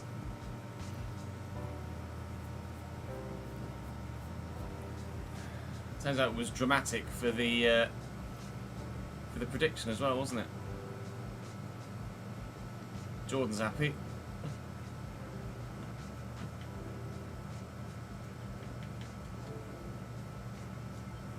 Right, turn that controller off, turn this controller on, close this software, open FC.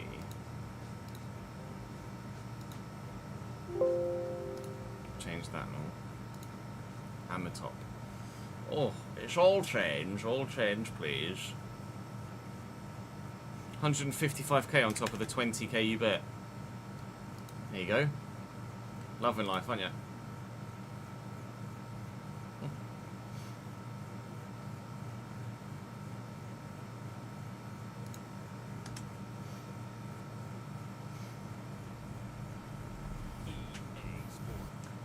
In the game. Newcastle have made an offer to sign Elanga, bid in the region of 45 million. Forest rejected without counter, no intention of selling. Newcastle considering whether to maintain pursuit or focus other targets.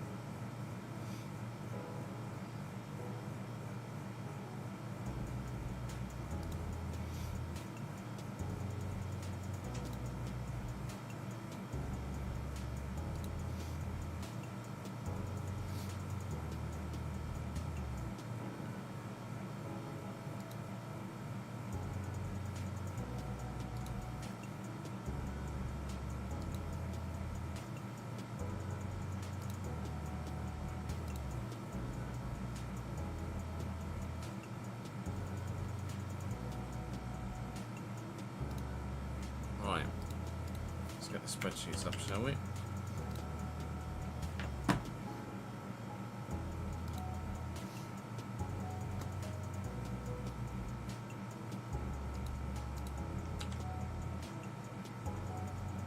Just double check this. No, I don't need that one, not yet.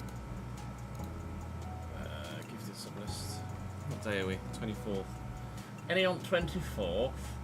Just check Brett's to see if it's ready today. Sometimes they can be ready a day early. Gift shop.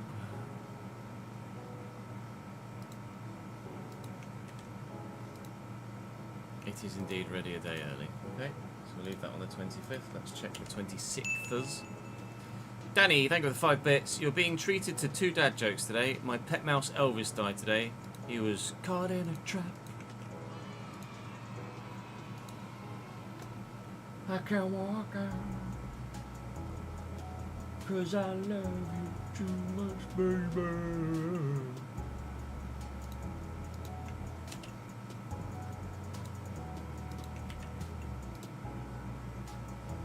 Alright, well, let me do jacket. That's weird.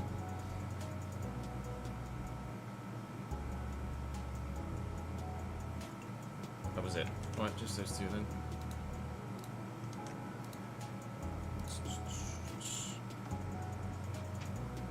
Let's change the title on here. Realistic RTG career. And we're on FC25. There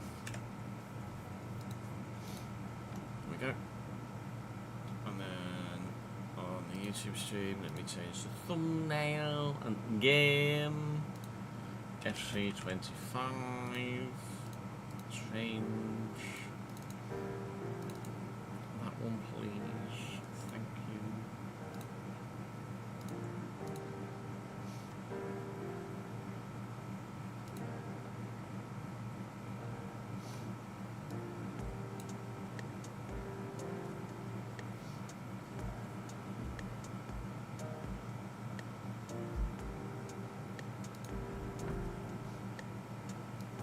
Purchases.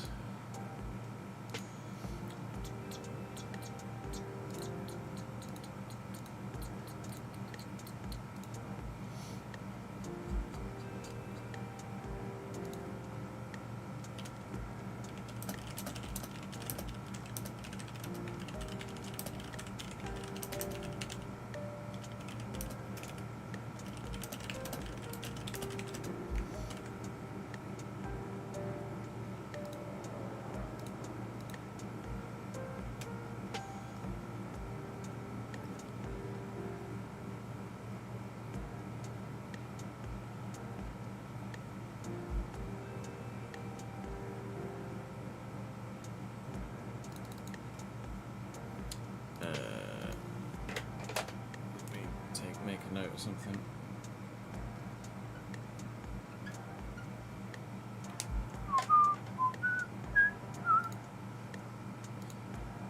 Right. Need to change my thing as well, don't I? 110 AI on straights in Baku, not fun. No, you do need to significantly lower your wings for straight line speed at most circuits, Ronald.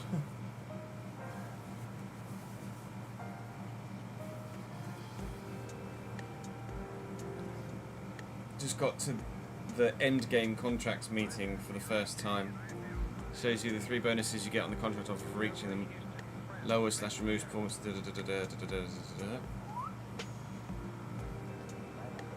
Is that Tombino? It is Tom, isn't it? It's Tom's pod. Lol. Tombino. Right, I'm just gonna have a quick toilet break, chat, and then we'll record that next episode. BRB.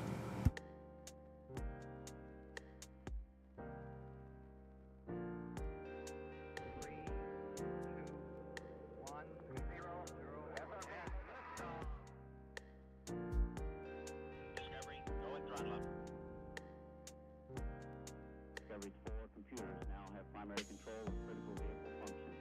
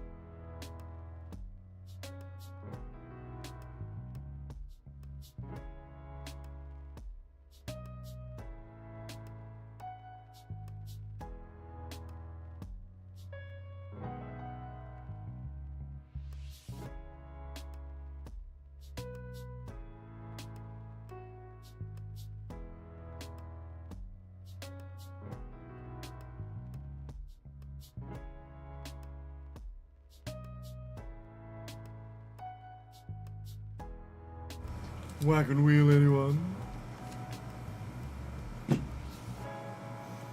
I don't have any plans to do Everton at the moment, V12, I'm afraid.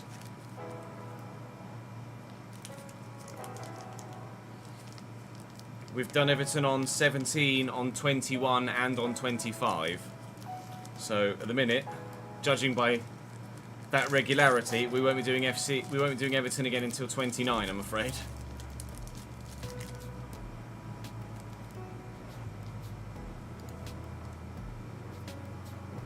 Apparently we do Everton every 4 years. Who knew?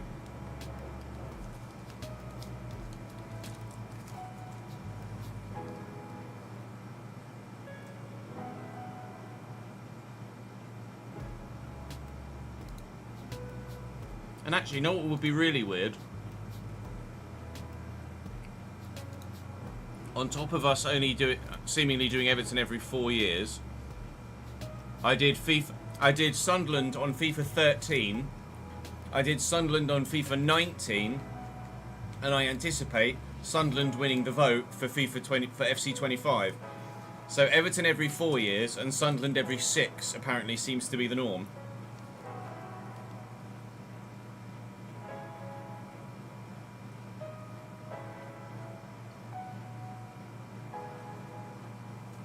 I won't do an FC save with Peterborough, Joe. I might go there on Football Manager, but I won't go there on FC.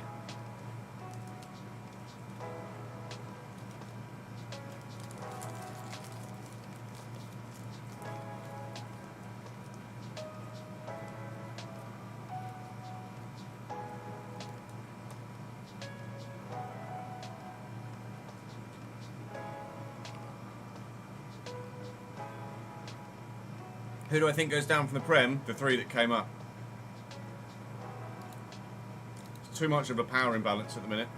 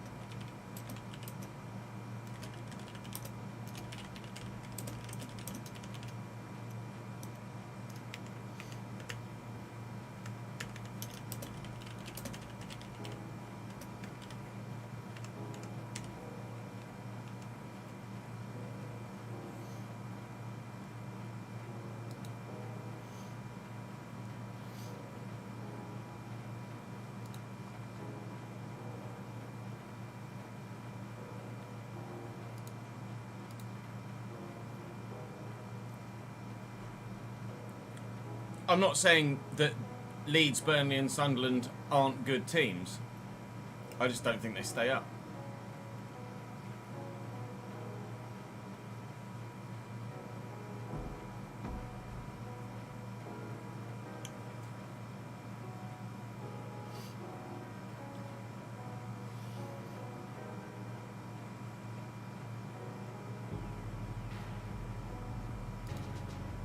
I think that those that are in the Prem already are just too strong.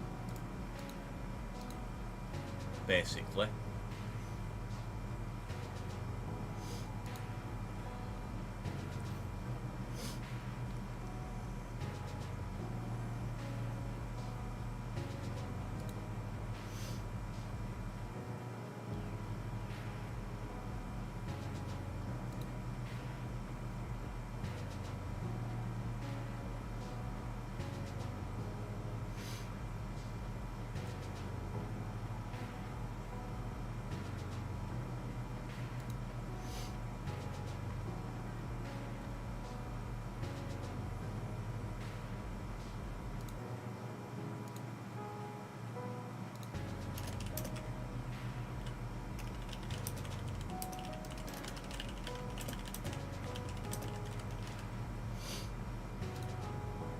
Right, shall we?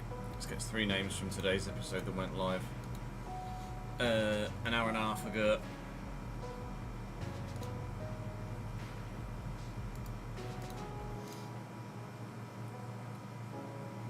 Let's edit that one. was just Evan again.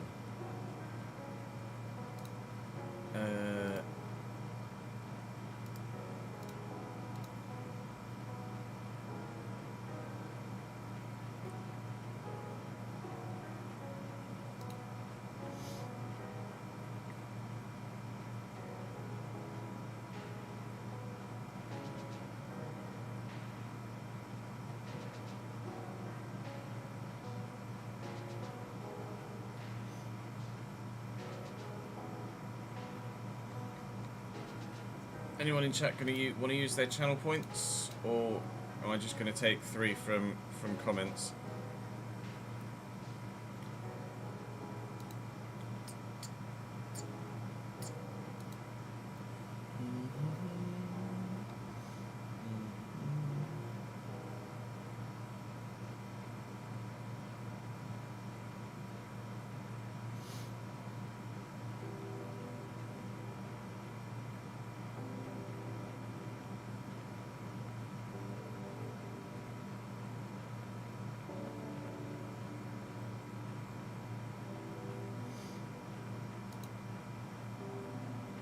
Only got 4K.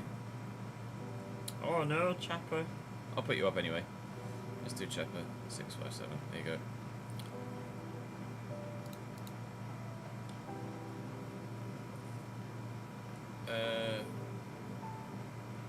Lost all yours in the last race. Sorry, that would be my fault, that one.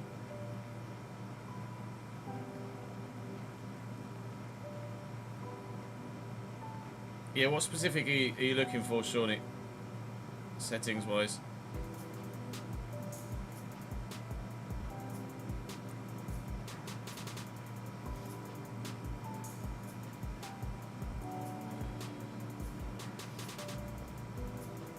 There you go. In chat, Shawnee.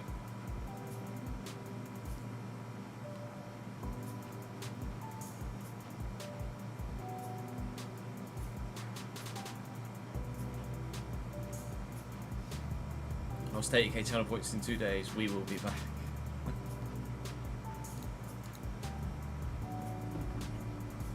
What is Lunan? We've got 2 weeks till the Forest game, so.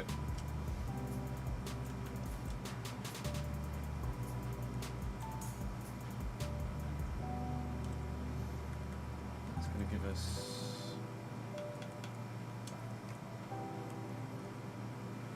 Player wages and search sales.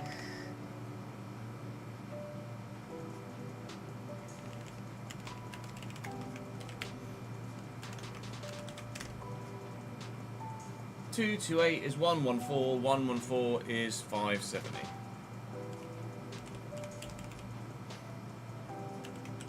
I'm a Cambridge United fan. Unknown. Cambridge United. These ones. Although the badge doesn't look like that anymore because we got new badge this year. Thank you for the follow though. I appreciate it, mate.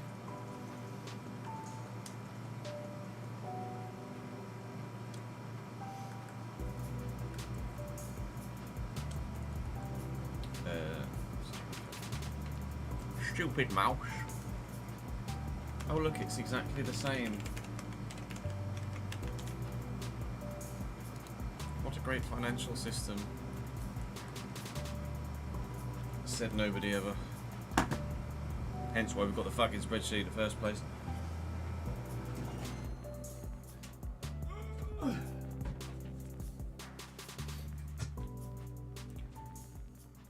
Who do you support? Unknown.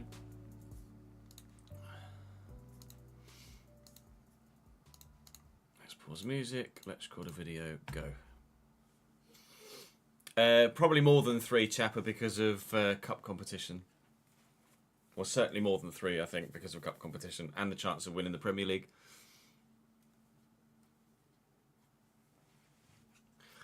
Actually, I'm just going to go to match day without actually starting the episode there, which was that'd be a bit silly, wouldn't it? Oh no, Ake wants to leave. Oh no, 93 potential for Ake. Bye.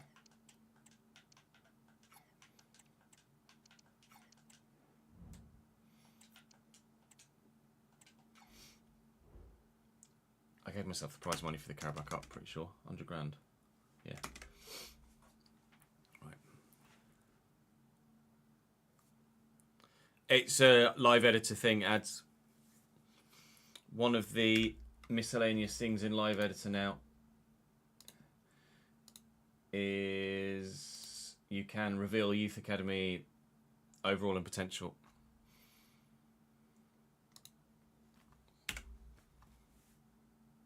Yay. Welcome back to the FC25 Realistic Road to Glory. We are top of the Premier League, although Arsenal are level on points with us. We have a game in hand. I don't know whether this is the game in hand or not, actually, because Liverpool have played 30 there. As you can see, we've got 2 games in hand on Liverpool. So we actually have a 7-point gap back to Manchester City. We could have up to a 10-point gap. No, that's not correct at all. Up to an 8-point gap over Liverpool, and hopefully up to a 3-point gap over Arsenal. When those game in hands are, or who those game in hand games are against, I'm not sure. There we go. For some reason it wouldn't give me the whole thing then. So we've got Forest to start, then we've got Manchester City, yikes. Then we've got Frankfurt in the first leg of the Europa League quarter-final. We're going to have a lot of, well, not a lot of, because there's not that many games left, but more than the usual episodes at the end of the season here, is obviously, whilst everything is in the process of potentially happening, we're going to play every game. So, well, I say that, I might sim sides like Leicester, potentially, depending on the situation with the gap to Arsenal. But Forest to begin with, away from home, then City, then Frankfurt, or Frankfurt, then City. I think it's City, then Frankfurt, isn't it? Saying thank you to Leicester on the board behind me, and Blackjack as well as Chapper. Thank you for your continued support in the comment section of the YouTube videos, and of course on stream as well. Do come and join me on stream. Be great to have you. We stream on this Chesnoy Gaming YouTube channel now, and of course over on the on the Chesnoy Gaming Twitch channel as well. Links to that are in the description. I'm going to make sure that Forest put out their best 11, and then we'll go and play them.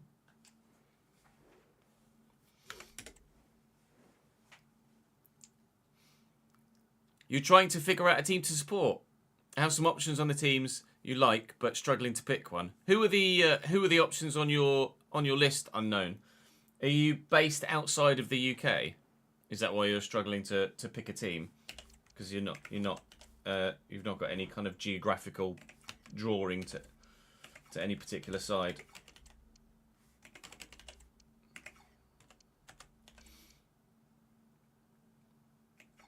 Can Gorna TF play at centre back?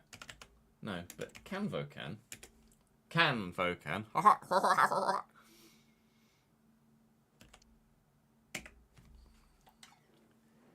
He Canvo.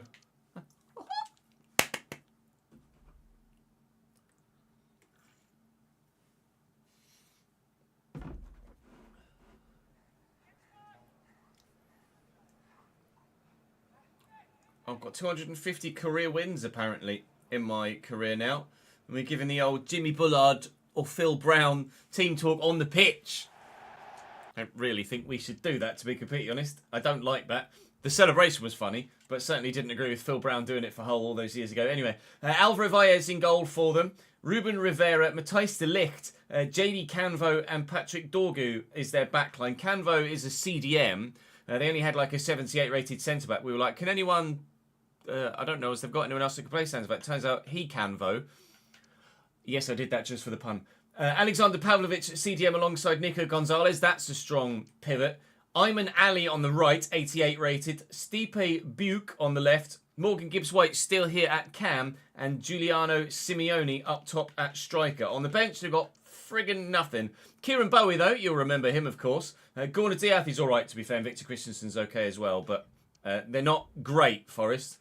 But they're not bad either, which is probably why they're 10th in the division and sat mid-bloody table. Because they're better than some and they're worse than others.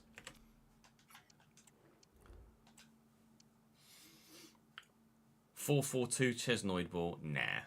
This is the first game we're playing in this recording. Yes, Cole fan.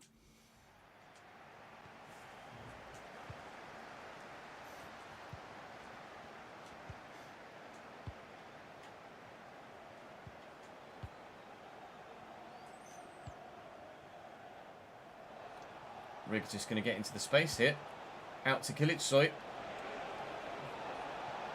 Semi leaves the defender. There is a runner.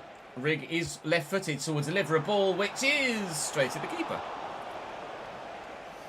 Born in Spain, came to the UK in 2016, so yeah, quite confusing to pick one and stick with it for life. The options are Liverpool, United, was thinking City, but everyone hates them, so not City. Whereabouts, well, obviously you don't have to be too specific, but whereabouts do you live? Unknown. I'd say go with either your local team or one of those teams that's closest to you geographically, as Big Mike says.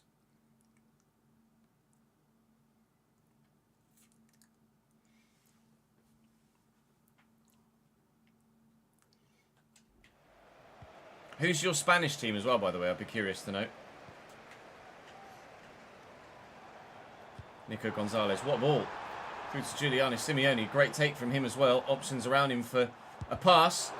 Morgan Gibbs-White rather foolishly takes that shot on from distance. You might have thought he was going to do it again. No! Is that a goal kick? I think it's a corner. It's a corner. That was close. Corner to come in from Pavlovic. And away. Dealt with well. Still coming back though. They could have another chance. Gibbs-White, he's tried it once. That's very well done. There's not much I can do about that sort of first time passing. Well done, Forrest. You're in front.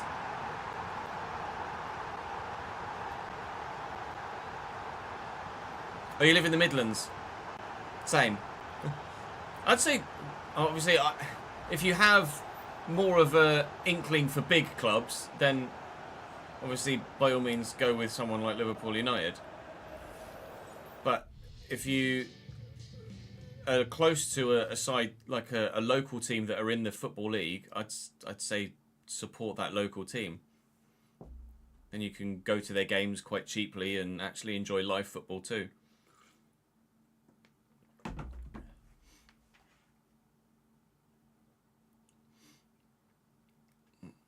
Ignore Zero Striker though.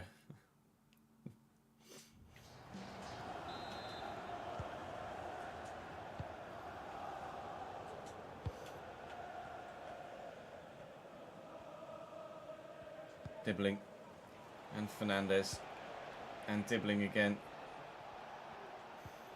Fernandez on the back foot now. Oh, hello, Chris Rigg. Talk about, feet. His left one's a bit of a wand. Fernandez, I'll get the turn in. There is a bit of space here. There we go. For Bayer. Oh, you just can't quite find the angle. Very, very nearly, but not able to give us an equaliser.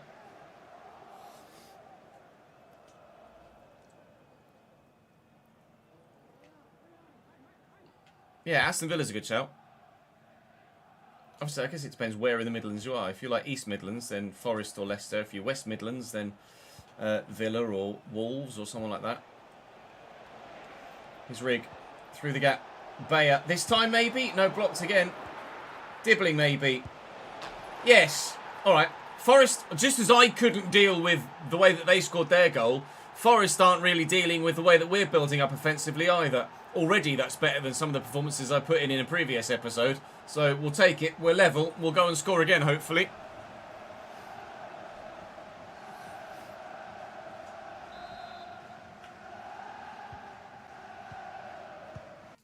You like the big clubs. Quite hard to pick Real Madrid, Man U and Liverpool.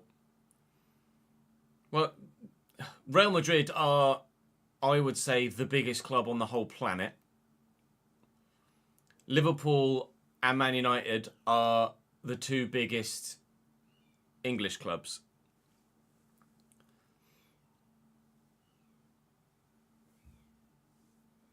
So, Liverpool are more relevant now, but United have obviously had quite a dominant spell in the 90s and noughties. 90s and noughties. But yeah, if you want to pick a side because you think they'll win stuff, then Madrid or Liverpool at this moment in time.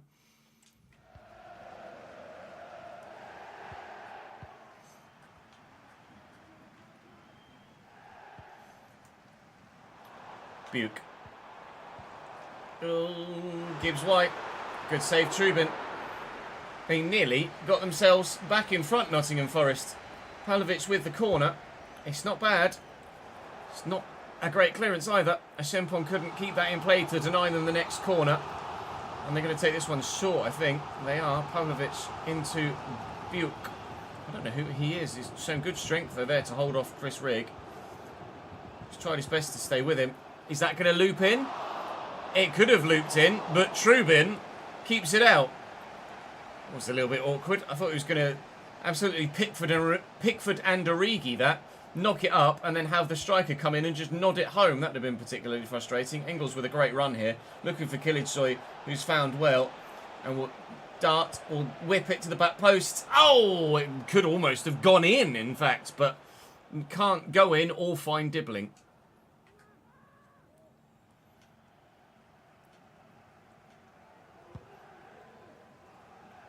Win that.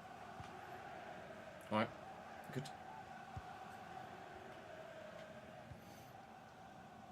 Rivera. Little back heel to Ayman Ali. And Gibbs White. Oh, I mean, he's going to find his teammate, but it's not great from Dorgu. It's not great from anyone, really, for Forest, that. What was that header? Trubin with a big save. What's happening? Oh, my Gideon. Get out. Get out! That hit his hand. Why my teammate or my guy decided to head it straight to Forest prior to that flurry of chances, I've absolutely no idea. Just terrible. So was that challenge.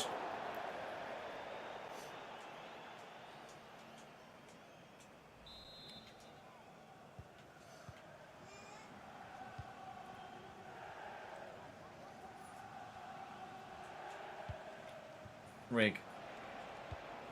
And nicely into Dibbling. No.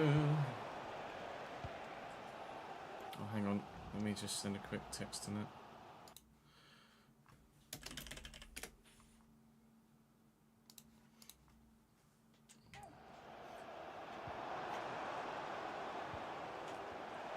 Rivera and Giuliano. He has squeezed it through the gap to Ali. Murillo's there, former Forest man. Defending brilliantly, that'll be half time. Thank you.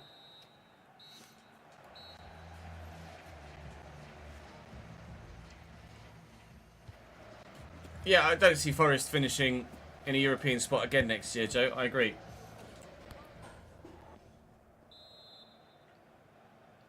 Tenth to 13th probably for Forest in the Prem next year, but I don't think Forest fans would worry too much about that. Mateus Fernandes. Okay, I was trying actually to get Nico potentially sent off there by dangling a leg and getting a second yellow. Here's Morgan Gibbs White, good block by Murillo. Rigg will just keep going. Oh, he's committed to the challenge. I hate it when that happens. You just commit to turning and then they throw themselves into that stupid challenge and you could have had an extra 2 or 3 yards of space. Arsenal have just taken the lead against Manchester United, so got to keep our eye on them at the moment with the league situation, of course. But for the time being, everything does lie in our own yard. We have the opportunity to do what we need to do and not rely on anyone else to win this league title.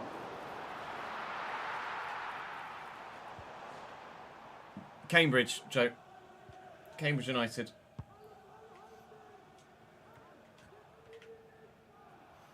Gibbs White. Oh, I saw the little reverse ball coming and just couldn't get there. I can't change player quickly enough to close that down. Fernandes quickly away. There's a bit of space out here that is closing on Dibbling, but... Oh, are you serious?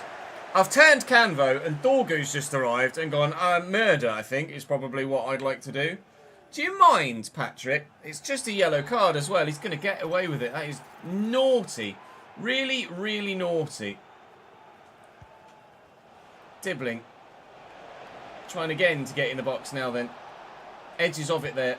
It's Riggs to get it on his left. Good save by Vyers. Good save indeed.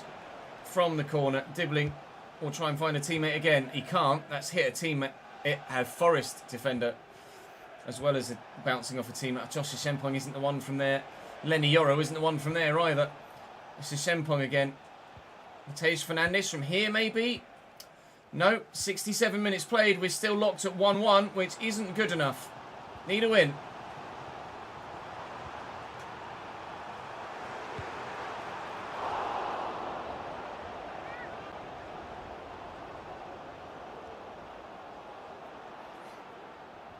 Yeah, Nibsy was great for you last year, wasn't he? Really solid.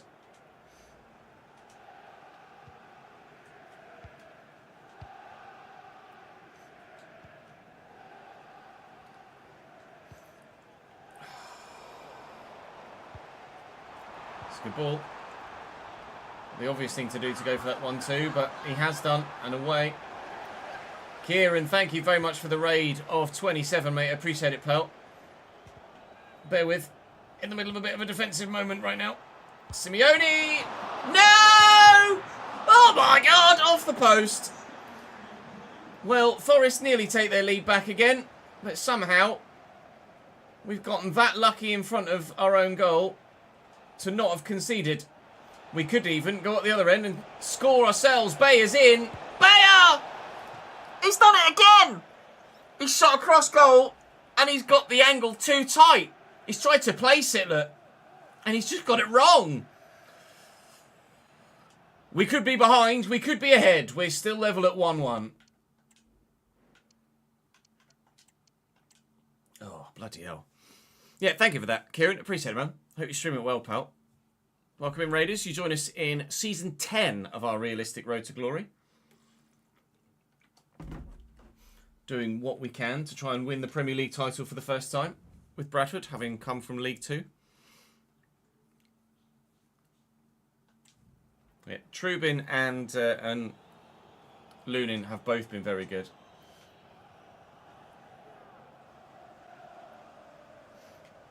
Yeah, all good, thank you, pal.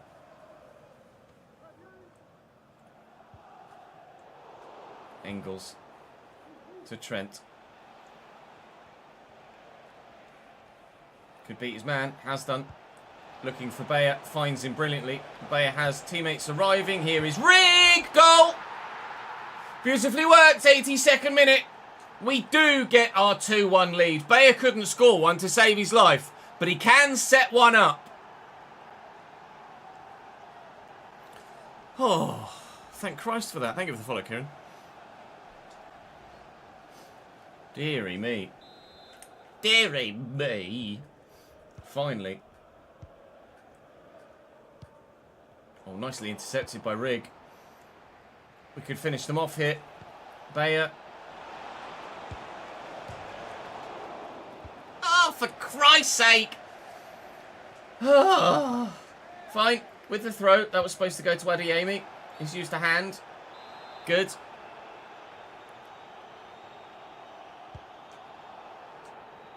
Oh, it's a good header. Is that handball? Yep. Okay, take it short. Oh, good. Bloody Nora. Trent shrugged off it. Still got... I am quite literally still running, ref, if you don't mind. Bloody hell. All right, we'll take our time then. I could just... I could try and be a dick here. So I think I will. I want the win, please. 4 minutes added on. All right, fair enough. Well, maybe let's try and get forward again. Try and keep it in this half of the field at least. He says as Karim Adeyemi immediately gives it away. Well, hopefully we can do enough to slow them down here, to stop them from scoring a second. We have. Well done, Shempong. That will be a win then for Bradford City. It could yet still be a win by more than one goal, but no, Bayer can't find the pass. We'll take the 2-1 win. Given the way that fixture went, with woodwork hit at both ends by both teams, just getting the 3 points is enough, thank you. Cheers for the follow, Luke the Nuke.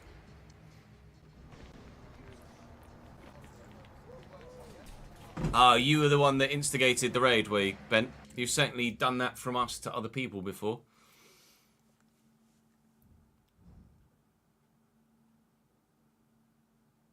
A save to do with updated leagues and transfers, struggling to find the perfect save. How about... Oh yeah, Oviedo would be a great shout, actually. That's a solid one. Oh, there you go. Oviedo. I didn't realise I'd actually gone to the press conference, in all honesty. They changed the font. That font looks different for some reason. Thanks so much. Maybe it's just been so long since I went to a press conference that... Actually, how's that changed? Right, just quickly do the spreadsheet. Oh, just travel costs of 16 grand then.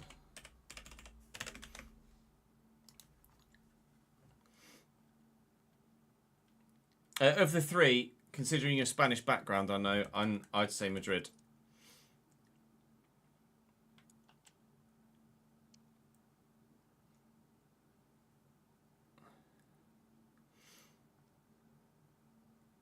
Yeah, I saw you say that Matt Ray did over as well. And I agree with Davidenki for your save. Him as... You have to keep Santi Cazorla in the starting lineup.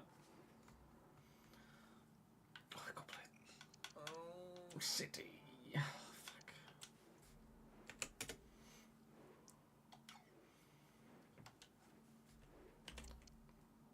Oh, God, Agbenon's going to bloody start for him as well.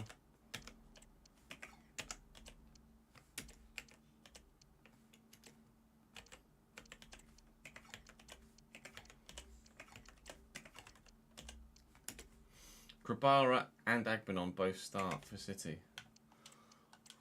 Shit the bed.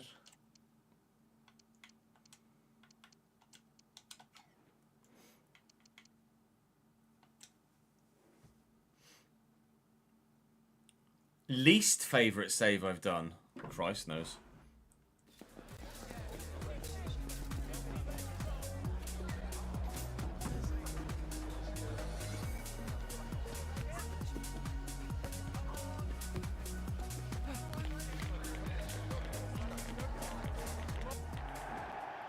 Probably either a Spurs save from FIFA 19. We started with Spurs on a certain save, and I can't remember, or certain FIFA, and I can't remember which one it was, but it was shit.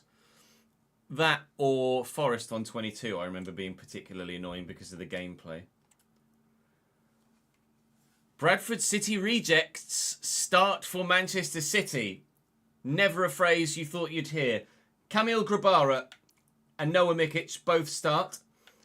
Jonah Haas, Lucas Peraldo, Harry Amas, Juan Carlos Luna, Hugo Larsson, Joe Wayant, Patreon player Phil Foden, Erling Haaland and Asher Agbenon. 3 former Bradford players in their starting lineup. Also Sara on the bench. I think they've still got Akin Sanmiro as well. City have bought lots of players from us in this save, which I'm really surprised about because they surely have the pick of anyone. Why they'd want my players, I've no idea. But maybe we're about to find out because they're better for them than they were for me. I hope not. We've had to rotate a little bit ourselves because of the nature of the fixture list, but we've got good quality to come in place of those that aren't starting. So hopefully we can still get the result here at home against Manchester City to keep our Premier League title fight alive. What a ball, what a turn. And a penalty. And a penalty. I thought he'd got the block in, but he must have caught the man before he blocked the ball. And he did. He went through the man, fouled him, and then kicked the ball against him as he was falling over. From the spot, Mateus Fernandes. We'll give it to Arne Engels because he has better pens. Arne Engels, from the spot, after 3.5 minutes, scores. Bradford City 1, Manchester City 0. Good.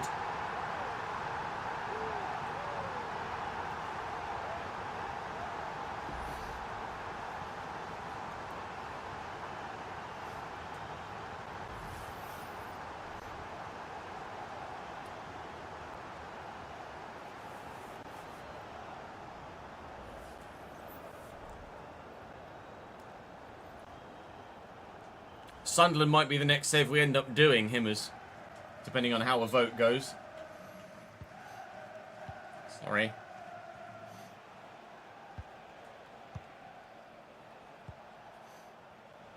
Larsson. Given away. Not good enough by Hugo Larsson. Engels with support here from Mateus Fernandes. Ribeiro's made a good run. And through the gap round the corner is Dibbling. He just would not turn. That was the joke. Talk about delayed gameplay. Fucking hell.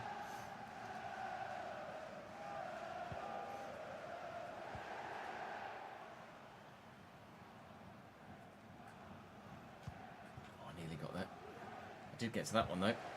Take that, Asher. Asher Agbenon with a heavy first touch and losing possession. No. Never. Definitely not the reason we sold him in the bloody first place. Mateus, lovely turn. Sent the defender. Little back heel. No. Not a little back heel to find a gap. He just didn't want to do it. Give me the ball back. Oh, Kılıçsoy. Kılıçsoy's been so good. No, it was meant for Mateus Fernandes. Alright. Need to take my time a bit more, I think, in the passing because it's not worked so far with the quicker stuff.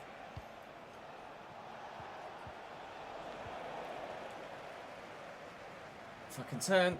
Oh, there was a bit of space for Dibbling. It's gone now, but it might return again. He's made a good run too. Dibbling. Oh, I tell you what, that defender is having an absolute bloody nightmare. Haas has given away a penalty and very nearly opened up the chance for me to score a second goal as well. Jarek is not going to be the man to score from there. Dibbling could maybe whip this on his left though. We've got men in the middle to try and find. On the edge of the box. Arne Engels. Arne Engels from 30 yards. No.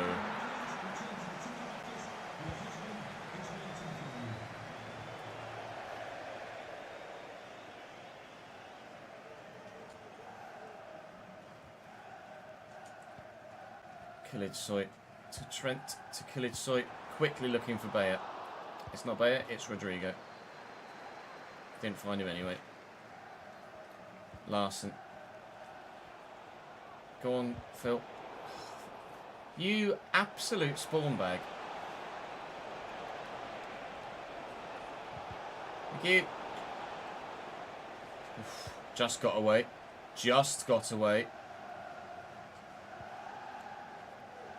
Engels looking for Trent again. And Ouattara. He's driven very, very central there.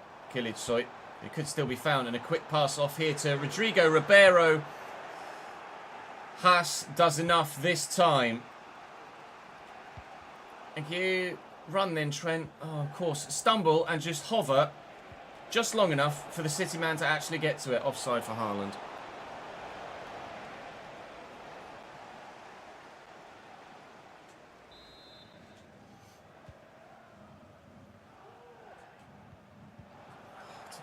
To actually take the bloody shot. Corner City. Agbenon short to Foden. Alright, cheers. Well up Ribeiro. He's done really well there to win that against Haaland. Looking for Kılıçsoy down the line. Can he skip past Mikic? No.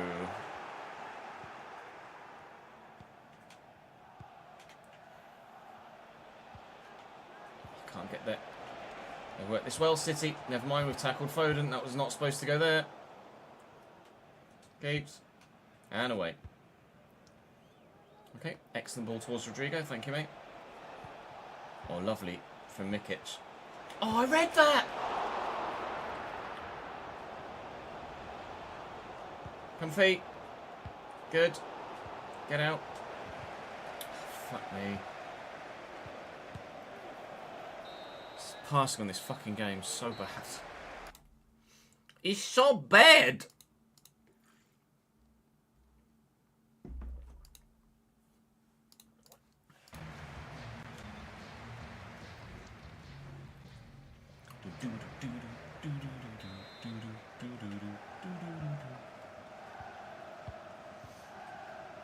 Is that loose? No, he's found him.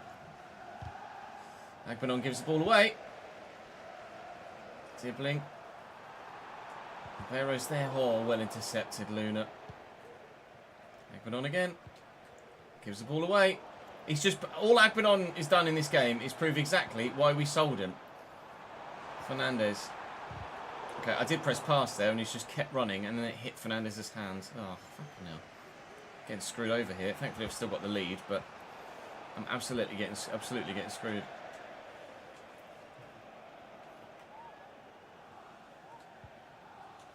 Engels, Ribeiro, Kilic. Go on then, Trent. Off you pop. Trent Alexander-Arnold. Kilic in a good spot. Completely sends Hugo Larsson.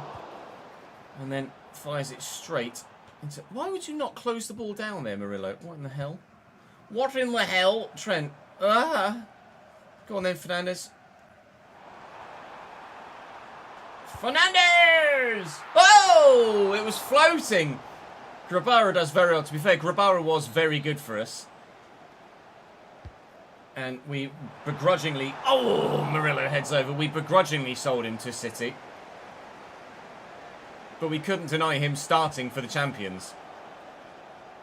And in open play, I don't think he's going to concede today. So that early penalty might genuinely be what decides the game here. Mikic floated. Murillo's there. If we do score from open play, it's a lot more than some were able to do against Grabara when he was playing in Bradford colours for the past couple of seasons. Oh, I got an itch. You're not having a great game, Joe. I'll give you that much. No. You certainly have played better.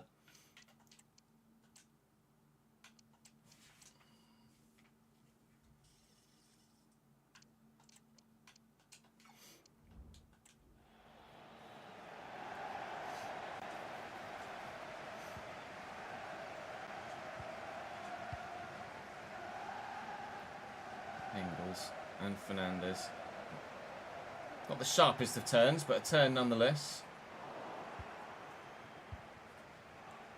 Haaland, take that back off him. Shempong to Engels. Through the gap looking for Adeyemi. Found well. Simi, Kilic under his spell. Wide of the target. Chances keep coming to try and finish this game off. But we either miss the target or Grabara makes a save. I'm starting to realise what it was like to play against him for Bradford, for others when they played me, but I don't care at the minute. 78% win percentage apparently with the predictions, 4% for City. Watch it happen still regardless. Here's Mikic, it's Jay Davies. Arsenal 4, Forest 1. So Arsenal are certainly keeping up their pressure at the top end of the table. It was our Haaland onside. Yes, and what a challenge by Jarek. Unreal defensive play from Jarek there. It was just last ditch is the word for that. I threw myself at it, hoping to get anything. A block, a toe, the man, anything. And Jarek has done unbelievably well. And again steps in to make a late challenge.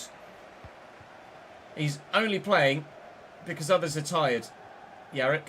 It's normally Lenny Yoro in that spot. But, oh, that's terrible marking. I should have shot. I should have shot. Still 8 minutes to go. City could do something, but Jarek is being a one-man band defensively so far. Ooh, nice ball to Foden. Cut it back. Who's there? It's Jarek. Who's there? It's Foden. Who's there? It's Haaland. Oh, God, it really is last ditch. Get out. Deary me. Oh, I actually think I'd already beaten the defender. I didn't need to turn. All right. Yeah, there you go. Eventually, the first time passing lets them down. No! Have a word. I aimed at the friggin' right back. And he played it right in front of him. I would absolutely have exploded in fury there if that ended up going in and they got a point from this. Looking for Adeyemi. Does enough. I was just trying to waste the time. We have a 1-0 win. 2 narrow victories thus far. Deserved, but narrow. Now, a proper European test. Frankfurt are a particularly good side. We only just squeaked past Rapid Vienna. Hey, Dermiel.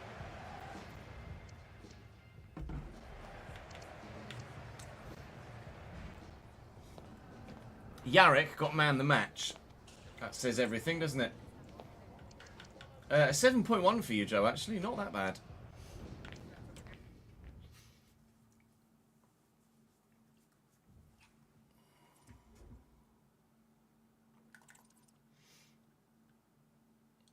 You play on Series S and play old gen because you feel it's smoother, but you play it on Ultimate with shot error and pass error sliders, CPU at 33, making them even better. You run straight through them. Yikes. I'd always recommend playing on the current gen version because old gen doesn't have hypermotion. Hypermotion's not great by any stretch, but it's better than the old system.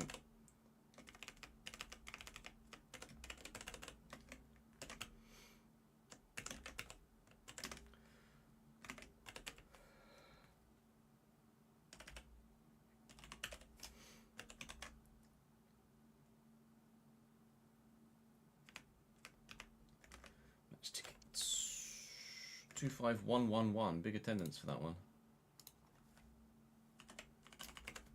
55104 182118.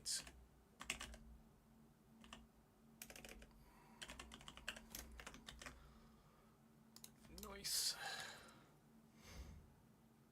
FC24 old gen is the best gameplay you've played on, really?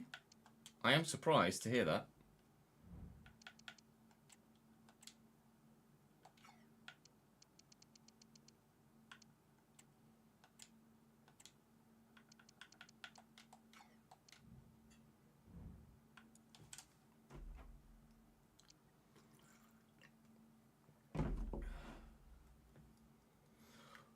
Have to have a toilet break and cool the room down again, chat. I'm melting here. I shall be back in a couple of minutes and then we'll play Frankfurt. BRB.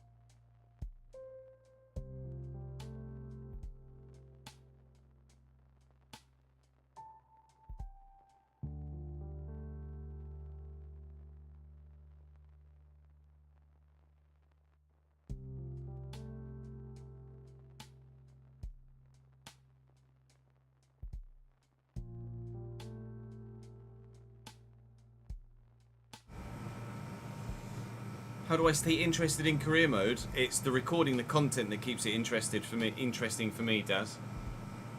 And the spreadsheet to make things more realistic. Because there's just a lack of depth to the mode in general. But it's recording live and interacting with chat that keep it fresh for me. Fresh enough anyway.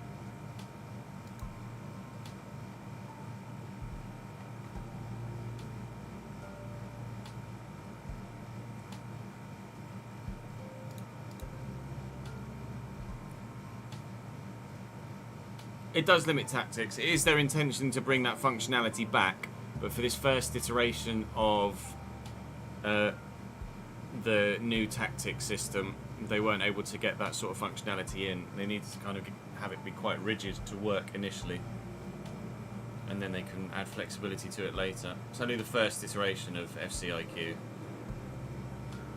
Obviously, we do all agree that FCIQ isn't great.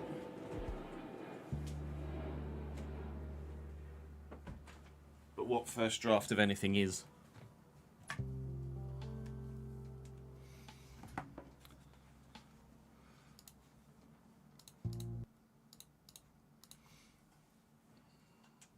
First draft of anything is always shit, isn't it?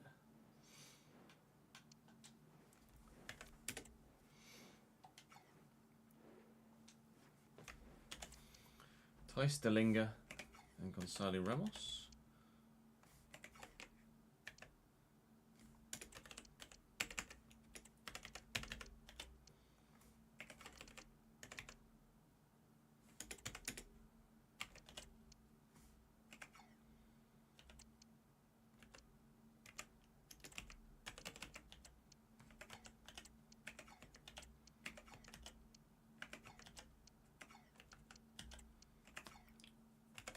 Rested in goals could be a pain in the ass.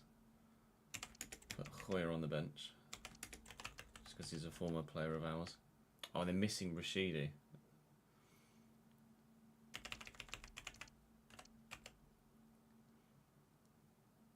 Playing the next leg though.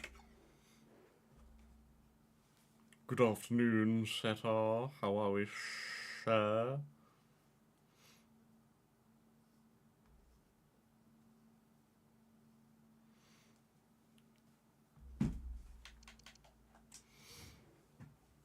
If I could add any league to the game, what would it be? No idea. Dirt no. Every league that I would care about being in the game is already in the game.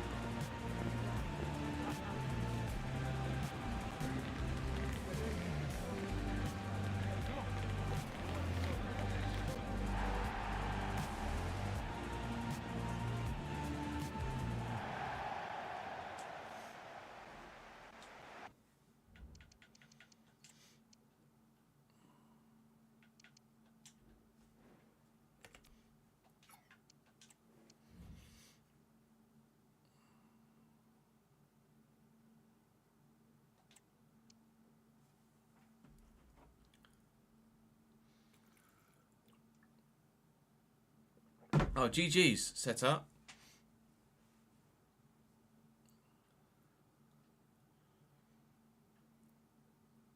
Yeah, adding the National League would be pretty sweet, but I don't think the gameplay just wouldn't work with players that lowly rated. Old school English 4-4-2 for Frankfurt. Decent goalkeeper, Guillermo Restes, 88 rated. Joram Zage, Alessandro Buongiorno alongside Tuta and Lund Hansen at left back. Johan Bakayoko at 87 is pretty bloody decent on the right hand side as well. They've got Alex Scott at centre mid. Junadina Abimbe at centre mid alongside Liam Taylor on the left, who's a Patreon player. Gonzalo Ramos up top alongside Thijs de Linge. On the bench, they've got some options, including Christian Lichtes, who's pretty decent. And Tristan Hoyer, our former right back / centre back. So he could come on at some point and have an impact. But we're at full strength for this one.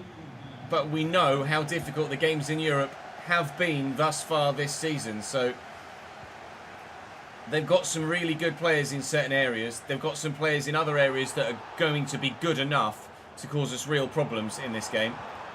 Bologna, that we lost to, were a better side.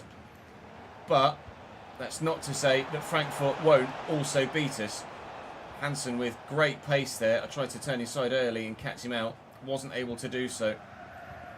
This is going to be a real challenge over two legs in every single round of the knockouts of the Europa League.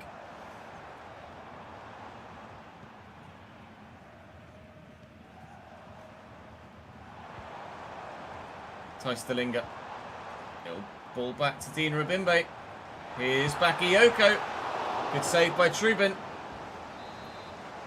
Corner to come in from this side. It's going to be taken short, I think. It is. Alex Scott. Another corner then.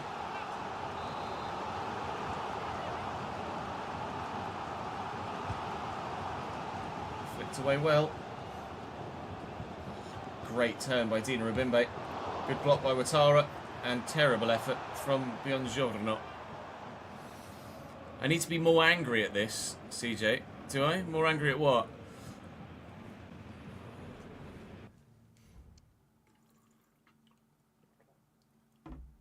I have direct access to the Career Mode devs, CJ, via the EA Sports Creator Network Trust for the past 8 years plus, 9 years plus. Been working with EA to try and direct the mode as best as possible. But you can only do so much. You can give as much feedback as you want till you're blue in the face, but ultimately if people make different creative decisions, it's out of our hands. But we do what we can to give the feedback and suggestions and offer directions. We're only a handful of people trying our best to make the mode as good as possible.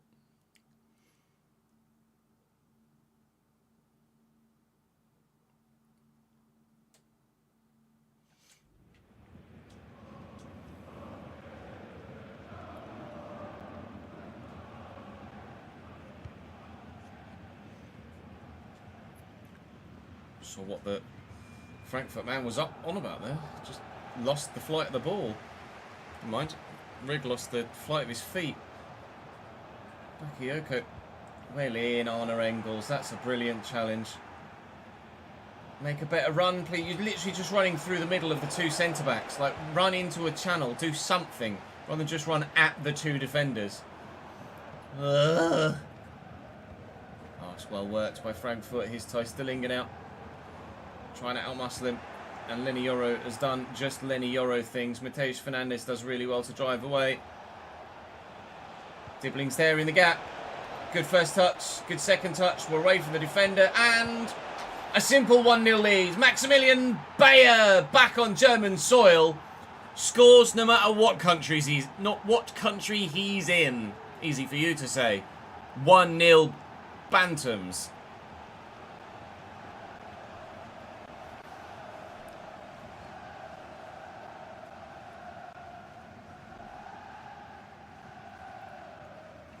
Game speed is manageable just with the sliders now, CJ.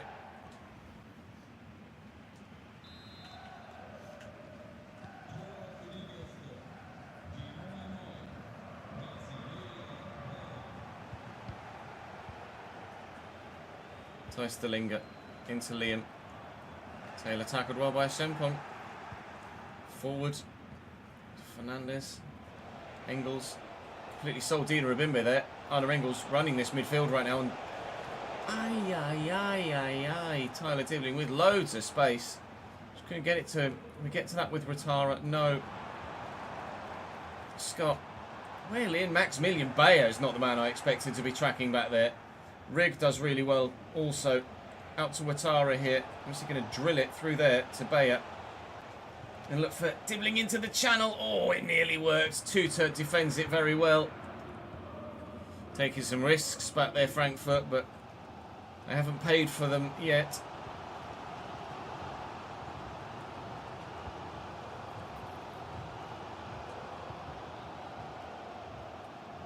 Good touch. Lays it off well. Fernandes looking for Dibling over the top to try and help it on towards Bayer.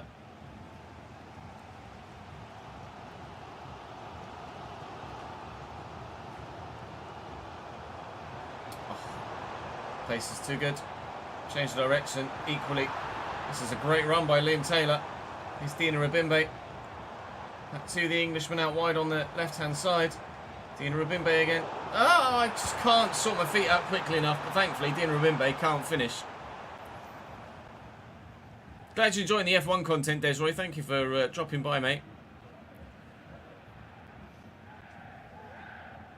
Appreciate the support on YouTube. Glad you're still enjoying the VOD content too, even if you can't make the lives. Bayer. Ouattara. Oh, it's just poor. It's just poor. It's just no other word for it. It's just poor. Tina Rabimbe to Gonzalo Ramos. Well in Murillo. Unrigged now. See ya. Speaking of poor on their part, Bayer. Oh, he's beaten the defender. Maximilian Bayer. Just took it a little bit too far. Oh, great recovery from the fullback for Frankfurt. We're 1-0 up. It is a difficult game, but we're all right. Just Jack's just joined the Patreon at the VIP tier. My guy. Thank you, mate. Thank you very much indeed.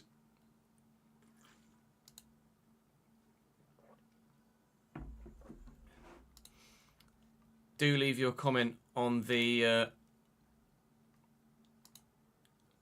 Patreon post. Are you watching with us live here at the minute, Jack? If you are, say hello in chat.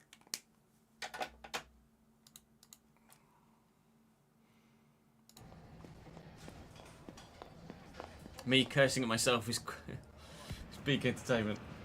I do say fuck's sake, Ches, a lot. To be fair.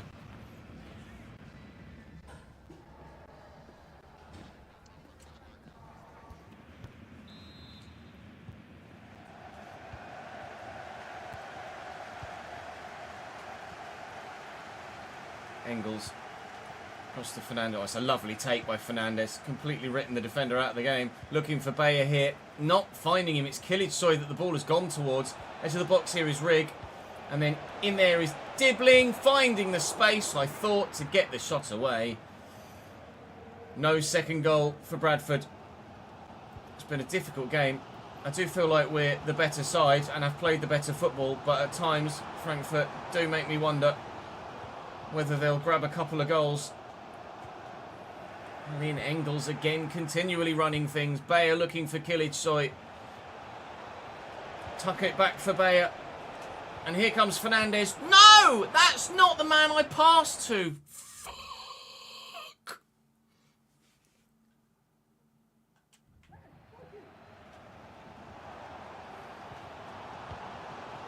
Challenge, get up, get up. Short, just jump near him. That will help win the ball, won't it? Tuta. Forward to Thijs de Linge. Not a foul, ref. Good boy. Love a strong, old school, lower division English leagues challenge. Kilic making the run. Dibbling's made a better one. Dibbling's in, Dibbling's in, Dibbling's in too. Lovely finish on his left foot. On the hour mark, we extend our advantage. Rah. This is episode 12, which is going to be Friday's video. This is Friday's video, Desroy. I don't think it would be safe to sim the second leg, no.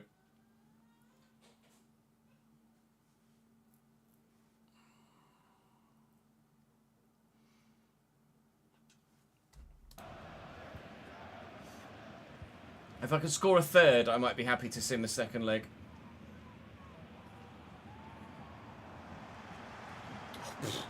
That kick has just walked around me. Oh my gosh. Really single-handedly getting his team back in the game. Hearing me, that was a hell of an effort. Engels. Fernandes. Yeah, if we can get a third, then I might be open to simming the second leg to make things a bit more easy to navigate for the end of the season. But I do feel like we'd need another goal at least. Bayer. Oh, it's Dibbling, in fact. I thought it was Bayer. I mean, look at bloody Chris Rigg making a run into the box there. Bayer around the corner. Here's Fernandes. Back into Bayer. Could be another one here. Dibbling. Oh, brilliant save. I think I've got a pen. I do. We could get a third goal. I don't even know where the foul was. Tutor, I think, was the man that gave it away. He's furious with the referee. His teammate's having to hold him back. Where's the foul? Oh, there. Yes, definite foul. Fair enough. Penalty for Bradford City. Well, Arne Engels buried the last one. Can he do the same here? We're going to go the same way. Is that a mistake? No. 3-0 Bradford City. Are we comfortable enough here to sim the second leg after a 3-0 away leg win? Maybe.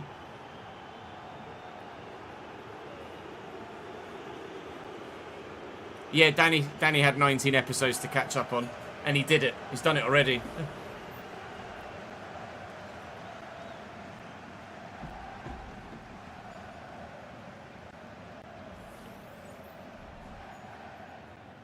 This is the quarterfinals.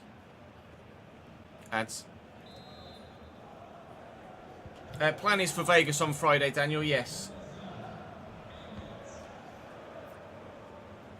Gonzalo.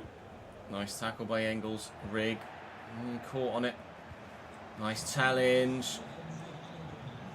Oh, that's not a great ball.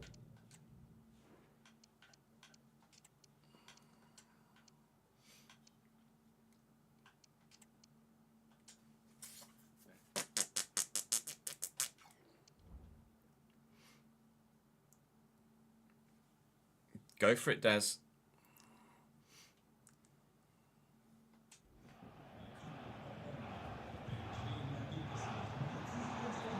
Nice ball into Gonzalo. Whoa, not far away either from Gonzalo Ramos. Worth a go. Changes being made by us. If Frankfurt can grab one, they're back in it, really. But if we're able to see it through at 3, I think it's a very one-sided affair here. See the run of Conor Gallagher. It's not a great pass by Maximilian Bayer, if we're honest with ourselves, is it? And here they come. Lichtes is off the bench. We did play with Frankfurt. We did win the Europa League with Frankfurt in the journeyman save on the second channel. It's caught there. It was late. It shouldn't be a booking, I don't think. But he's going to get one, it seems. Jack, thank you for the 7th month subscribed, my friend. Oh, it was you! It was you! If you can say the hairstyle number as it's in the create player section. I don't know. If you've got another player that you know has that player hairstyle, then that would be preferable, please, Jack. If you could send me a message on Patreon as well, please, confirming your Twitch username, that'd be great, because then I can add you to my spreadsheet.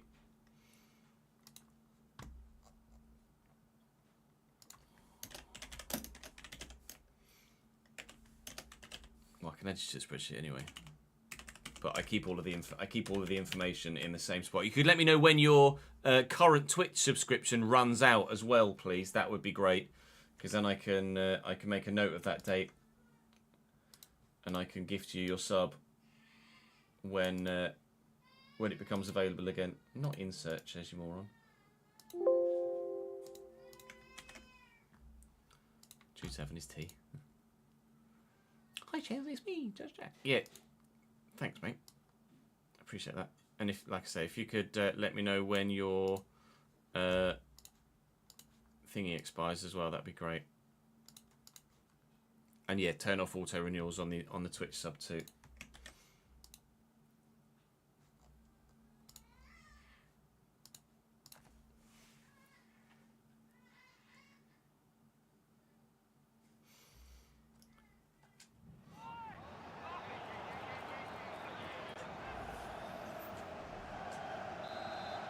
Thank you for the support from Jamaica, Nathaniel.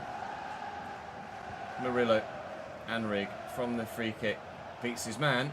Seemed to just give up on me for some reason. Are you in trouble here? Is this a second yellow? It might be. I can't quite see who it is. It is a second yellow.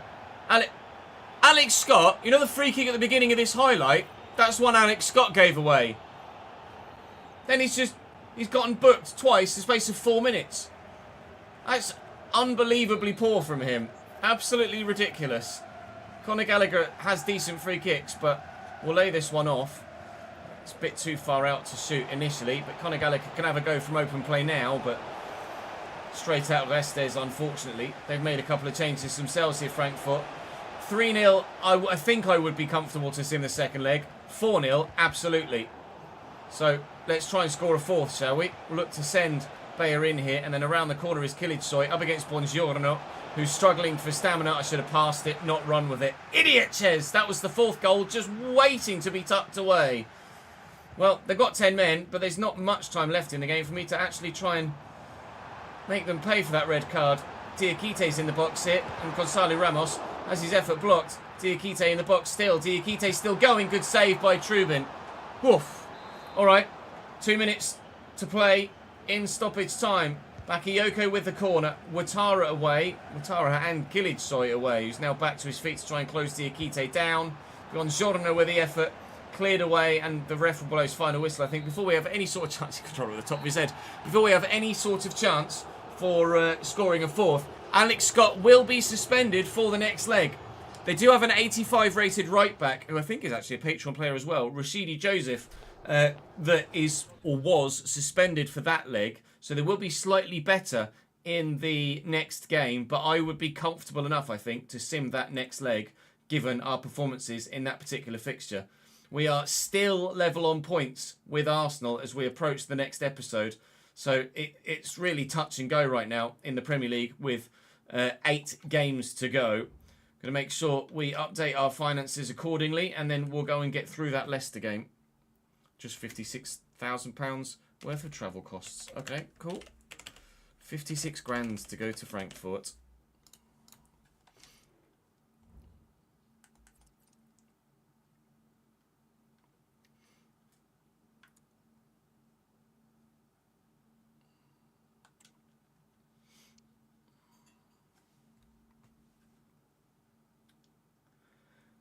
Now, I'd said, or I'd thought to myself that I would sim Leicester without actually factoring in that they're 7th in the table and having a very good season. That's not a simmable game. That is a game I need to play. We've got 8 games remaining in our Premier League season. Arsenal have now gone top of the table, but have played 2 more.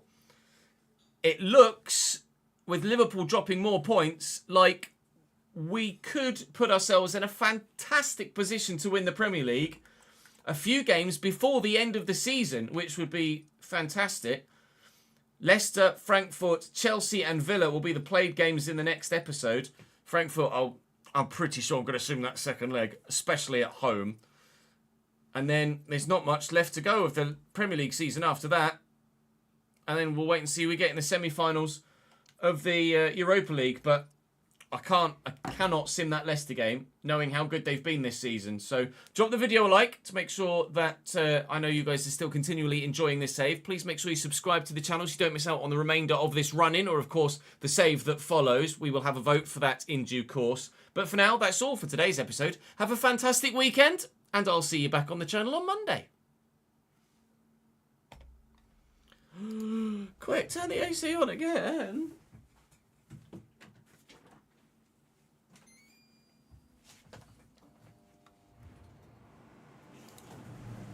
Oh my lord.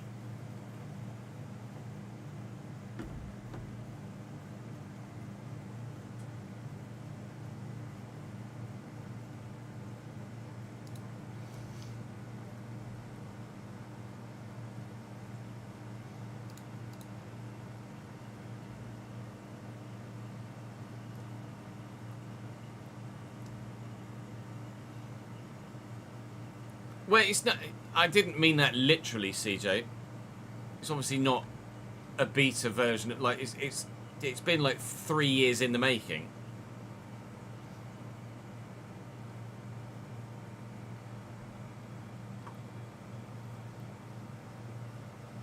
It's not a beta version. They just had to make it as rigid as it is to get it to work initially as a base level for where they want to build it from. Yeah, temperatures go up again tomorrow, but oh no, actually tomorrow I'm off, but we're in the rig from we're in the rig on Thursday, and then Friday will be F1 and FC again, provided we have enough time to get both in, but certainly F1. Shauna's live, is she? We'll send everyone to Shauna then, Daniel. Absolutely. Love a bit of Shauna, don't we? Right, that is all from me for today, guys. I'm going to go and edit that off stream. Thank you very much for your continued support here on the channel. Like I say, I am off tomorrow, but we will be live again on Thursday. Thursday will be on the rig with iRacing. I can't find Shauna. Is she playing FC? Or is she playing rematch or something like that, Daniel? What's her... I'm not sure what her Twitch handle is. Is it Shauna Games? I think it's Shauna Games. Look. It's not Shauna Games. Shauna_Games. Well done, Chess. Alright. I was right. Just think of the underscore. There we go. This sends you guys to Shauna. Thank you very much for watching today, guys. Go and join Shauna and give her my love. And give her your love too. She deserves it. That is all for me for today, though. Like I say, live again in a couple of days' time with iRacing. More F1 and FC on Friday. YouTube videos every single day, of course. So make sure that you go and watch those. But that's all from me for now.